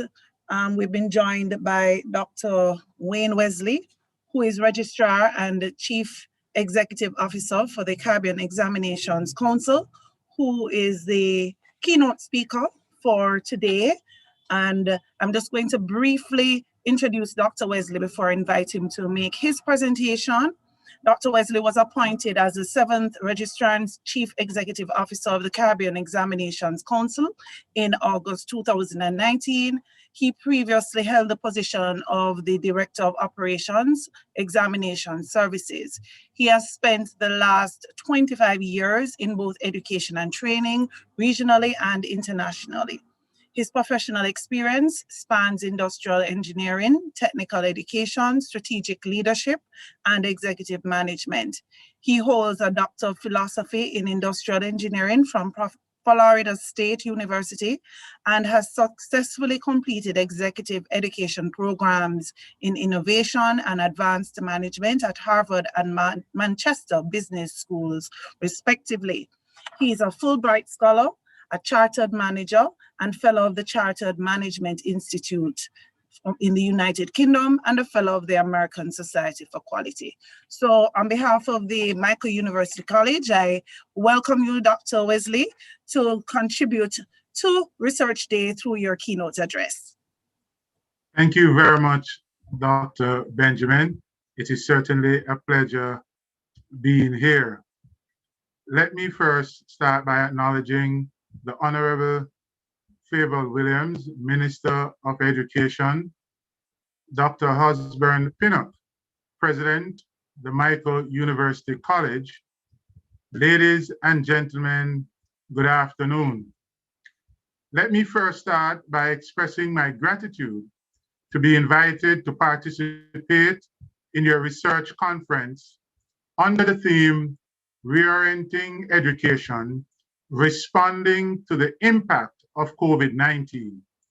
My address will focus specifically on CXC examinations under COVID conditions, a time for change. COVID-19 is a global disruptor that has left no facet of modern civilization unimpacted by its debilitating effects on human beings to execute otherwise normal functions. The impact is such that all major economic activities would have been disrupted, including financial and monetary systems, international trade for goods and services, education systems, development programs and projects, industry and commerce to deal with tourism, transportation, agriculture, and healthcare. The disruption to the education process caused by the COVID-19 pandemic affected teaching, learning, and assessment.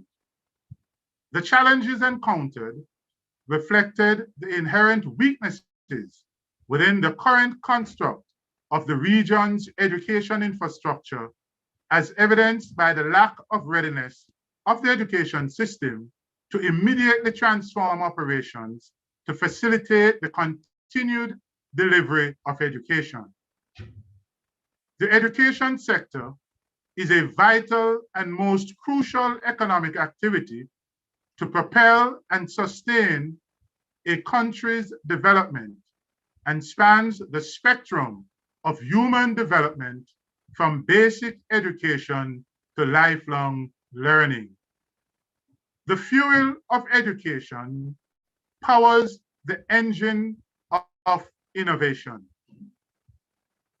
The Caribbean Examinations Council is established as an institution of CARICOM. Accordingly, the governance framework requires that critical decision-making relating to any modification to the existing structure of the administration of examinations with regional implication must be considered and approved by the Council of Human and Social Development Education. COSAD education is comprised of ministers of education for both member and associate member states.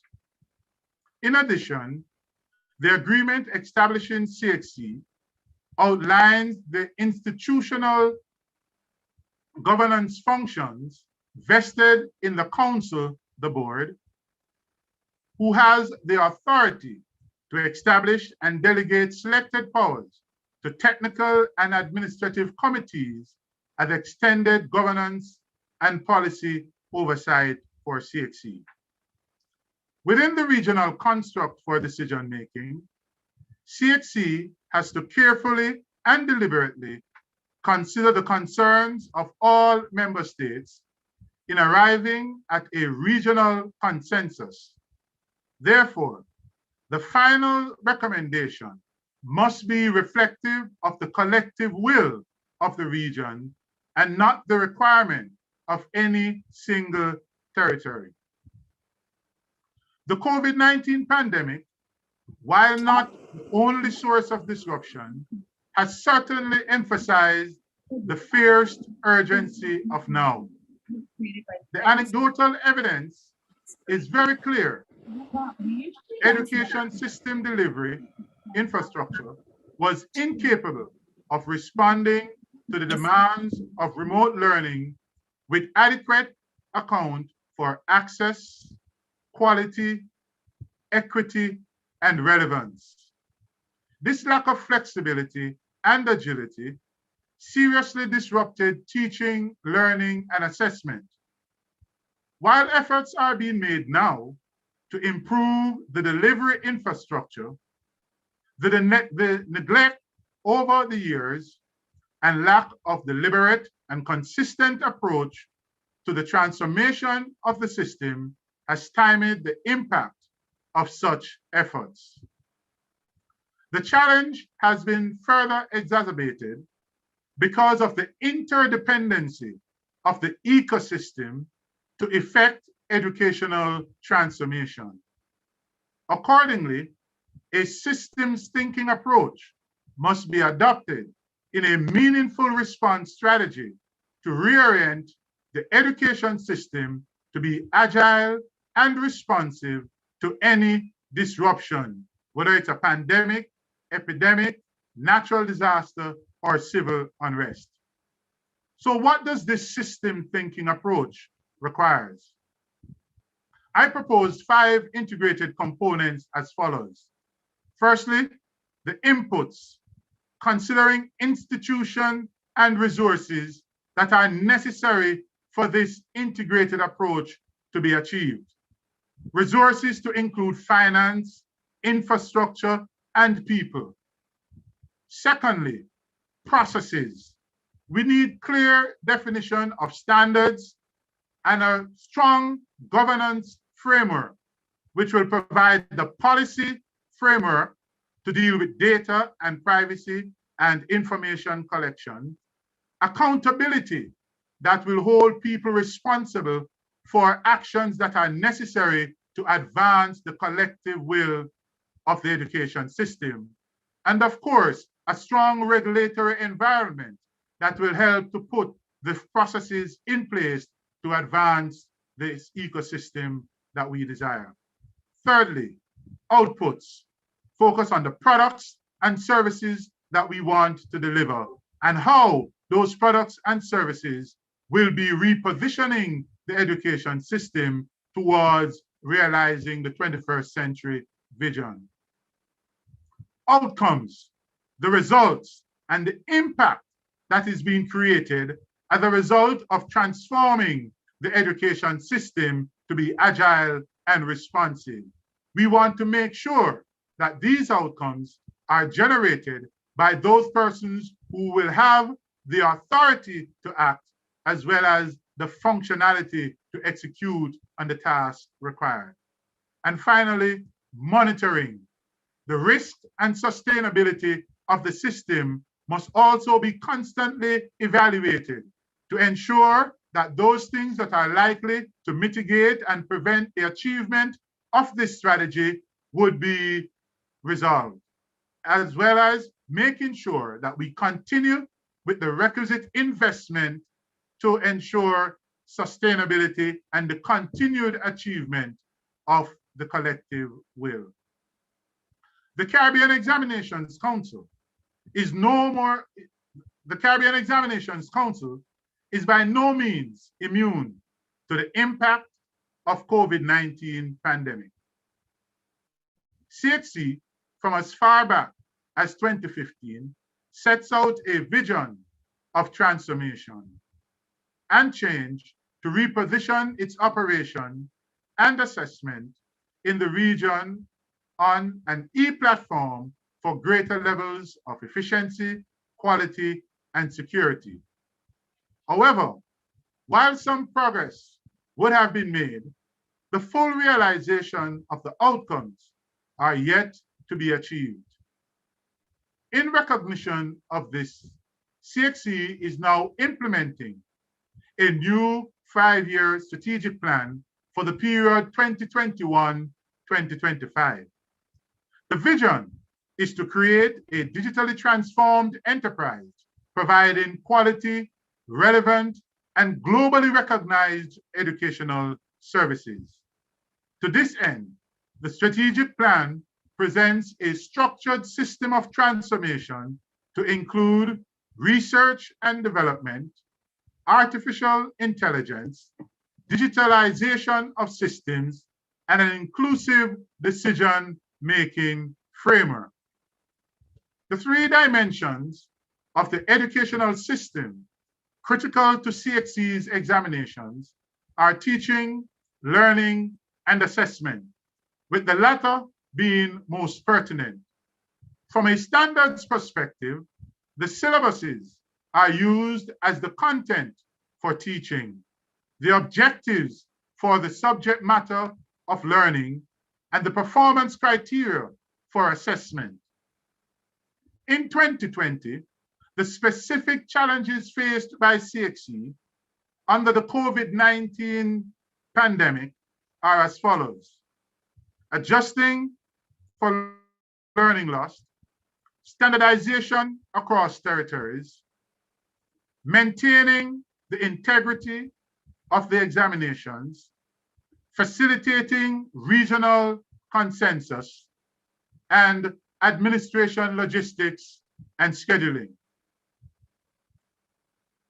In respect of adjusting for learning loss, across the region, there were different levels of preparedness, which made it difficult to determine what aspect of the syllabus to be assessed. The second point, standardization across territories. Different assessment standards within and across territories made it difficult for quality assurance to be effective. The SBA component was a common standardization measure across the region. Thirdly, maintaining the integrity of the examinations. Implementation of an approach that reflects the best arrangement that provides adequate safeguard for quality assurance. And fourthly, facilitating regional consensus. Territories have different demands and concerns that must be rationalized and resolved towards consensus. Striking a delicate balance is critical, knowing that not all will be completely satisfied. And finally, the administration, logistics, and scheduling. Determination of the most convenient period for examinations presented a challenge. The factors to be balanced were safety protocols given COVID-19, matriculation concerns for universities and institutions of higher learning, hurricane season within the region, and the start of a new academic or school term. While some did not welcome the resulting modified approach, the approach achieved regional consensus and approval. The experience and lessons learned have been very instructive and well documented in the recommendations of the independent review report. The strategy, therefore, and administration of the 2021 examinations, also under COVID-19 conditions, saw us seeking regional consensus again. And in accordance with the approval given by COSUD, CXC has delayed the scheduled start of CAPE and CSEC to commence on June 14th and end on the 16th of July, 2021. The CCSLC to be administered during the period July 19 to 22nd. Secondly, we have communicated that topics on paper 2 will be shared with candidates on May 10th for subjects where such details are not already specifically available in the syllabus. Candidates will be reminded that the entire syllabus is assessed on paper 1. Thirdly, we have created the facility to accommodate deferrals. The relevant procedures have been shared directly with the Ministries of Education and local registrars, and communication will also be facilitated on our website. Key points to note that with the deferral process, SBA scores can be transferred for the use in the next examination sitting where the subject is offered. The rules pertaining to the reuse of SBA scores for resit candidates remained unchanged. Candidates may also submit a new SBA or delay submission of SBAs until the chosen sitting. Notably, for the first time, CXC will accept SBAs in January 2022 sitting for candidates deferring to sit examinations for subject offered in that period. There will be no fee charged for the deferral of examinations. In addition, we will provide further extension for the submission of SBA. We provided further extension for the submission of SBAs by a maximum of 2 additional weeks. It is important to note that the SBA requirements have been reduced in some cases to as much as 50% for some subjects. Those represent the condition under which we have made the provision for the execution and administration of the 2021 examinations. At this time, I'd like to make some points regarding us reimagining assessment and examinations. The World Economic Forum, in its March 2016 report on New Vision for Education, Fostering Social and Emotional Learning Through Technology, highlighted 16 skills for the 21st century students to achieve. These skills cover 3 categories of skills to include foundational literacy, competencies, and character qualities. Of particular relevance is competence, how students approach complex challenges. The competencies highlighted were critical thinking and problem solving, creativity, communication, and collaboration. The current thinking around the development of examination is a greater focus on the appropriate balance between critical competencies and content coverage. With the rapid expansion in information and communication technologies, access to content and a wide range of information is more attainable. Consequently, the emerging approach is to consider the critical competencies required for individuals to function effectively in society. These core competencies develop the capabilities and capacity within students to learn and master any relevant content. These schools of thought have implications not only for the development of our syllabuses, but also on the construct of the examinations. As it relates to assessment, focus will be on core competencies to be examined rather than the content coverage. How will this be facilitated? Firstly, through research and development. CXC is currently establishing a research and development department that will work collaboratively with universities across the region to strategically implement certain innovative and collaborative research. This strategic intervention is to, 1, drive innovation for new assessment products consistent with emerging demands for greater use of technology. 2, lead educational transformation through data obtained by longitudinal and comparative studies to inform policy development and decision-making both at the regional and national levels. And finally, to create the creation of a regional performance evaluation system for secondary education through enhanced performance data intelligence. The second strategy is our e-transition strategy, where we are now seeking to digitally transform end-to-end core business processes of the Council through the use of technology.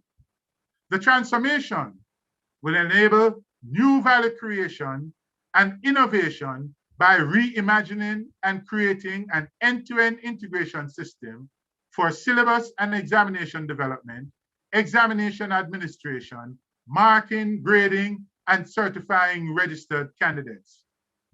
The integrated system is expected to provide increased access and flexibility, standardized levels of service at a lower cost, yielding greater efficiency and effectiveness for increased satisfaction of all stakeholders. The implementation of a new e-testing system will facilitate electronic assessments across all suite of our examinations and the execution of CXC's EQ Bank, where we will now have a fully resourced, robust item bank, which will facilitate e-proctoring, where universally assessment can be delivered anywhere in the world, and on-demand testing, where candidates will now have the ability to write examinations at any time. Thirdly, and perhaps very importantly, is technology deployment in the education system. As it relates to data analytics, we will deploy current data portals with live filtering data sets by territory and centers, where interrogation can be done by subject, gender, or age. This gives policymakers within the Ministry of Education and others across the region ready access to data, which may be used to examine specific trends and at the national and regional level. Further consideration will also include the use of geographical information that incorporates some of the newest technology of data lakes and machine learning that will facilitate business intelligence and policy support. Digital platforms.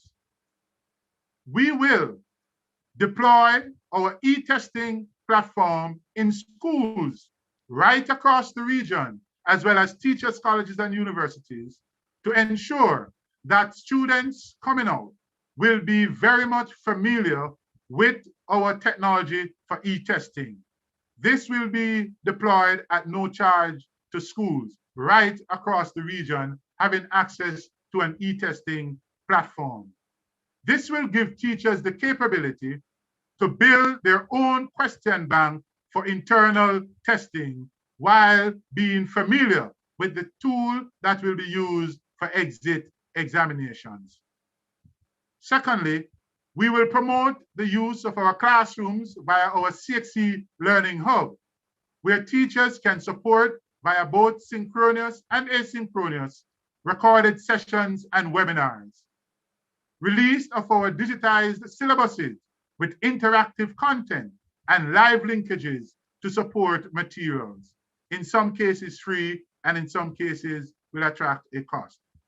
But these systems will be deployed in the education system for greater levels of efficiency. And finally, an inclusive decision-making framework. This will facilitate the implementation of a structured engagement strategy that enhances the mechanisms for critical stakeholder engagement, collaboration, and cooperation on strategic initiatives for the deployment of the region's human capital. This regional endeavor is to create value for all stakeholders as we establish the regional enterprise. In concluding, the COVID-19 experience has served to highlight several weaknesses within the regional education system and points to the urgent need to reorient our approach for its sustainable development. The future of work is constantly redefining the construct of economic activities, requiring an agile and resilient education system to respond effectively. It is within this resilient environment that the critical function of developing the human capital through the teaching, learning, and assessment process will continue without disruption. Critical to this response is the preservation of examinations integrity to instill confidence and trust in the certification issued to valid candidates or certification issued to validate competence. It has been widely posited that digital transformation is an educational imperative for access to be universal, quality to be standardized, equity to be fair, and relevance to be applicable. It is imperative that the region's Ministry of Education agitate for crucial government, private sector, and development partner support in committing the requisite financial, regulatory, and technical resources towards building a resilient regional education system for greater inclusivity and sustainability. Ladies and gentlemen, I thank you for listening. Thank you, Dr. Wesley, for a very thought-provoking presentation that has certainly added much value to the conversation that is currently taking place. I don't know if there are persons who have questions for Dr. Wesley. Yes, hello, Tamika. There is one question for Dr. Wesley in the Q&A. Accountability from Sir Salmon Mathematician. Accountability has been and continues to cripple our education industries. What strategies are in place to curtail these, especially amidst the new norm of online teaching and learning?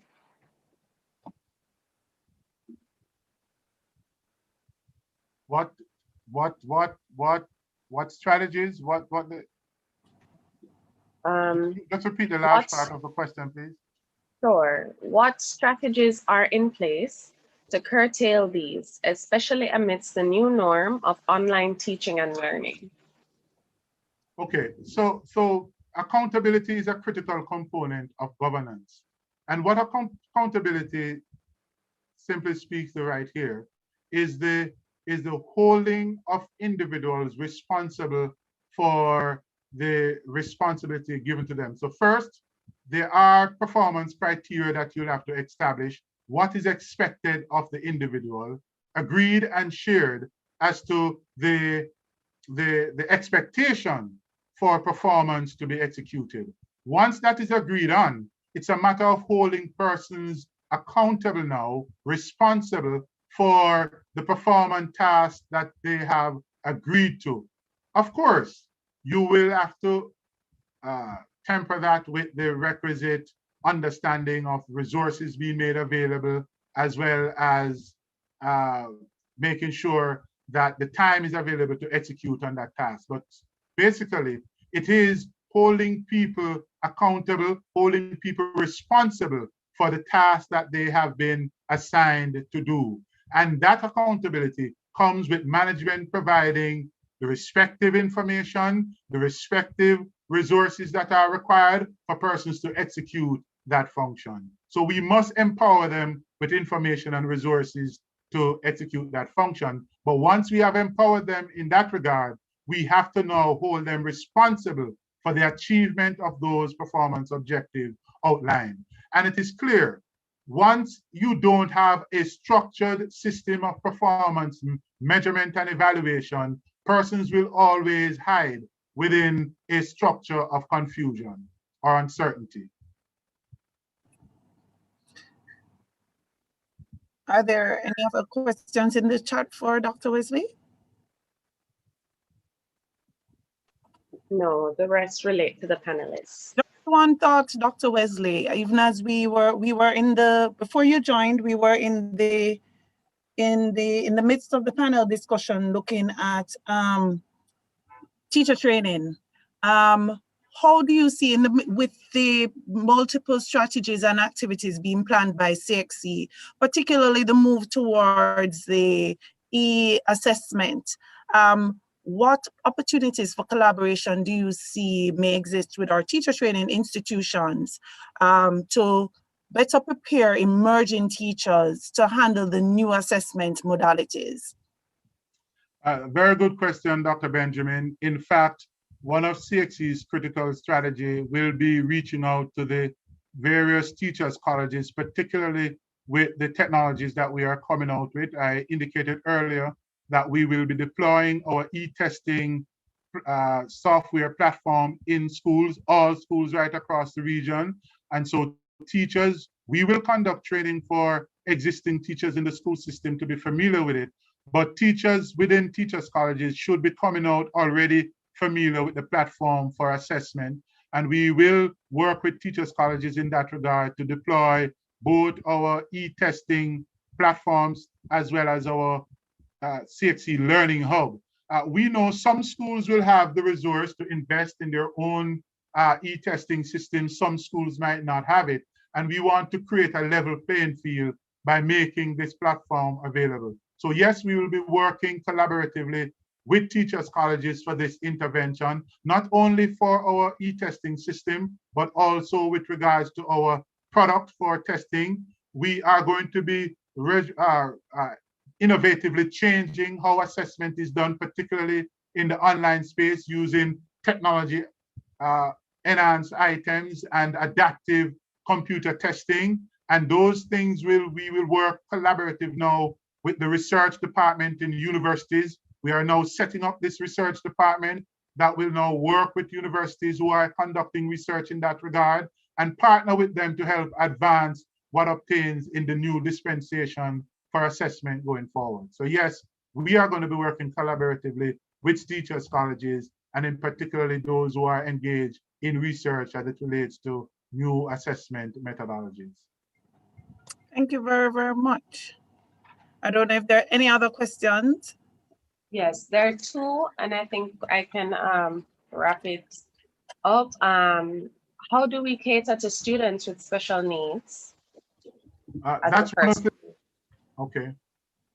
So we have been in the past been responsive to students with special needs, particularly those who require Braille and those kind of intervention, those who perhaps require extra time. We have policies that would make provision for those individuals. But even as we move now using virtual reality in our assessment, we will have greater capacity to treat with persons with special needs. In fact, that's a critical component of our new 5-year strategic plan as to how we will become even more inclusive in our approach to assessment for persons with disability of all sorts. So yes, we will be using technology in that regard. We continue to facilitate with Braille. Okay, wonderful. And the last question by Professor Neveline. What is the timetable for CXC displaying adaptability in relation to disruptive technologies, profile of Caribbean citizen worker, and the 4 tenets of UNESCO? Okay, so those are some of the guiding principles we are using.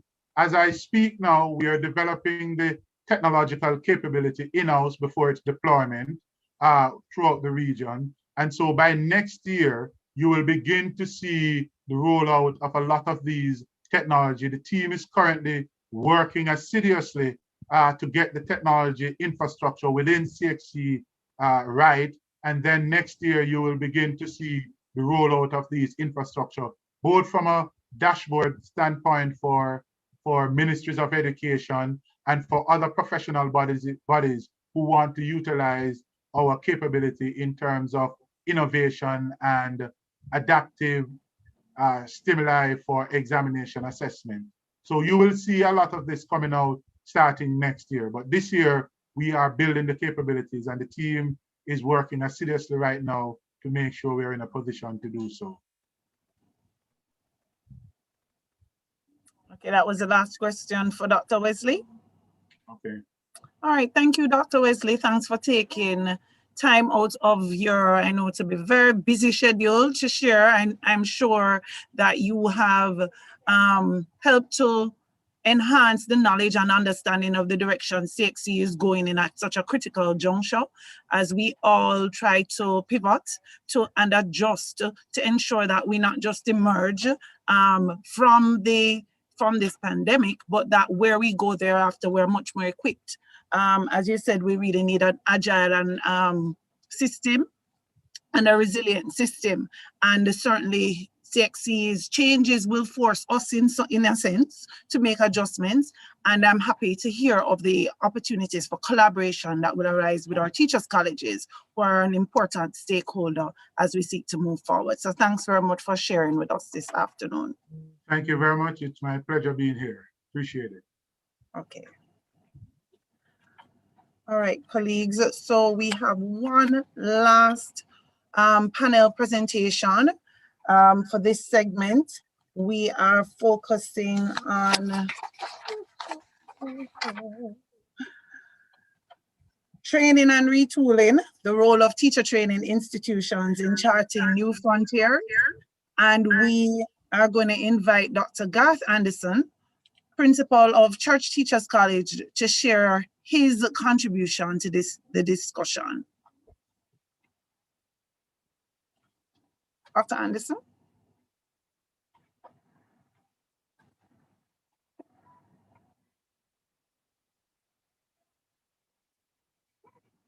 Is Dr. Anderson still with us? Okay.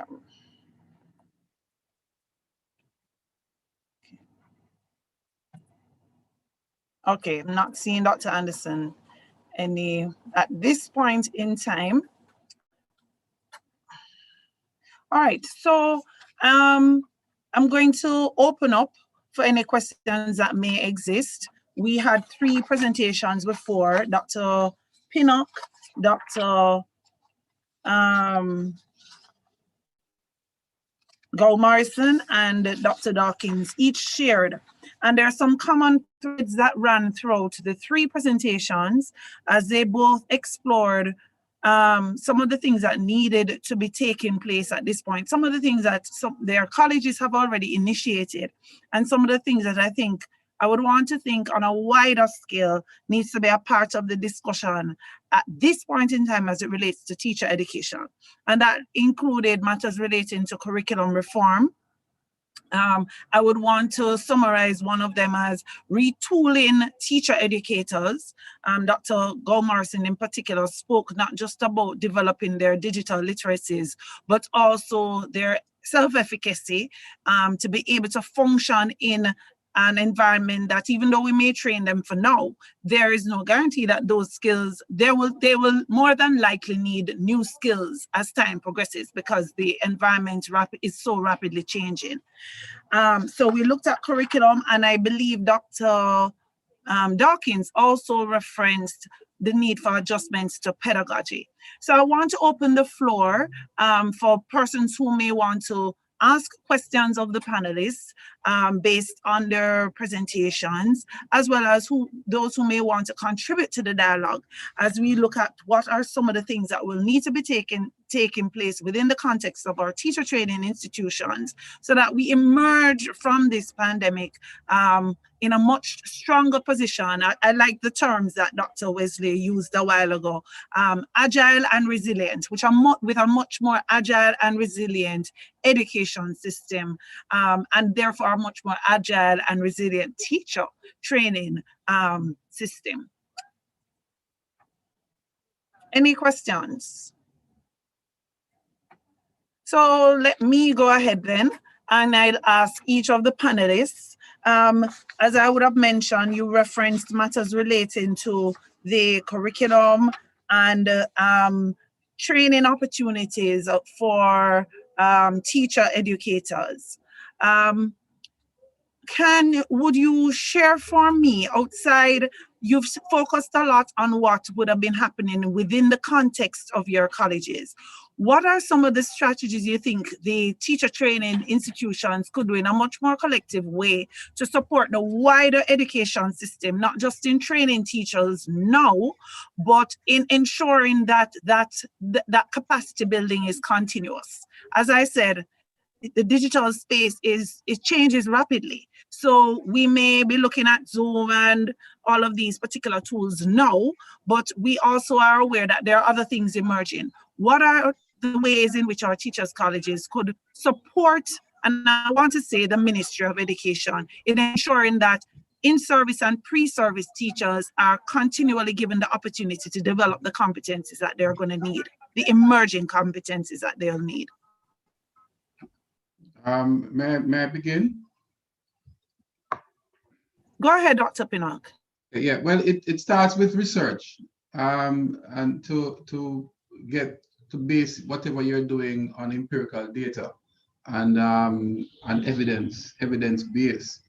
And therefore, as we look at the current situation, I look at international context, I look at the Jamaican context, and I look at what COVID is doing to us in terms of pushing us at a faster rate to change, then all that should be in context of your garnering your data to say what should the teacher trainee be, what should be the teacher trainer be, and what should be in service and the pre in service teacher. And I think the Teachers College can influence the government in terms of policy and help them to chart policy based on our research into a particular direction to help the system. Pedagogical changes, curriculum changes, as you alluded to, curriculum reform for the colleges, for all of us to get in alignment with what is happening nationally and internationally, and to ensure that the teacher trainee, leaving becoming a teacher, is able to influence the students to become valuable human resource to support what is happening out there. We are seeing where the disconnect, where we have these policies, we know what we want, but we are not fixing the influencers that enable to get you there. The teacher educator is critical because they're the one training the teachers who are going into the classroom, and the teacher is the greatest multiplier effect in all of this. The other aspect of it is providing in-service training. And again, we have to retool ourselves to be able to provide service training to the teachers in the classroom. It's like I like to look at it as a car dealership, where if you buy a car from Toyota or from Lexus or from Mercedes, and then if the car becomes outdated or something happens, and if they can't take it back to them to service, what's the point? And so we have to, so to speak, provide services for our teachers who we train in the first place. As things change and curriculum change and circumstances change and context change, then we must be able to be there to provide that in-service training. Dr. Benjamin, can I add to the answer provided by Doc? Sure, go ahead, Dr. Duncan. Just wanted to add to what has been said, and that whatever we do has to be evidence-based. And what we have begun to do at Shorter, I think it needs to be done right across the colleges, is to follow our graduates to see, what they're actually doing. Are they implementing the best practices learned at the college? Especially as it relates to methodologies, the quality of content, the management of the learning environment, classroom management, and also their overall contribution to the institutional development in terms of participation in all the other activities. And that trace study that I mentioned would capture some of that data. I do also want some investment to be made at the colleges. So we have individuals who go out to look at what the graduates are doing based on observation, and also to plan, have a continuous plan for their continued professional development. So having identified the gaps, if there are any, to continue to train such individuals, and where there are best practices to find out how is it that this individual trained in a similar way to others is really performing well. Is it the training, or are there other elements of the person's character that is causing that person to show commitment and show competence in all the areas of training? Dr. Yang did ask a question in terms of how the teachers' colleges are supporting the holistic development of the students. I have some suggestions, Dr. Benjamin, that I could provide some answers to that question now. Can I go ahead and do that? Yes, you can, and take another question after. All right, there's a proposal that's shorted for the first 5 minutes of class to be spent on looking at personal social issues, topical and relevant as the case may be. And that's not a waste of time. So that will be integrated in the content. There are scheduled timetable group meetings virtually with different groups of students. There continues to be our weekly devotion, and there are topical sessions that are done virtually with students. And also profiling of our students is going to be critical as we go forward to establish a baseline, because sometimes we get students who are not ideal for teacher training, both socially and even content-wise.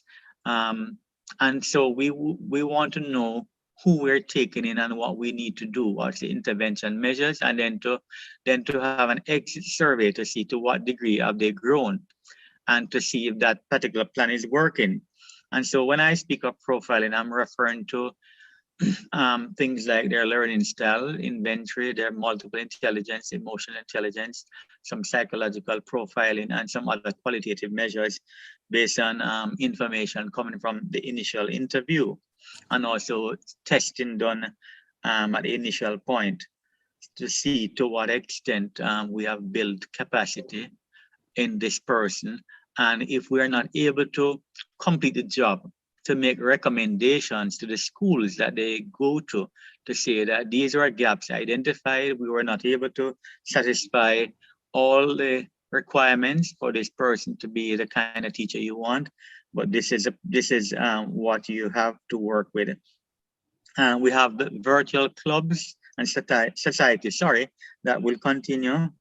And we now have a personal development course, a 1-credit course that looks at civics education to some degree, and the knowing of the individual, getting the individual to know him or herself with a view to appreciating oneself and empowering that person. All right, thank you, Dr. Dawkins. Those are some, I think, valuable suggestions worth exploring and considering if they need to be. I know you shared it within the context of Shortwood, right? But I like to think of us having one system, and for if there is a best practice in one institution, and it's benefiting the students who are leaving to enter the system, then it's, in my view, it's just something that we should consider replicating, because again, we're not just training Shortwoodites for the system, we're training teachers for the Jamaican education system.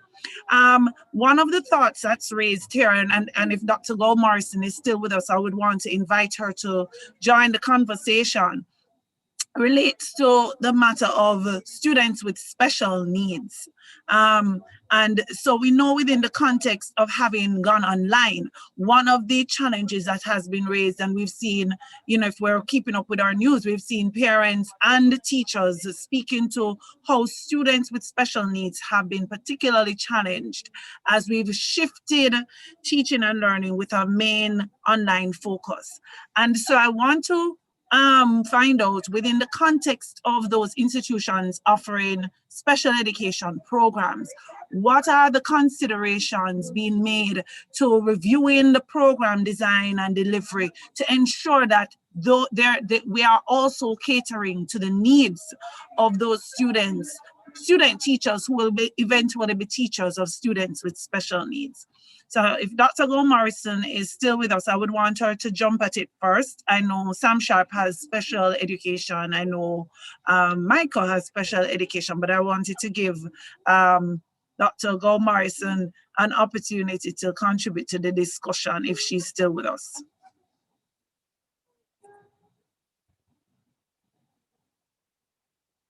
Dr. Gold Morrison? Dr. Pinnock, you want to go ahead? Yes, certainly.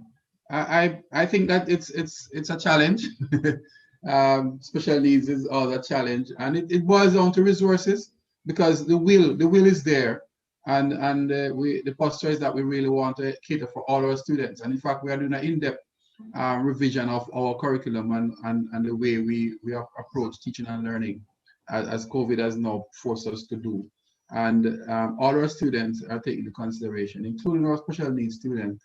And I think what could assist them would be the technology for them to be able to access without the traditional, gadgets. And I think they need upgraded gadgets. They need more software. They need things like, well, I said upgraded gadgets, computers, laptops, tablets with the braille capacity, for example, and of course to communicate to our lecturers. We have to be retooled to be able to, because they do other courses other than their special needs program, and they have to communicate to our faculty members. It has to be retooled and trained to be able to accommodate or to employ maybe additional persons to assist us in that regard. So it's a whole gamut of reform of not only our curriculum, but our physical space, our technological space, and the kind of resources that we provide, and software for our students, special needs or not, you know. Okay, thank you very much, Dr. Pinnock. So I know I'm going to be trying to help get somewhat back on track. I know that the schedule has been thrown out a little, but I really want to thank you, Dr. Pinnock, Dr. Dawkins, Dr. Gold Morrison, and Dr. Anderson. Well, Dr. Anderson, apologies on his behalf. He was not able with the time changes. It affected his schedule. So let me extend apologies on his behalf. And although it wasn't the intention, I also want to thank Dr. Wesley, who contributed to this session as well. It is so important that as we can, I've always said, I think any challenge we face in life, we can sit and consider it a threat, or we can look at it and see the opportunities that are there. And I think there are a wealth of opportunities that have been made available to the education sector, locally, regionally, and internationally. And I think one very good start for me is the increased conversations that we're beginning to have about what we need to be doing, how differently we need to be doing what we're doing, and the opportunities that have been grasped for collaboration and support. And I think this conversation is important because it highlights the need for teacher training institutions, the teacher training on a whole, to really be revisiting, looking at where there needs to be retooling, providing those opportunities for teacher educators, ensuring that the programs within the colleges are adjusting so that this is not a short-lived approach, but that the change that we see that is needed to create that resilient and agile system that Dr. Wesley spoke about, those changes are embedded in a way that leads to sustainable change. And so I want to thank Dr. Dawkins, Dr. Pinnock, Dr. Gold Morrison, and Dr. Wesley for contributing to such a valued and important conversation at this juncture. And I look forward to seeing us continuing to work together to not just talk, but to put some of these suggestions into practical actions. Thank you, everybody, for participating in the conversation, and I look forward to participating others. Thank you. And Dr. Benjamin, permit me to thank you, in addition to the panelists, thank you for ably and expertly navigating us through this process. I want to thank you for your insights and your comments and your grasp of the information and pulling it all together. Thank you so much. We really appreciate it. You're most welcome. Happy to serve, Dr. Pinnock. Dr. Wesley, Dr. Dawkins, Dr. Gold Morrison, colleagues, thank you so much. Thank you, Dr. Pinnock. Thank you. And now turn over to my colleagues from ITA, who will guide us further. Hello, good afternoon. I just want to echo the thanks to Dr. Benjamin, also a thanks to Dr. Albert Benjamin, who handled the morning session as well. It's been a great day of conversations. I'm hoping I can still hold everyone for actual research in the field now. Unfortunately, I'll have to give apologies for two of our presenters, Miss Marsha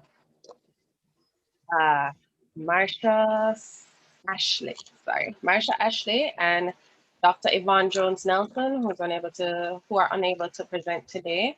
However, we still have two presenters, Miss Donanisha Steele, who will be presenting first on her paper presentation covering the COVID pandemic and the psychological impact on students, teachers, and parents. Donanisha Steele is a special educator at the Lexington County School District 1 in Lexington, South Carolina. She received her master's in educational measurement, and bachelor's of science in sociology from the University of the West Indies.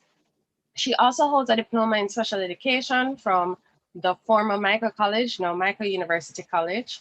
Her research interests include special education, educational assessments, spectrum disorders and disabilities, learning disabilities, and differentiation of instruction. So without further ado, you may go ahead. Hello, hello, hello. Good afternoon. Thank you for this platform. Okay, let me share my screen. Okay, so today I will be presenting on the COVID-19 pandemic and the psychological impact on student, teachers, and parents. Oftentimes when we think about, students, we think about the academic well-being and we tend to forget the social emotional. This is what drove me to, delve a little more into researching on this topic.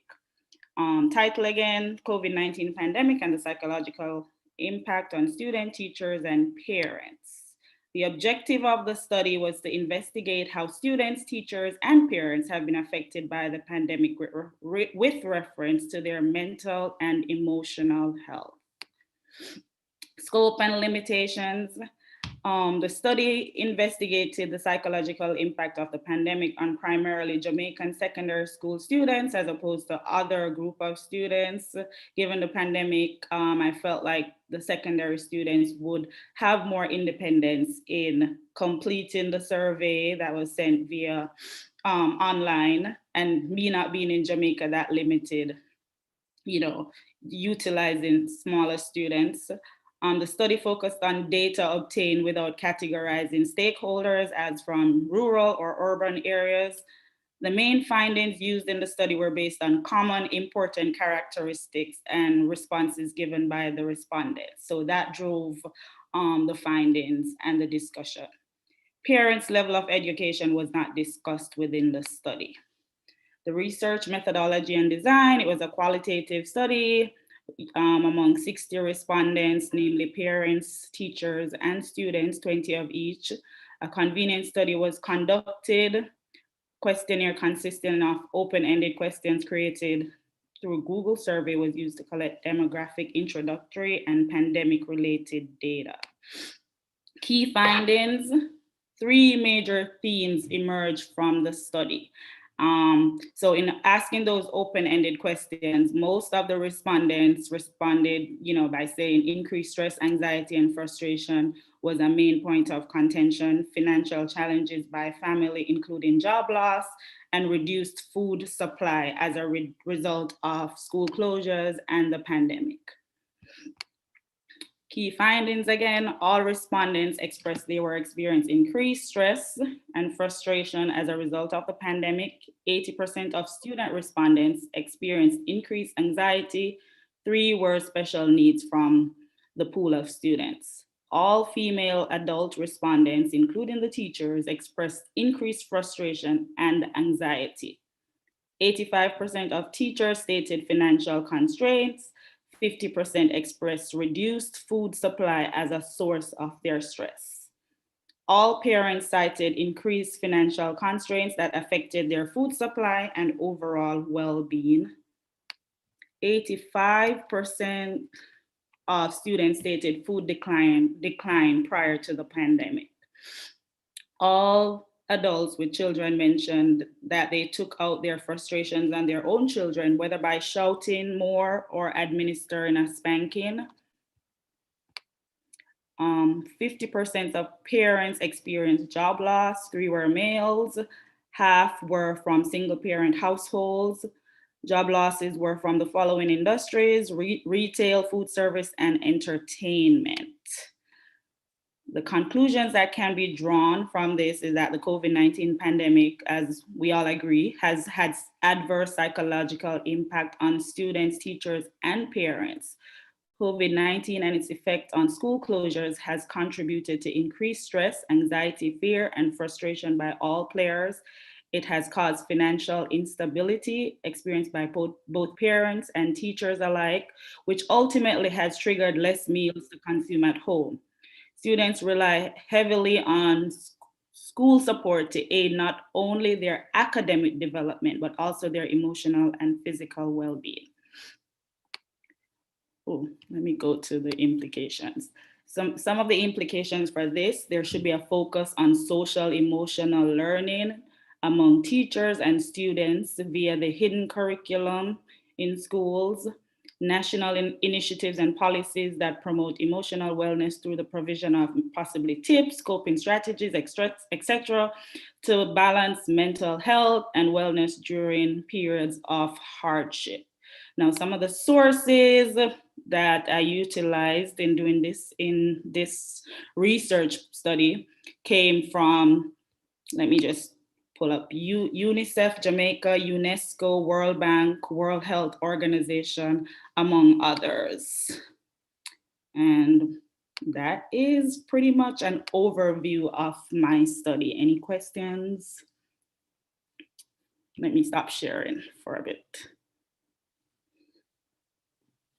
What is going on? Okay, thank you. So I will allow persons to ask their questions in the chat or in the Q&A, and then allow the other presentation to continue before we answer those questions. So thank you, Ms. Steele, in another 15 minutes. So Dr. Osborne, you can go ahead. And then after this presentation, we can have all the questions for our paper presentations.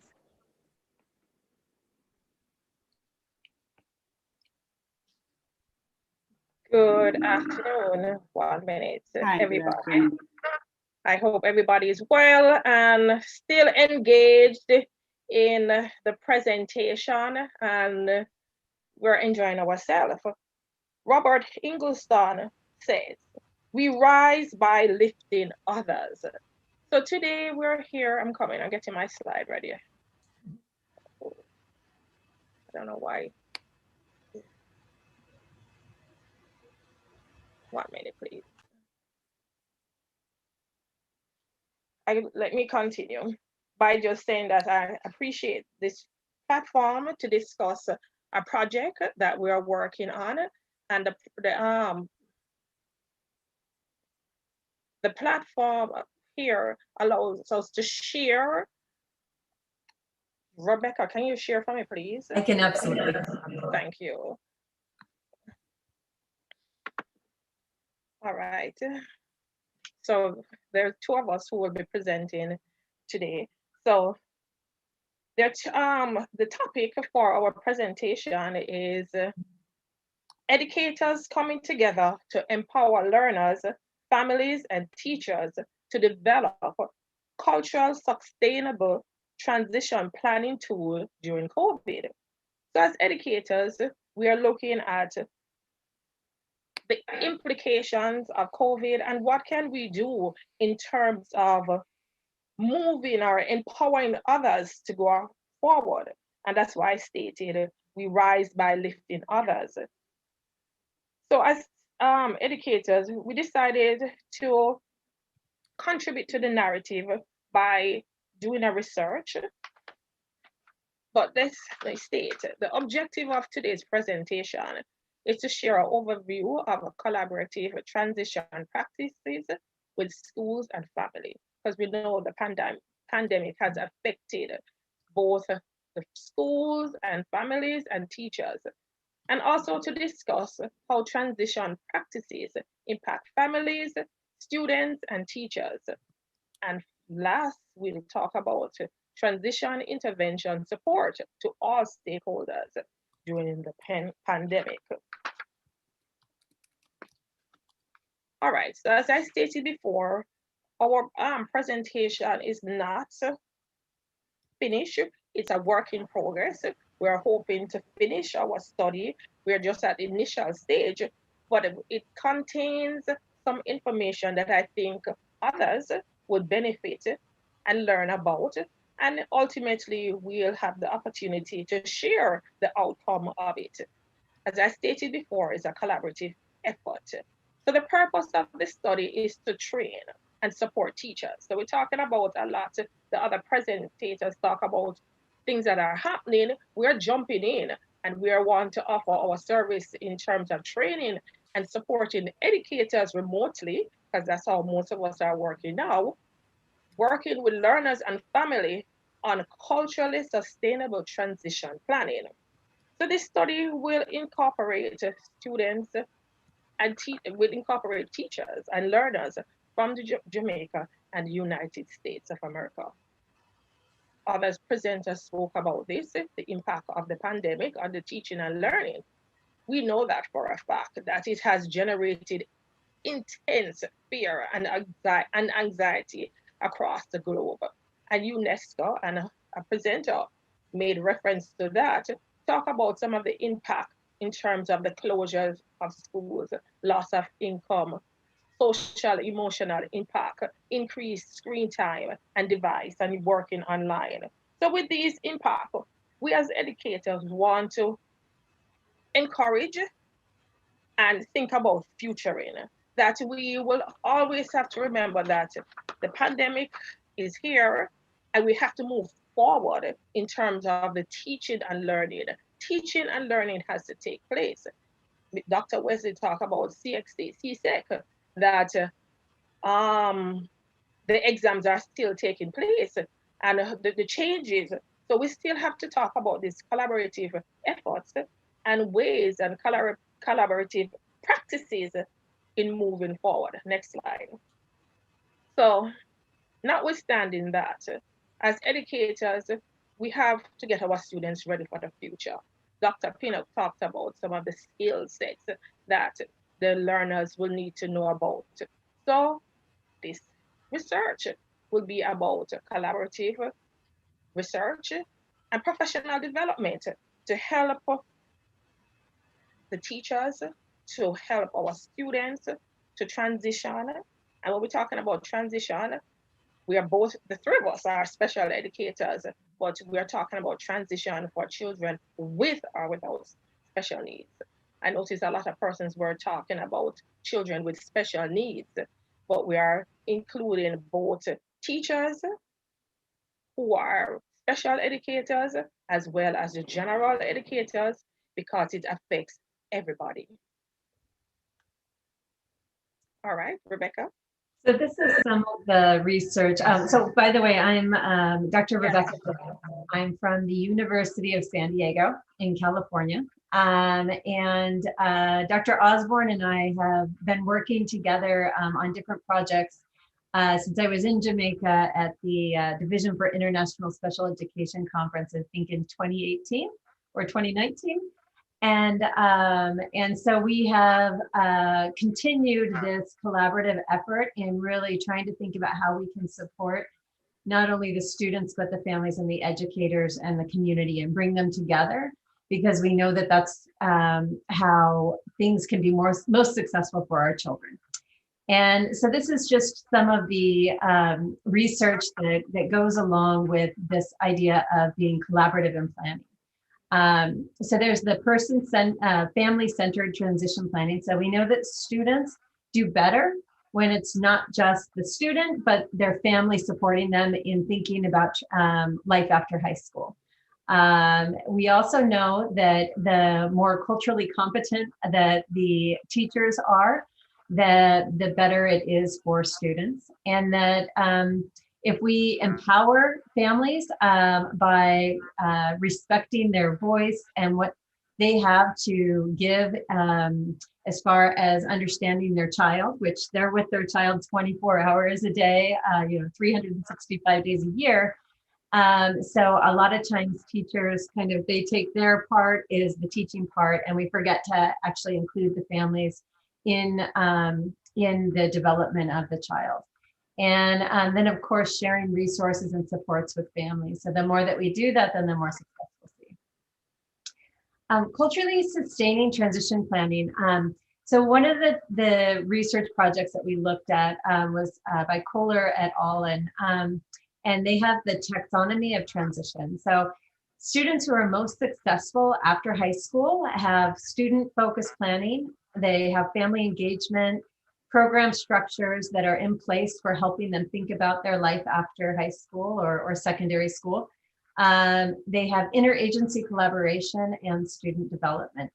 And so we know that they need all of these pieces, but it's the how do we actually get these parts all brought together for our students. And so, you know, we want our students to be self-aware, that we want them to advocate, we want them to have good management skills and believe that they can be successful and know how to, you know, have goals and how to meet them. And so if we really come through in the culturally sustaining pedagogy, then we're not just saying, you know, you have these skills of language and reading and writing, and you have the beautiful cultural pluralism that makes up who you are, but that we at school can promote that these parts of you and support you as you move into your adulthood.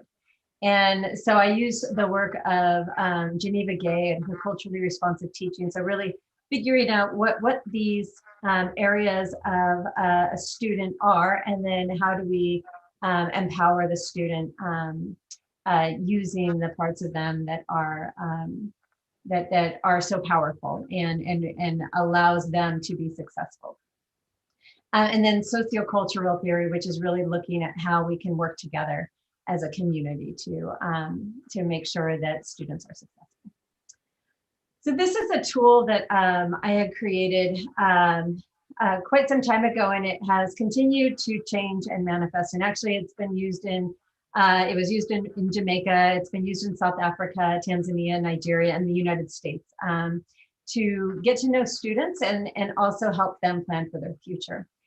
There's 3 different versions, and these are just, this is a template, and these are the different parts of the versions of the template for primary students, secondary students, and then functional is for a student who has a more severe disability. And here's just an example of what the tool looks like. Now, the tool is basically a PowerPoint, a virtual PowerPoint, where you have the prompts up here up at the top, and then down below there's some explanation of those prompts, and then also some links to so that someone could learn a little bit more about how to answer the question about culture. And I have a link to Yoso's Cultural Wealth and Identity Wheel. And the cultural wealth is really looking at assets that the child has. So familial assets. Okay, I have a family who is supportive of me. I have connections through the community. So there's a lot of different capitals that the students often have that they don't realize. This is actually the version of the primary one that was adapted for a school in Montego Bay. And you can see that the teachers wanted to focus on the who I am influences who I'll be, how to be successful in life, things that people can do to help me learn, future goals, and then reading and writing. And so this was actually from the study that we did a few years ago with that group. And that is it. We also have our references available, and if anyone has any questions, and I can stop sharing. Okay, wonderful. Mrs. Leon, if you could just make me a co-host.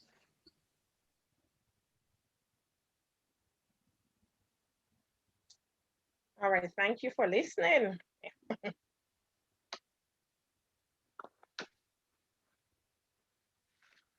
And thank you for letting me join today. It's been Thank you really both. Wonderful to be Yes, a part thank you of both this and for hear from all of presenting. you. I just wanted to do an apology while I was doing the tech side of things. I forgot to give you your introduction. So I guess it's evidence that multitasking isn't real. It's fake news or something like that. So let me just do the honors while Mrs. Leon gives me the co-host so I can begin my video. Dr. Keitha Osborne, with her lovely smile, has over 30 years of experience in teaching at the primary, secondary, and tertiary levels. She is currently a lecturer at the Mico University College in the Special Education Department. Dr. Osborne is passionate about research and is an advocate for children with special needs. Dr. Rebecca Jez is an assistant professor at the University of San Diego, where she supports educators both locally and globally in using culturally responsive and sustaining inclusive practices. She taught in urban public institutions for over 14 years and was a distinguished Fulbright in teaching scholar in 2013 in South Africa and is director of the Academy of Catholic Teaching. Our third writer of the co-author of the paper is Dr. Clara Hart, who is unable to be here right now. She's an associate professor at Marymount University, where she supports transformational leadership in preparing teachers and administrators for careers in the critical field of special education. Is noted through her co-authored book, The Survival Guide for New Special Education Teachers. Her research agenda includes interventions in schools, teacher, and school leadership, culturally responsive teaching, and collaborations in global education projects. Now, Donanisha Steele was unable to stay for the Q&A. However, she did answer the questions directed to her in the chat. So in case you can all see, I will run through those.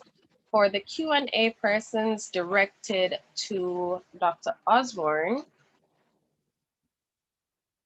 I'll just see. I haven't seen any come in, so you have a minute to drop some in the chat in terms of clarity, but I'll just ask my question.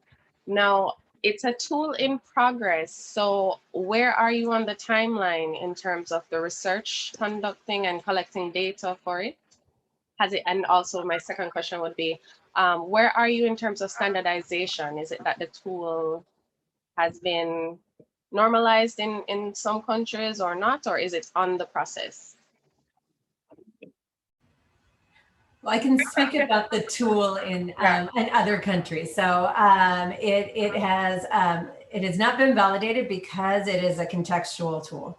And so each site changes it depending on what it is that they need. But once you determine kind of the themes that you want to use within the tool, like, you know, how I showed the list of, there's the 14 slides, it's not required to use all of those slides, but the slides are developed based on best practices and any sort of legal mandates that are happening within the country that it's being implemented in.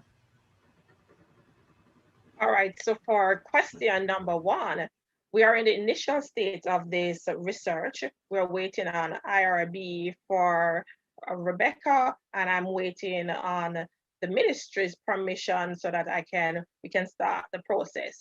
We're hoping things will speed up in terms of what we're doing, because we have a deadline that we are working on in terms of the output of this research. We have somewhere that we like to house it, and we have a deadline for that. Mm-hmm. Yeah, so we have a chapter that we're writing on it that's been accepted. And we do have the survey for the family and the families and the students and the teachers that it's a pre-post survey. And so we have that ready, all of those tools ready. So we're just waiting on the permission with the go ahead. Oh, you're muted. Every time, it has to happen at least once. A question came in about how does the tool contribute to the overall transition plan for students and their families?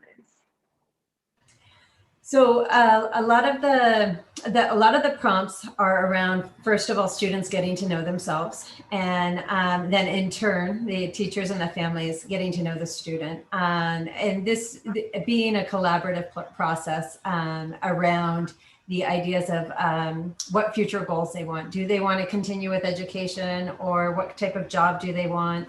You know, what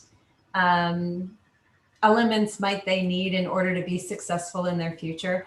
It was originally, when this tool was first developed, it was for students with special needs, but it is now, it has been validated for all learners in primary and secondary.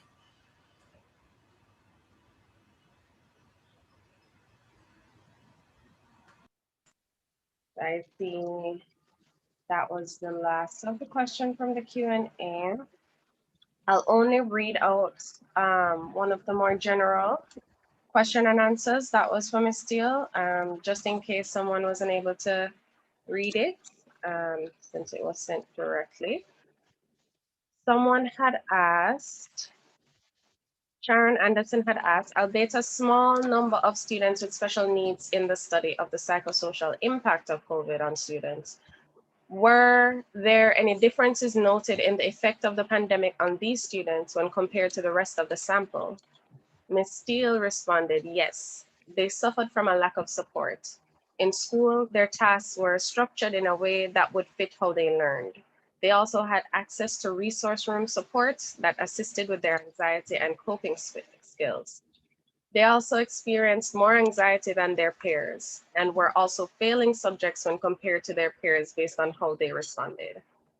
So thank you so much to our paper presentations and giving us, I just wanted to draw the connection actually to some of the questions that were asked in the first panel. For the tool, there was a question about transitioning, how to address that for the high school principals during their presentations earlier. And it's so funny that your presentation here actually addresses that in a way. Well, it actually addresses it more directly. So I would have hoped that the person that initially asked the question stuck around, but if not, there's always the recording. So again, thank you, Dr. Jez. Thank you, Mrs. Osborne, and have a lovely day as we head into our final bit of the conference, which is our MicroCare workshop on the psychological effects of COVID on parents and students. So I will just give 1 minute for Miss Matthews to be logged on.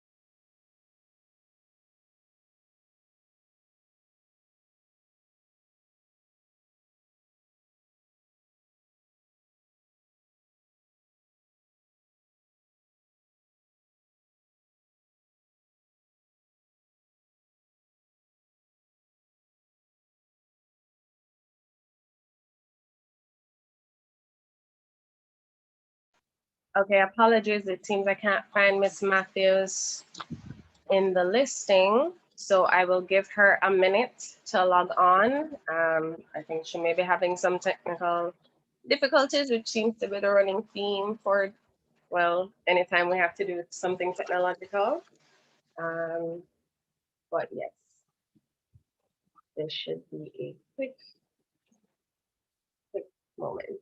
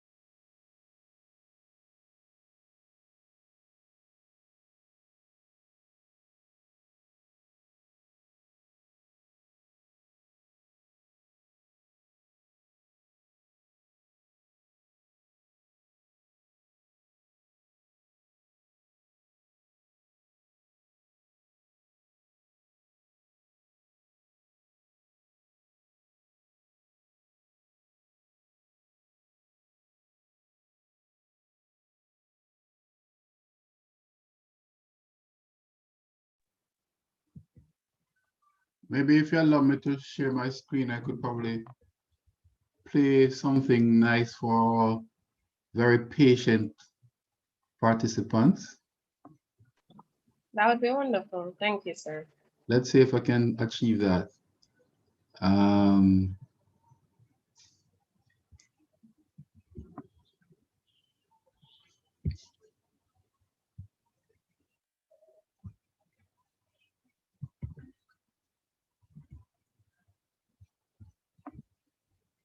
Can you hear it?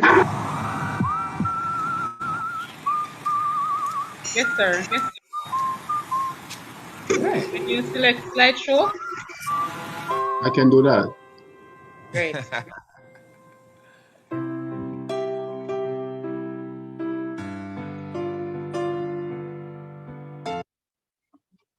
Oh, let me go again.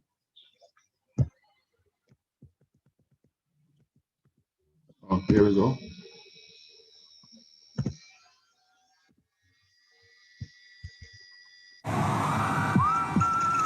Okay now? Yes, sir. Right.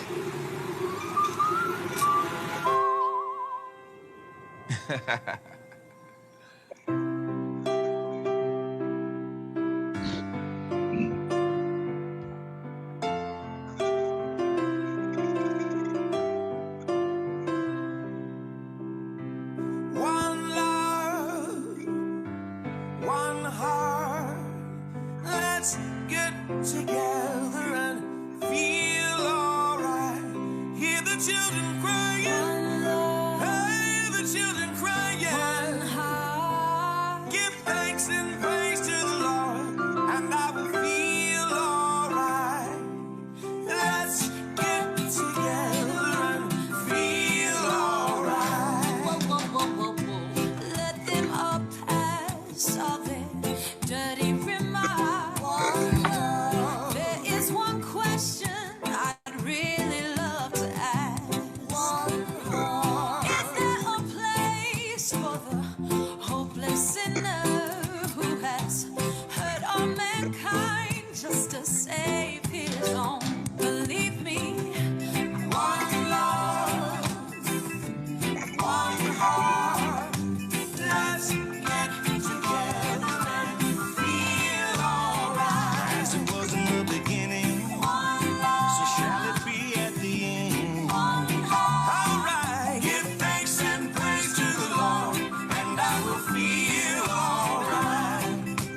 Let's get together and feel alright. One more thing, let's get together to fight this holy Armageddon. One love. When the man comes, there will be no doom.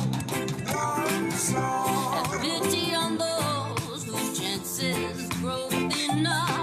There ain't no hiding place from the Father of creation. Say yes. One love, one heart. Let's get together and feel alright. I'm pleading to mankind. One love, oh Lord. One heart. Are we ready?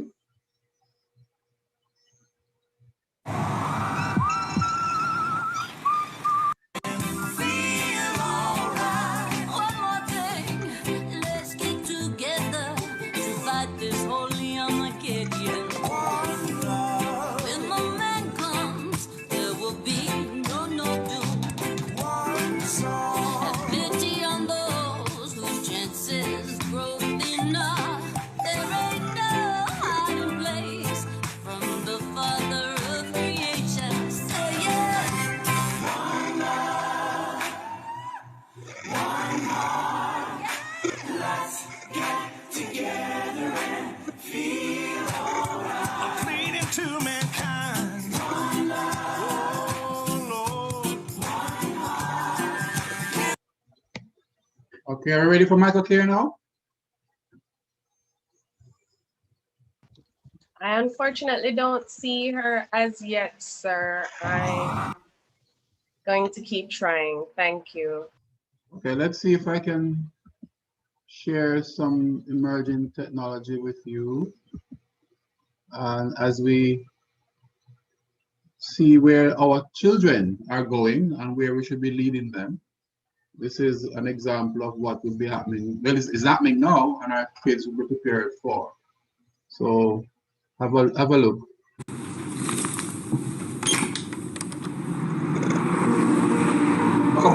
I'm Saqib Sheikh. I lost my sight when I was 7, and shortly after that I went to a school for the blind, and that's where I was introduced to talking computers, and that really opened up a whole new world of opportunities. I joined Microsoft 10 years ago as a software engineer. I love making things which improve people's lives. And one of the things I've always dreamt of since I was at university was this idea of something that could tell you at any moment what's going on around you. I think it's a man jumping in the air doing a trick on a skateboard. I teamed up with like-minded engineers to make an app which lets you know who and what is around you. It's based on top of the Microsoft Intelligence APIs, which makes it so much easier to make this kind of thing. The app runs on smartphones, but also on the Pivot Head smart glasses. When you're talking to a bigger group, sometimes you can talk and there's no response, and you think, is everyone listening really well, or are they half asleep? And you never know. I see two faces, 40-year-old man with a beard looking surprised, 20-year-old woman looking happy. The app can describe the general age and gender of the people around me and what their emotions are, which is incredible. One of the things that's most useful about the app is the ability to read out text. Hello, good afternoon. Here's your menu. Great, thank you. I can use the app on my phone to take a picture of the menu, and it's going to guide me on how to take that correct photo. Move camera to the bottom right and away from the document. And then it'll recognize the text. Read me the headings. I see appetizers, salads, paninis, pizzas, pastas. Hi.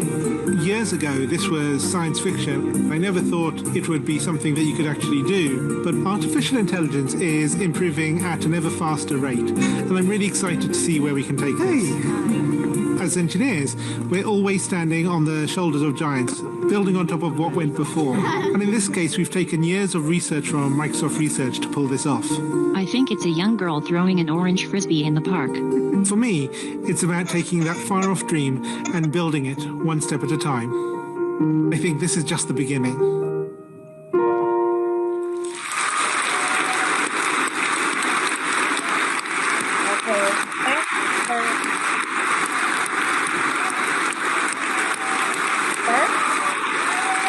Okay, are we ready?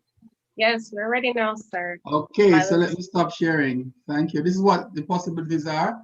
A question was asked earlier about our special ed students, special needs, and what can be done. This is the kind of software that that can be used, and this is the possibilities of our own students can get into Silicon Valley or working with Microsoft to develop new technology. So the possibilities are endless. We just need to nurture them and allow them to grow.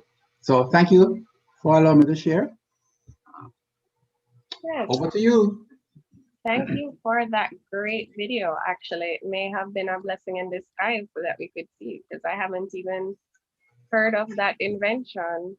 Yes. Okay, so we are moving on into our final presentation. Well, it's actually a workshop with Yannick Matthews, who is the clinical manager for the Mico Care Center. She's a US trained, nationally certified school psychologist who specializes in early prevention, intervention, and neurodevelopmental disabilities. She has more than 10 years experience with comprehensive psychoeducational assessments and interventions, having trained and worked in K-12 schools, children's hospitals, autism specialty centers, and outpatient hospital clinics in Florida, Georgia, and Tennessee. Ms. Matthews' therapeutic expertise includes individual and group counseling, utilizing cognitive behavioral therapy, play therapy, and behavioral parent training modalities. She's a certified trainer of helping our toddlers developing our children's skills a research-based parenting skills group program that emphasizes positive behavior principles. Ms. Matthews also maintains credentialing as a certified therapist for parent-child interaction therapy. In addition, she has received training in trauma-informed practices through completion of a highly selective one-year leadership education in neurodevelopmental and related disorders fellowship. LE&D is an interdisciplinary training program that emphasizes high clinical competence and innovative practice to improve the health of infants, children, and adolescents with disabilities and special healthcare needs. Her research utilizes quantitative and qualitative methodologies and has resulted in co-authored peer-reviewed journal articles and presentations at US state and national conferences. Past projects include child and adolescent mental health, behavioral parent training, low incidence disabilities and teacher professional development, and autism assessment and service provision. Ms. Matthews is a national of Trinidad and Tobago who earned her Bachelor's of Arts in Psychology with a clinical emphasis at Smith College and her graduate degrees in the School of Psychology at the University of South Florida, Tampa. At the Mico Care Center, she serves as the head of the clinical department, as said previously, and the senior manager for diagnostic and therapeutic services. So Ms. Matthews can go ahead and begin your video and also your presentation.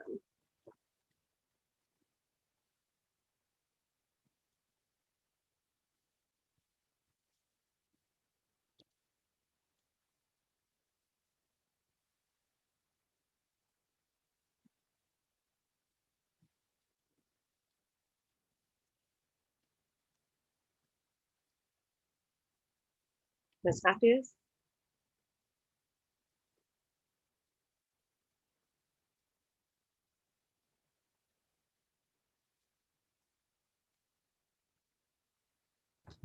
Hi, good afternoon, everyone. Marie, can you hear me? I can hear you. You can begin your video though.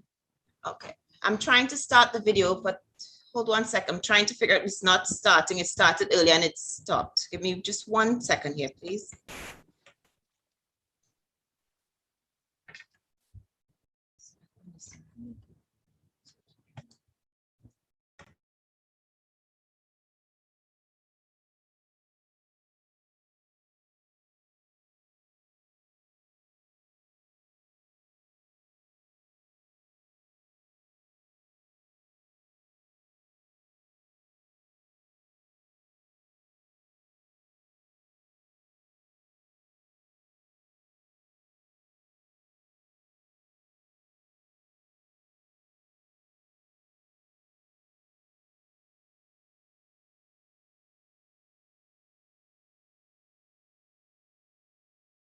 You can go ahead with your video now.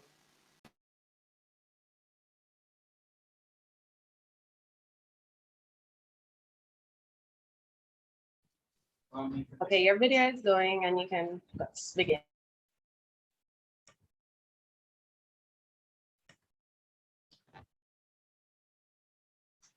All right, good afternoon, everyone. I apologize for the technical difficulties. Everything worked this morning when I practiced it, and I don't know what happened after lunch, but I'm here and I am ready to go. As Ms. McCoy introduced me, my name is Unique Matthews, and I'm currently the head of clinical services here at the Mico Care Center. So today, let's talk about the psychological impact of the COVID-19 pandemic on our students, parents, and teachers. Can everyone hear me quite clearly? Yes, I can. Okay, thank you. Great. All right. So one of the ways that I have not heard the emphasis for describing COVID is that it is a traumatic event. And I think that the words do matter. We do say pandemic, which is accurate. We say virus, which is accurate. But when it comes to talking about the impact on the human condition, we really should be using the language of trauma or traumatic event. And according to the APA, they've decided that trauma is defined as any disturbing experience that results in significant fear, helplessness, disassociation, confusion, or other disruptive feelings. It can have a long-term negative impact on one's attitudes, behaviors, and other functioning. And what makes it traumatic is because it alters and challenges one's view of what is a just, safe, or predictable world. And as we can know, having lived it and currently living through COVID, it quite beautifully is captured by this definition. So let's just briefly look at what is COVID-19. This virus, as we know, it's now a virus officially, presented in early 2020, sudden onset. I still have not seen definitively what's the origin of this virus, although there's all the speculations and conspiracy theories.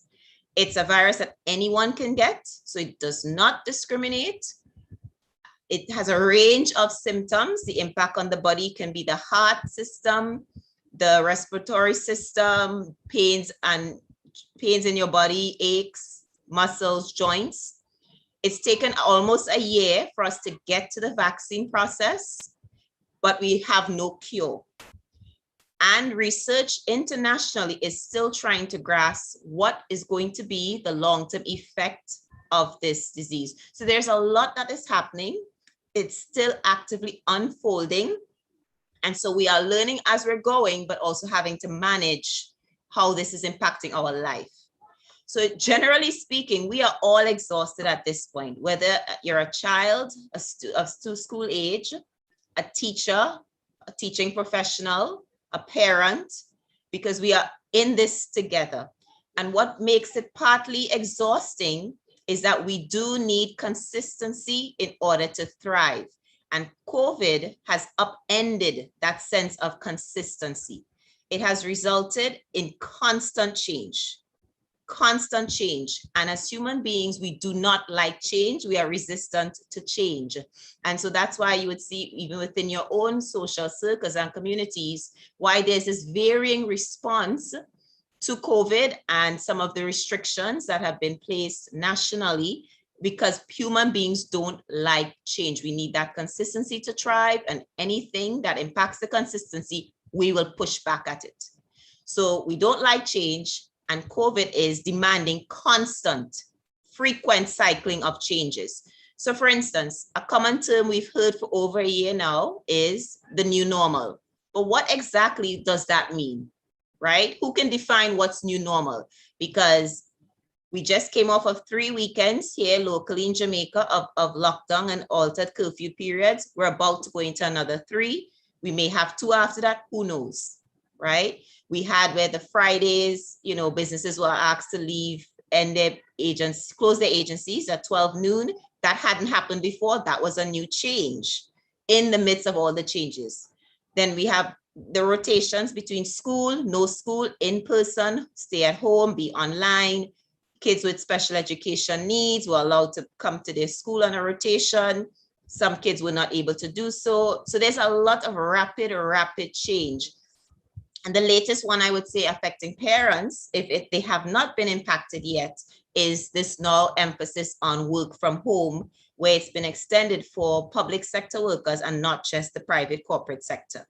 So we are being asked to do as we do, because as human beings, we're striving for that consistency and that equilibrium in our lives, but we're expected to do that normal, adjust to this new normal, and do more at the same time.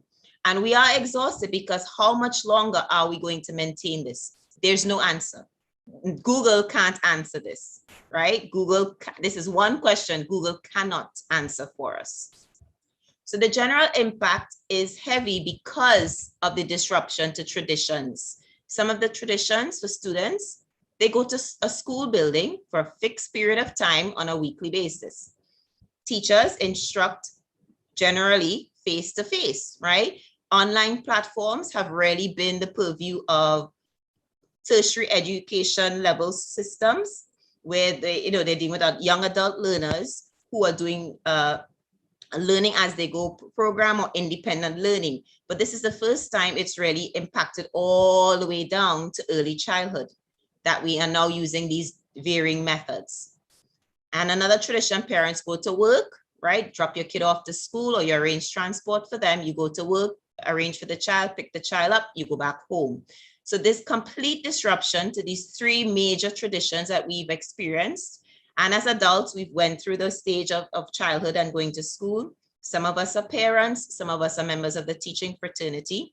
So we are living this and we understand the stages that the others are at. So it's not unusual to hear some of the common reports we've been hearing here at the Mico Care Center. There's excessive worry and anxiety from these three entities, students, teachers, and parents. Variable mood, very irritable. Sometimes you speak to someone, you're not sure what kind of response you're going to get. Did you catch them on a bad day? Or is this just been their reality for the past 14 months? Changes in food patterns, right? If you go to the grocery store, what I noticed prior to the first of the 3 lockdowns was the snack shelves were pretty clear. So people are shopping more, having more snacks because the kids are home. They're also working from home. I've had parents complain that their children don't want to eat any of the nutritious, healthy food. They just want the snacks.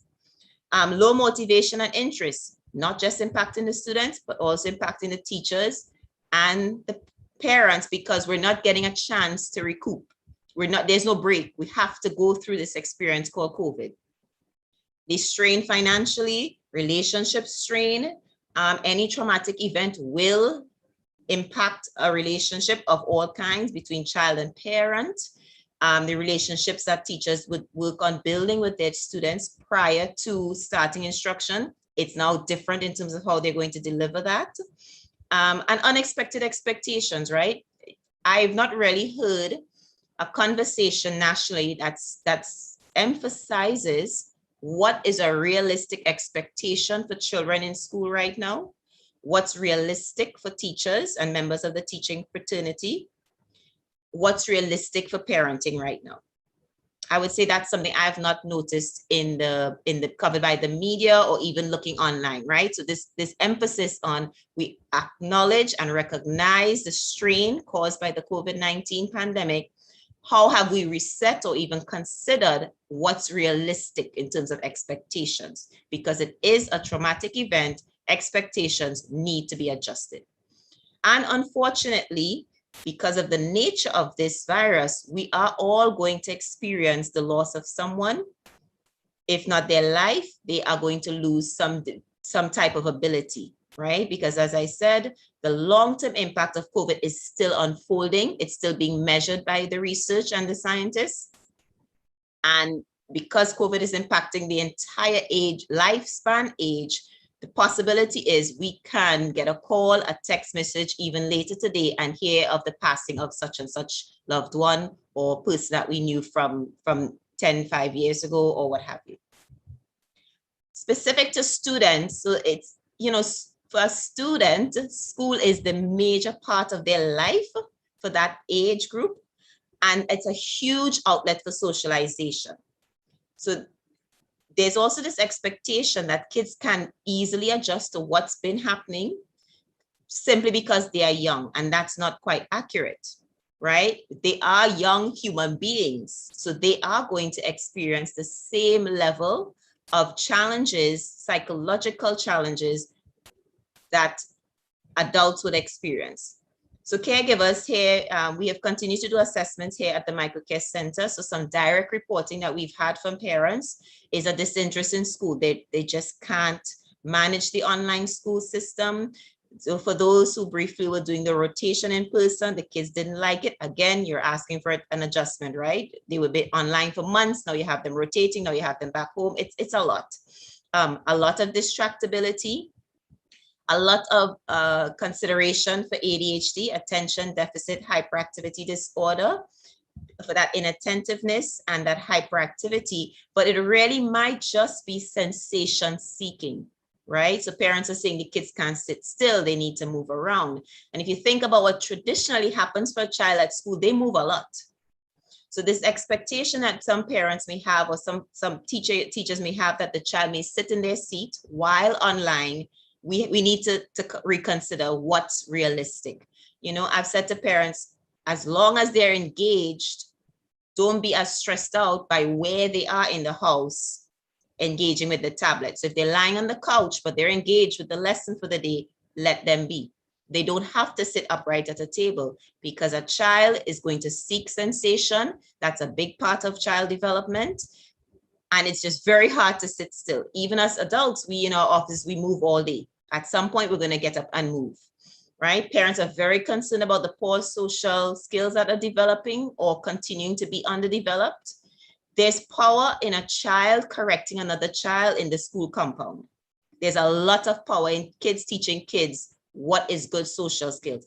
How do you be a friend? You can't talk to me like that. Let's play together. You know, navigating that process. Kids are missing that in a very substantial way right now. And as I indicated, with some kids are withdrawn, there's a lot of anger, right? Because you have all these disruptions that are happening to you. And as a child, you don't know how to healthily deal with them. So we may see some breakdowns in these particular ways. So preschool age children, you may see a regression. So your child now starts sucking their thumb again, some bedwetting, right?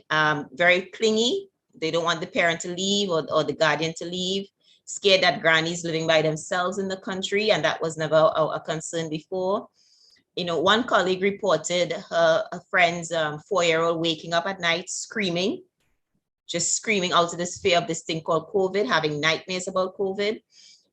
Kids don't want to eat, or they're not eating at the traditional times of breakfast, lunch, and dinner. Very much afraid of the dark. At the primary school level, as I said, nightmares, irritable, aggressiveness, even within the family and persons that they have familiarity with, right? And at the high school level, we do have quite a bit, because of the familial structures in Jamaica, we do have quite a bit of families where they have kids across the 3 areas of school levels. And sometimes a teenage sibling or cousin who lives at the home is also being asked to supervise the younger sibling or the younger relative, right? And some of the high schoolers, they resent that, right? They resent what's happening to their sense of social life at this point, and having been given that responsibility of having to look out for the younger one with this much of attention. This is beyond babysitting now. This is trying to help this child stay on their tablet and learn while they themselves are engaged in their own learning process. So it's not uncommon to see some degree of increased delinquent behavior. Substance use and abuse is something that we need to look out for, because the teens will have access to that and know how to access that. Increasing conflicts, right, among family members, even the neighbor next door, a lot of physical complaints. So all of a sudden they have a lot of headaches, a lot of nausea, they feel exhausted, those kinds of symptoms. So let me just walk us briefly through this particular child who I assessed at the Mico Care Center. He presented for the traditional psychoeducational assessment process. However, in talking to the mother and through our intake process by the team members, it came to be that we discovered that Sam, age 11, started showing poor emotionality almost instantaneously. So school closed, I believe the Friday was March 12th or so. Instantaneously, the mother said he couldn't manage, right? A lot of withdrawal, a lot of anger, sleeplessness. And he eventually had a nervous breakdown in August of 2020, where she had to take him to the hospital to seek emergency care. In interacting with the child and having conversations with the mother, she indicated he was formally diagnosed with clinical levels of anxiety. He refused to leave the home. She had to threaten him to get him to come to Mico for the assessment. She had to hire a private car. He refused to be in public transportation. And even at home, among persons he has lived with since birth, he sometimes doesn't want to be around them because he's so fearful of catching COVID and what it can mean. So on assessment day, here are some features that Sam presented with. For an 11-year-old, he was sitting extremely close to his mother, practically under her arm while waiting for the assessment. I noticed his vigilance before I noticed that Sam was the child I was looking for. Notice this young male, vigilant, just constantly looking around the room, just taking in everything, seeming to video all that's happening in the room. Just this hyper awareness of what's happening, what's not happening. In the process of the assessments here, we're implementing some of the COVID restrictions. So we do a lot of sanitizing throughout the process. He absolutely refused to use my sanitizer and carried his own in his hand and will only use his own, which was fine, right? Physically shaking. So I had to give him a worksheet. I had to shuffle it onto the table and step back quickly. He could not manage me being even an arm's length away from his body to hand him a worksheet. Sam did not speak unless he was spoken to. And I had to preface it and say, okay, Sam, there are moments that I will need you to use your words and answer me so that I know what you're thinking. And even when he did respond, very, very low voice tone. So I can't step into his personal space, right? And at the same time, he's not speaking loud enough for me to hear him.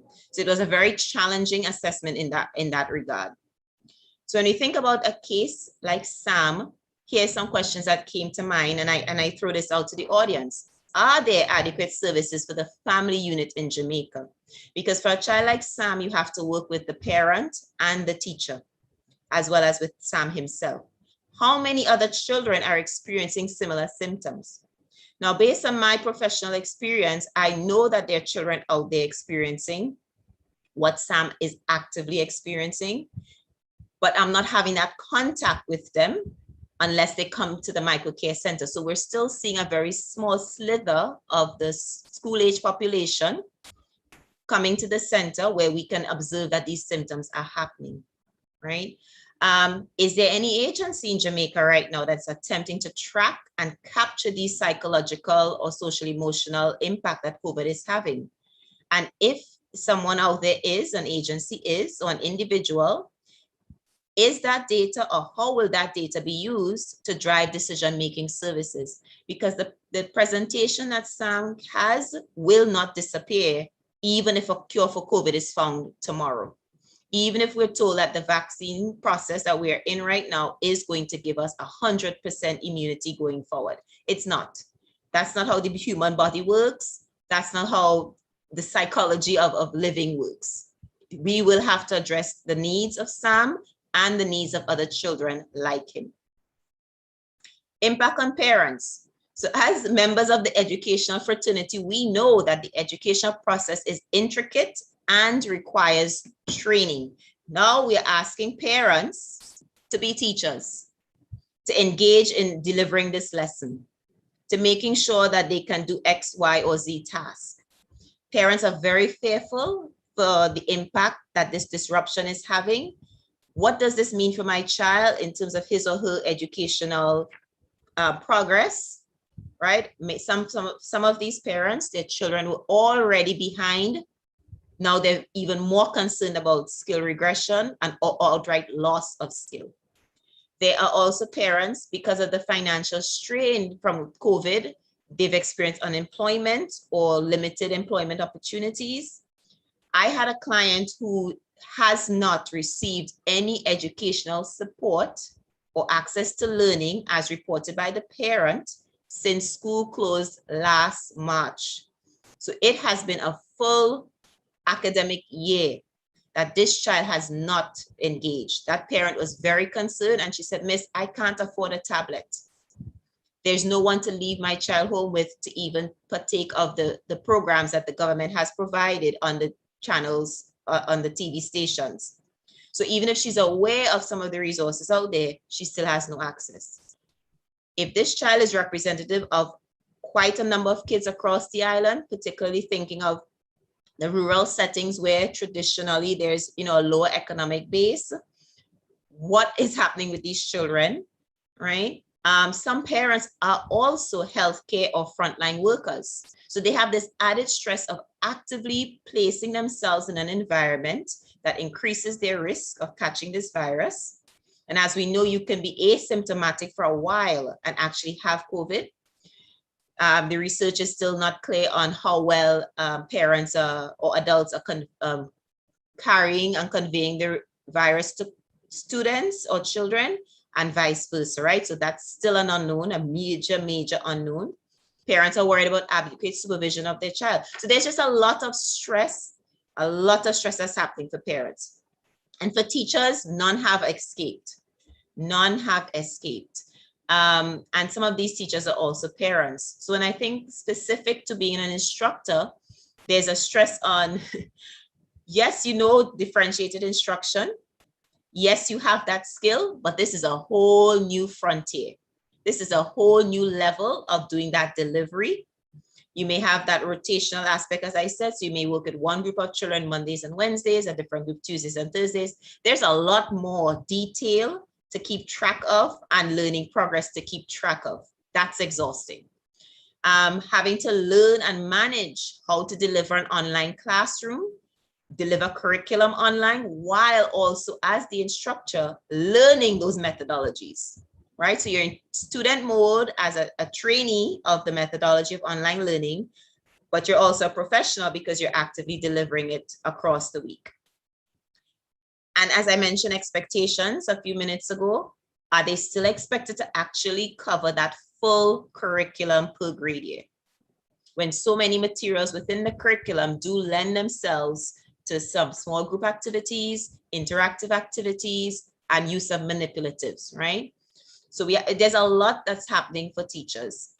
Some of the long-term effects, Dr. Lourdes and colleagues published a report late last year where they said events that trigger isolation and loneliness, and this would perfectly fit COVID because of that social link distance that we're asked to do. They found that it has increased the risk of depression and possibly anxiety in previously healthy children for up to 9 years. So when I said that even if the vaccine was a cure-all, we as these researchers in these American pediatricians have already indicated that this is going to be an ongoing battle, dealing with the psychological impact, and their estimation so far is it could be for the next 9 years. Right, let's just be real, that's a decade. That's an easy decade we're looking at. There's also research by the American Pediatric Association that says that poor mental health is going to be the most significant consequence because of this pandemic on children.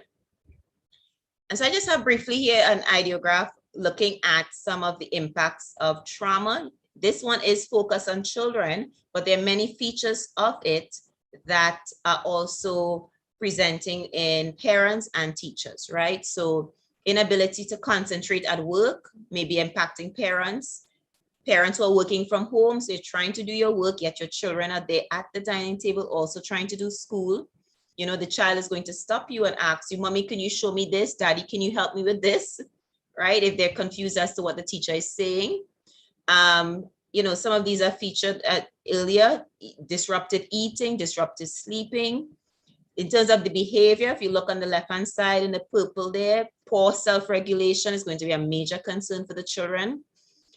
Poor impulse control, a lot of challenges that can be coming unless we start to intervene in a very significant way. So in taking a trauma-informed approach, there's a trauma-informed care process that the researchers have come up with. And the 4 parts of it is you have to realize how widespread this trauma is, because recognizing it will also help you to recognize the signs, the symptoms, help you to recognize who in the system, the human system and related services system needs to be involved, how to respond, fully integrating the knowledge about what we know of trauma, what are policies that are currently in place, what policies we may need to introduce, what are those procedures and practices, and minimizing re-traumatization, minimizing it. And I think that's going to be the hardest part of this process because COVID is still ongoing and we really and truly do not have a formal end date that we're working towards. So while we're engaging in addressing and mitigating the psychological impact of COVID, we are going to not necessarily be as great at that last point of resisting re-traumatization because we're providing support in the midst of the height of the crisis. But it does give food for thought, and it is a channel for consideration as we think about mitigating impact. And this works well for students, teachers, parents, for whichever professional or member of the human race that we're dealing with in terms of mitigating the impact of COVID. So the National Child Traumatic Stress Network, based in the United States, has a history of putting forward protective factors for resiliency. So they're saying one of the best ways to mitigate the impact is to up the resilience of persons impacted. And some ways to up that resilience is increasing support from family, friends, members of our social circle and communities, increasing a sense of safety, working on improving one's self-esteem, those who are into their religious practices, allowing them to have opportunities to do so. And that might be just online, which is fine, but allowing a space and a time for that to continue, for them to engage culturally, to demonstrate or exercise their skill or talent, be it music or sport. They've also talked about some coping skills, right? So what I am proposing that is needed is a national plan for Jamaica. I cannot say that I've seen anything in the media highlighted, even briefly or not, that talks what is going to be done nationally. Now, and I understand that there may be these conversations happening that I'm not privy to, and I would welcome hearing that there are those conversations happening. And those conversations may not be created into a plan that's disseminated until it's ready, right? Because you have to align all the resources. I understand there's also limited resources because this type of plan does require persons with the training in mental health wellness and mental health care. Persons who can serve mild presentations of mental health concerns, as well as the severe psychiatric types of concerns that may require medications, medical management. But there is need for a national, large-scale, well-coordinated plan that fosters and provides mental health support and services. So essentially, you're not overlooking anyone and any region of this country. So one idea I was thinking is something like daily coping tips and strategies that are delivered via media. So when you think about, sometimes I'm in the car going home, and ever so often you may hear the daily flight arrivals and departures for Mobay's Airport and for Kingston Airport. So something like that, right? It's just a minute or two delivering some coping strategies, acknowledging that COVID, it will be challenging, and here's a tip or two for the day. So a tip of the day, strategy for the day. But that type of frequency, because I think it's almost every hour, I've been in my car different times and I would hear the flight arrival and departures and which flight, which airline, which destination, expected time of departure or arrival at the other destination. Then a weekly support services. And again, this can be serving mild. We're not necessarily trying to diagnose persons, but saying here's a space, a community online that meets with this degree of frequency. And we could be tapping into art therapy, music therapy. I know that there are therapists based here in Jamaica.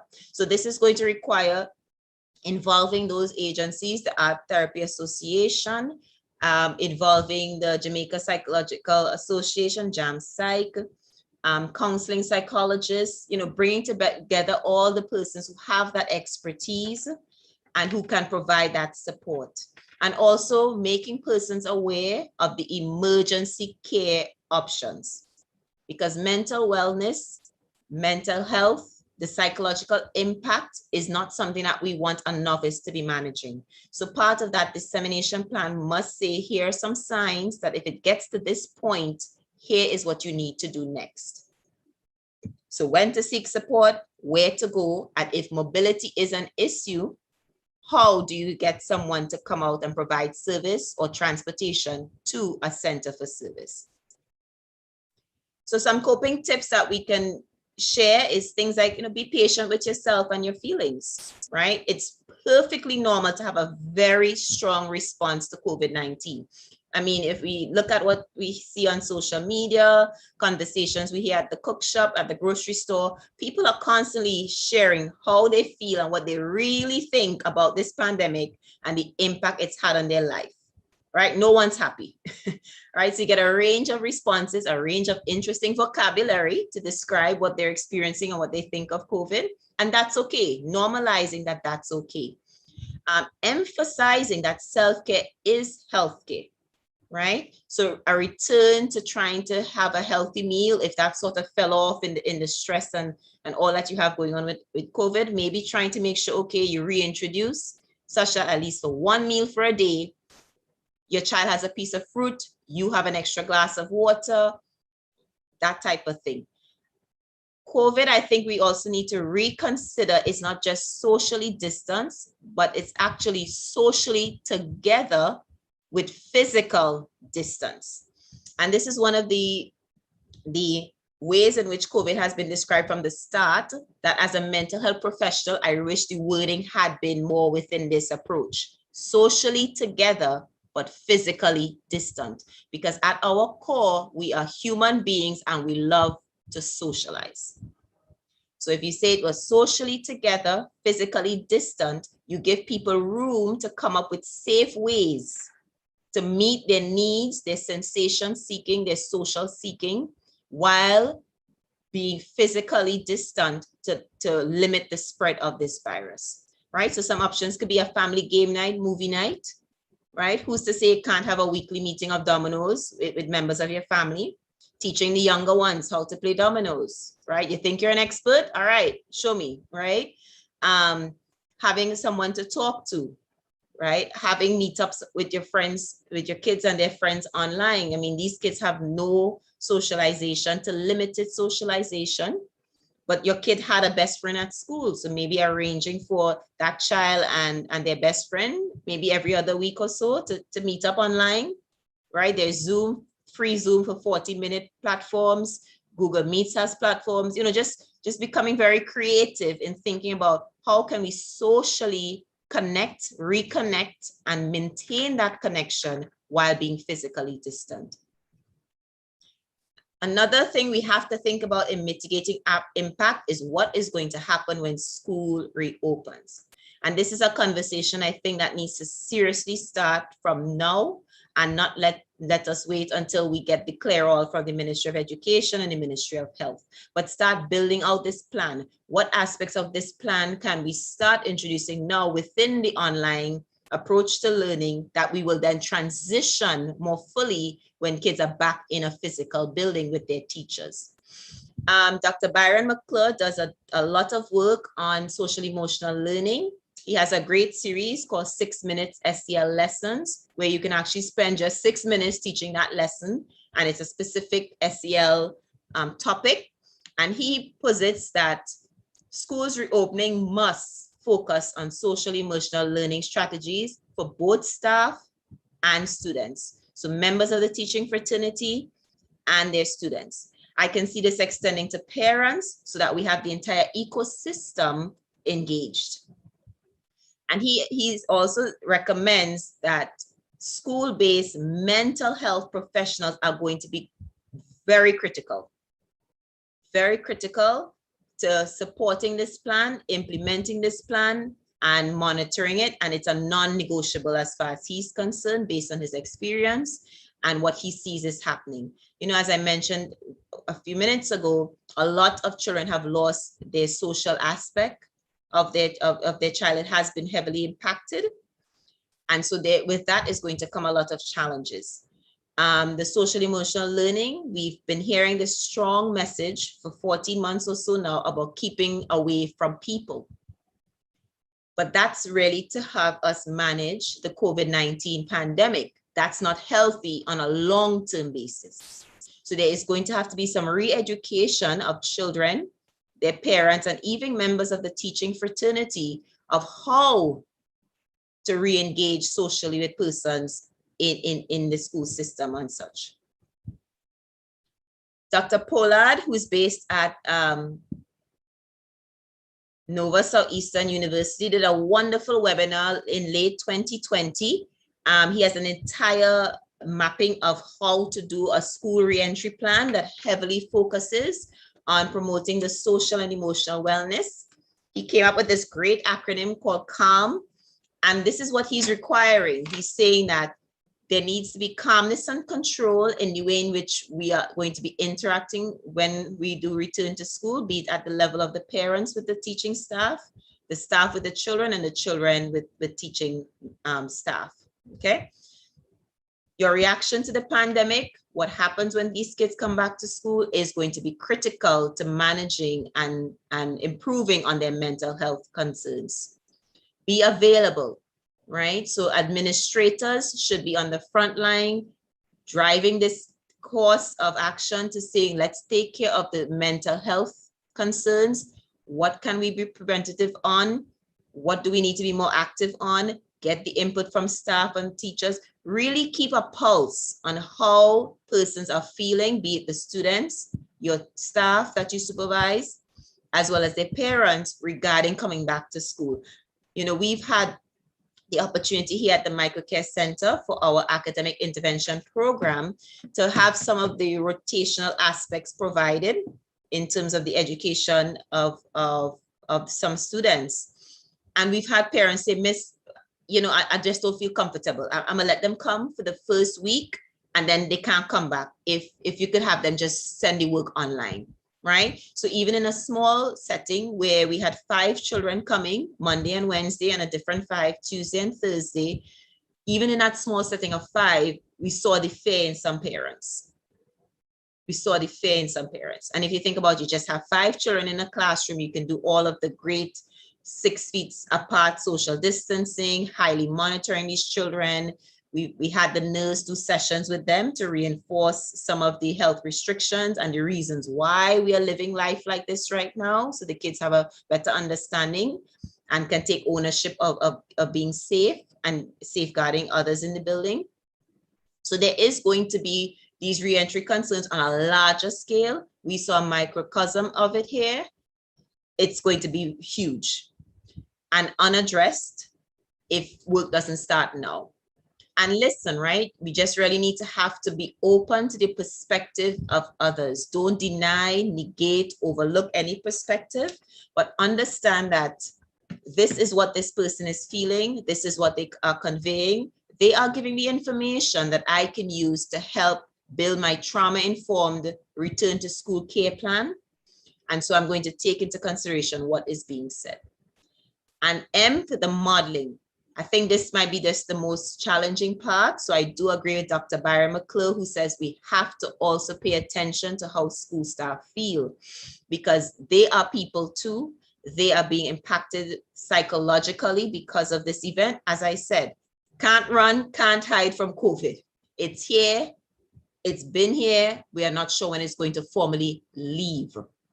Right? Some persons are saying at least through the end of this year, we will still be engaging in some degree of these restrictions because the vaccine is not a cure-all. It limits the symptoms, the severity of the symptoms if you happen to catch COVID, but it's not a cure-all. It does not make it disappear. It does not prevent you from catching it, right? So we're also going to have that continuing aspect to our environment.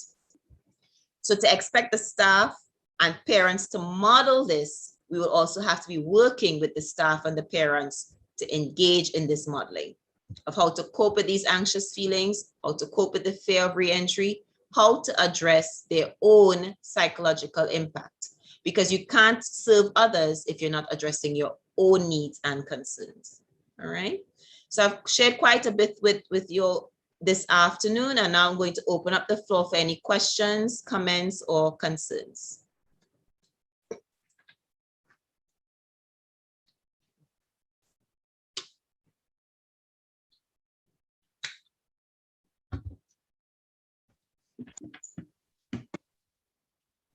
Applause from Dr. Pinnock and I. Yes, thank you so much for that helpful presentation. I think The point, I just want to zero in on the point that you made about what's being done on a national level. I know that there has been some call for how to address psychosocial issues that have been cropping up.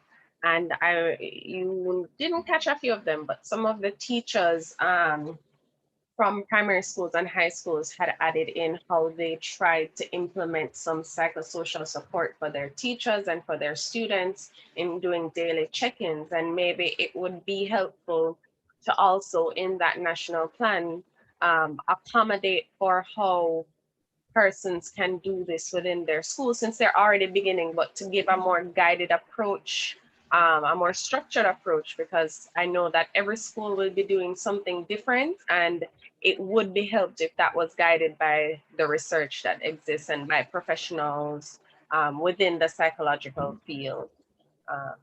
So I'm not sure if you do anything similarly as it stands in your work as Mico Care, or if you interface with teachers directly or schools directly to maybe form like a larger plan. Is that something you do? Well, we're currently, thank you for your comment, Marie. We are currently not in that process, but I'm certain we'd be happy to support and be involved in that planning process and implementation, because we are a bit on the front line in capturing the pulse of how this is impacting parents and parents who are also teachers.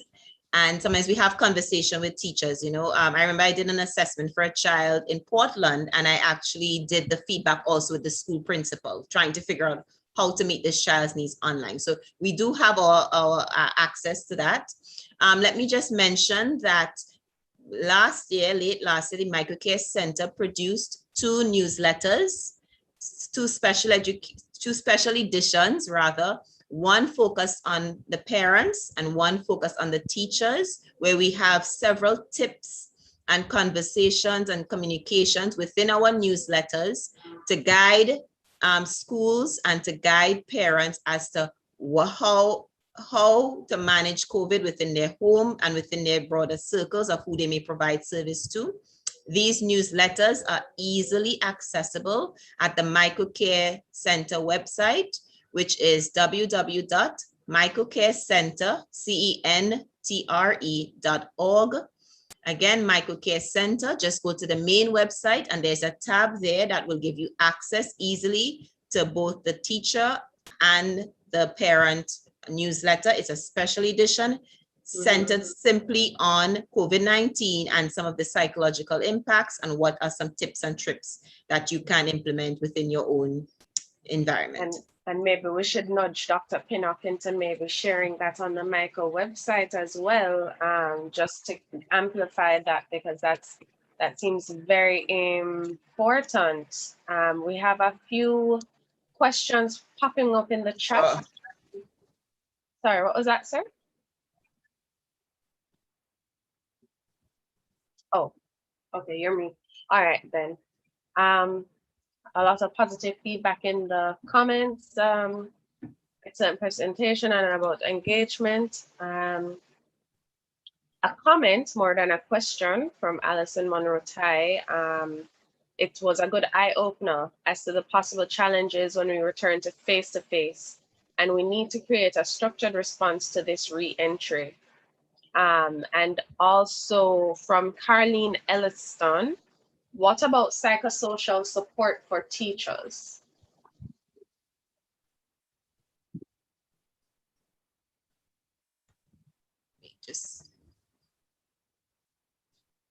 All right, so Miss Ellison, would you be comfortable unmuting your mic and giving me a little bit more context around your question? If you could raise your hand, Miss Ellison, so that I could unmute you. And Mrs. Alvaranga has dropped the link to the presentation, to the newsletters in the chat. Okay, wonderful. Thank you so much. Okay, you may unmute. Yes. Okay, good afternoon. Good afternoon, Miss Ellison. Yes, I love the presentation. Excellent. Thank you. I'm just concerned that, the focus, and perhaps rightly so, is on the children. and, you know, to some extent the parent. But I'm just thinking that you had mentioned something about, you know, teachers, you know, ought to be taking care of themselves. If it is, you know, they'll be able to, you know, to assist the children, especially when they return. I'm just trying to figure what is in place for these teachers to deal with their own psychosocial needs. Is any particular study going in that direction?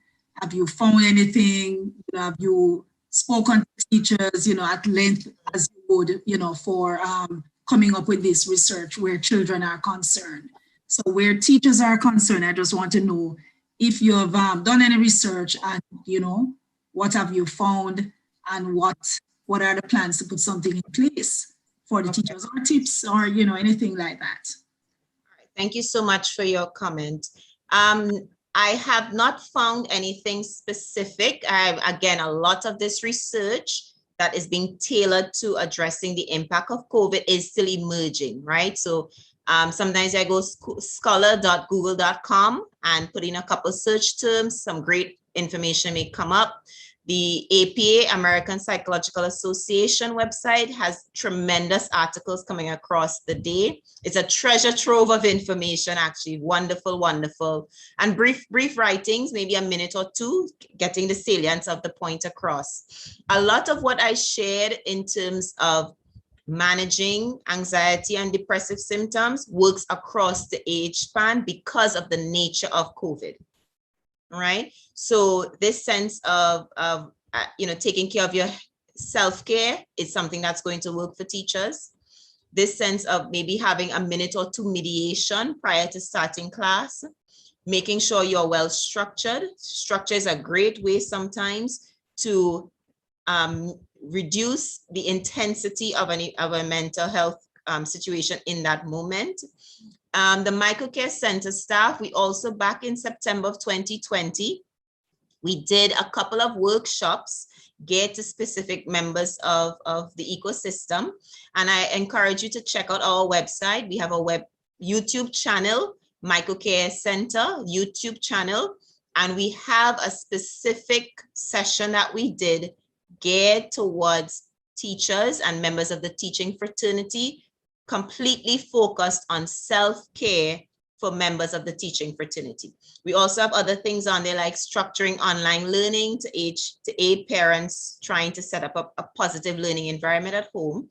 But in answer to your question, I think it'd be very much worth your while. In that presentation, we discussed, the staff members discussed a lot about some techniques at detail in terms of what you can do as a teacher prior, that would lend itself to prior to you engaging in your teaching instruction, at the end of each day, you know, things that you can do to take care of yourself mentally and emotionally while you are providing the level of service that you are providing. So I encourage anyone, it's a great, I think it's about 45 to 60 minutes long, freely available on YouTube, because a big part of what my team was focused on late fall was to provide as many resources and disseminate it as great as we can. So I encourage you to check the newsletter. There's some great bulleted ideas in there, as well as if you're more of an audio visual learner, check out the YouTube channel.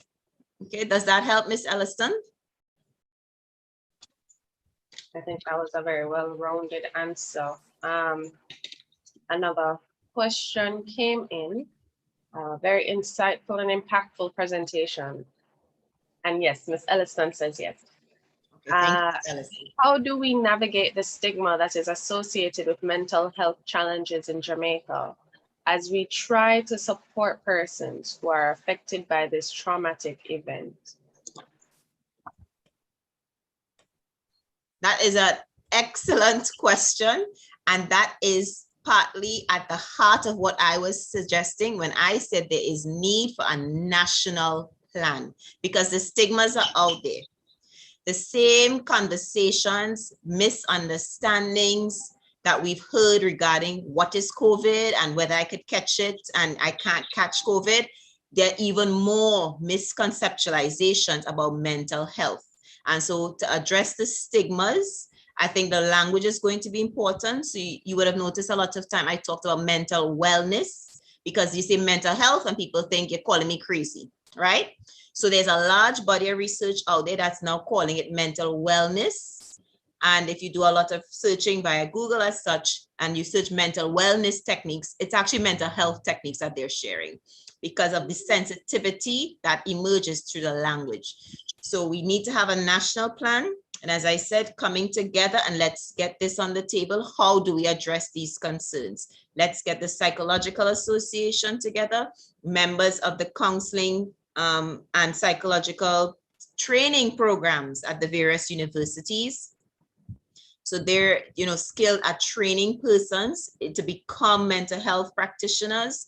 Let's get all of these individuals together to think about how to unfold a marketing approach, right? Being sensitive with the language of how to address it. This is not something that we can do alone. We really need to get all of the parties together with the training, the theoretical understanding, and the expertise, and that cultural understanding too, right? Because we also have to look at the reality that there's a lot of stratification in Jamaica culturally. And so we need to have persons representing from the rural communities, the financially or socioeconomically depressed areas, as well as those from the more financially wealthier aspect of society, right? So we need to have representation that reflects the stratification that is current in Jamaica, as well as having young people. We could have a section of the committee that is the young people representing high school students. Okay, what are you hearing from your high school friends? What is the major concerns that are popping up? As I said, I sort of expect substance abuse and use in teenagers to get heightened, partly because that's the age at which they really get into using or exposed to substance use, as well as when it comes to trauma, that's something that people tend to lean on. So that's an unhealthy way to manage the stress of what you're dealing with, right? So this is not something, because it's a stigma, that's something deeply embedded in any culture. This is not a challenge just local to Jamaica, but any culture, we have to have the respected persons, the knowledgeable persons coming together and having that team conversation and moving as one. Let's set the narrative, reset the narrative, and move as one in the implementation on enrolling of this national plan. Excuse me. Okay, thank you so much. I'm going to wrap it up now, because that was I think if we leave it, we could probably have a whole hour of conversation, because it is such a rich topic. It is something that hits close to home for not just the teachers here, but everyone. As you said, we are all tired, we're exhausted, we're burnt out. So thank you again for a deeper look into the psychosocial impact of COVID on everyone, really. And from here, I would like to hand over to the conference chair, Dr. Johnson, who will be doing the vote of thanks and our official end to Research Day 2021. Thank you again, Ms. Matthews. You're very welcome. Thank you for inviting myself and the Mico Care Center to support this much needed initiative. For sure. We'll be annoying you a lot more. All right. Thank you very much, Ms. McCoy.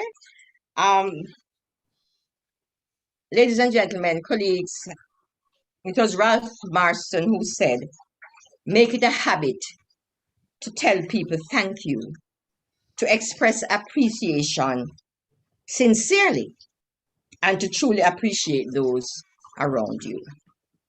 So it is with a deep sense of pride and sincerity that I extend our gratitude and appreciation to all those who participated in this worthwhile, relevant, and timely Research Day under the theme, Reorienting Education, Responding to the Impact of COVID-19.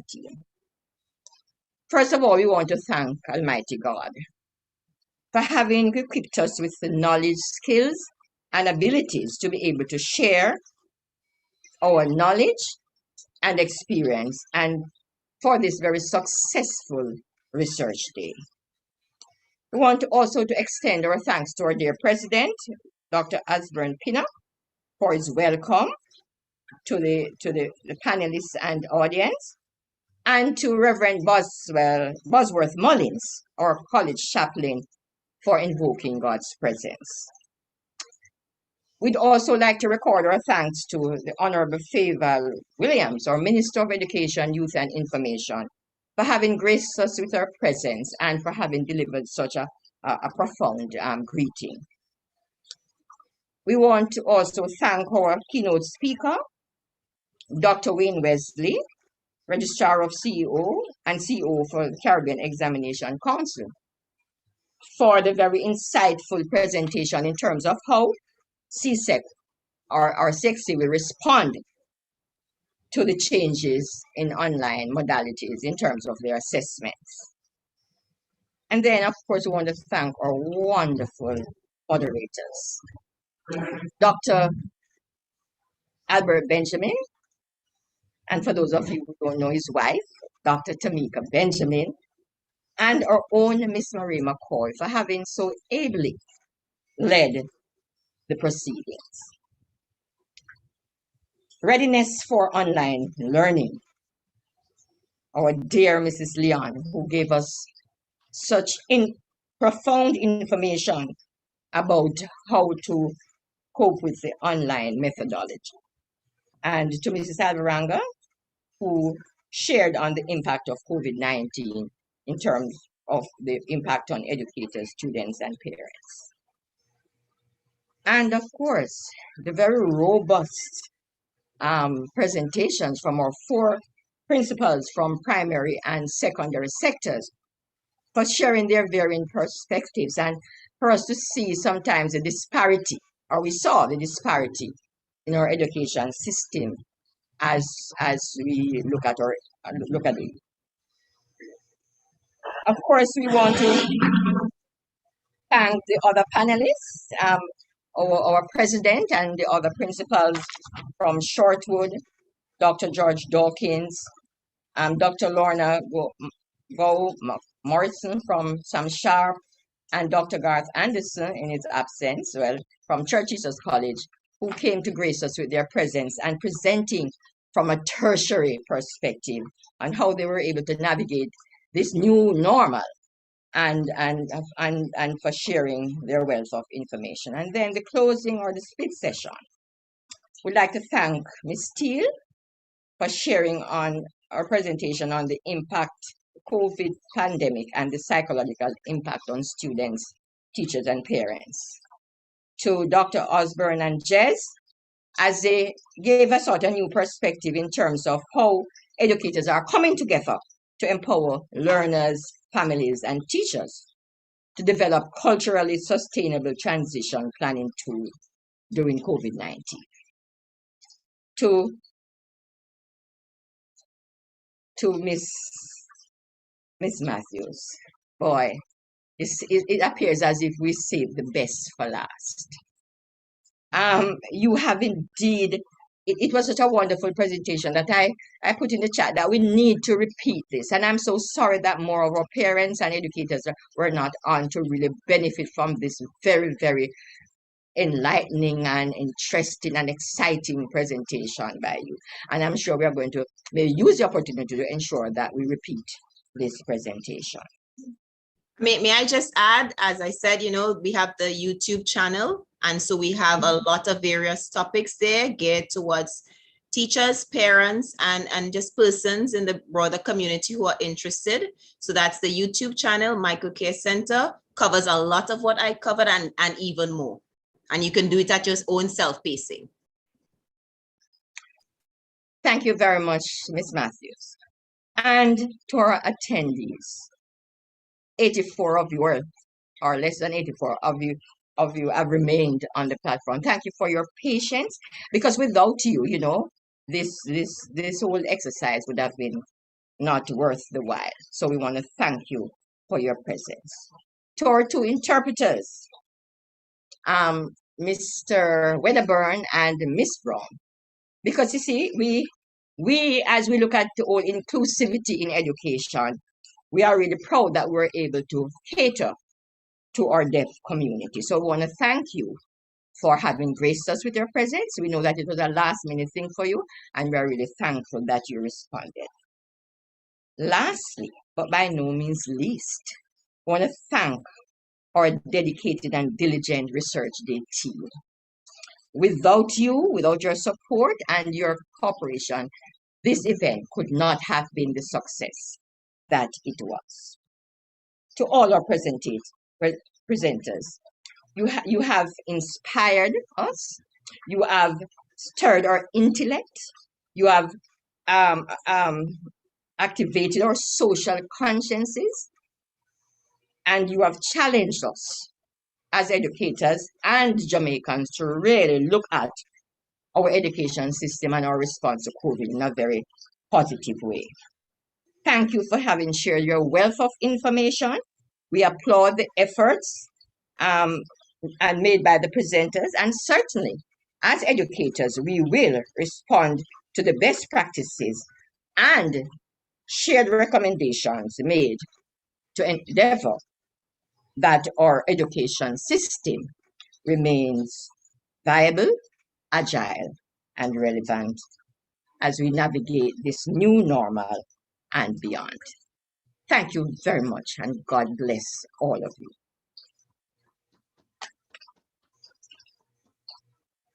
Thank you, team. Thank you, everyone. Have a great evening.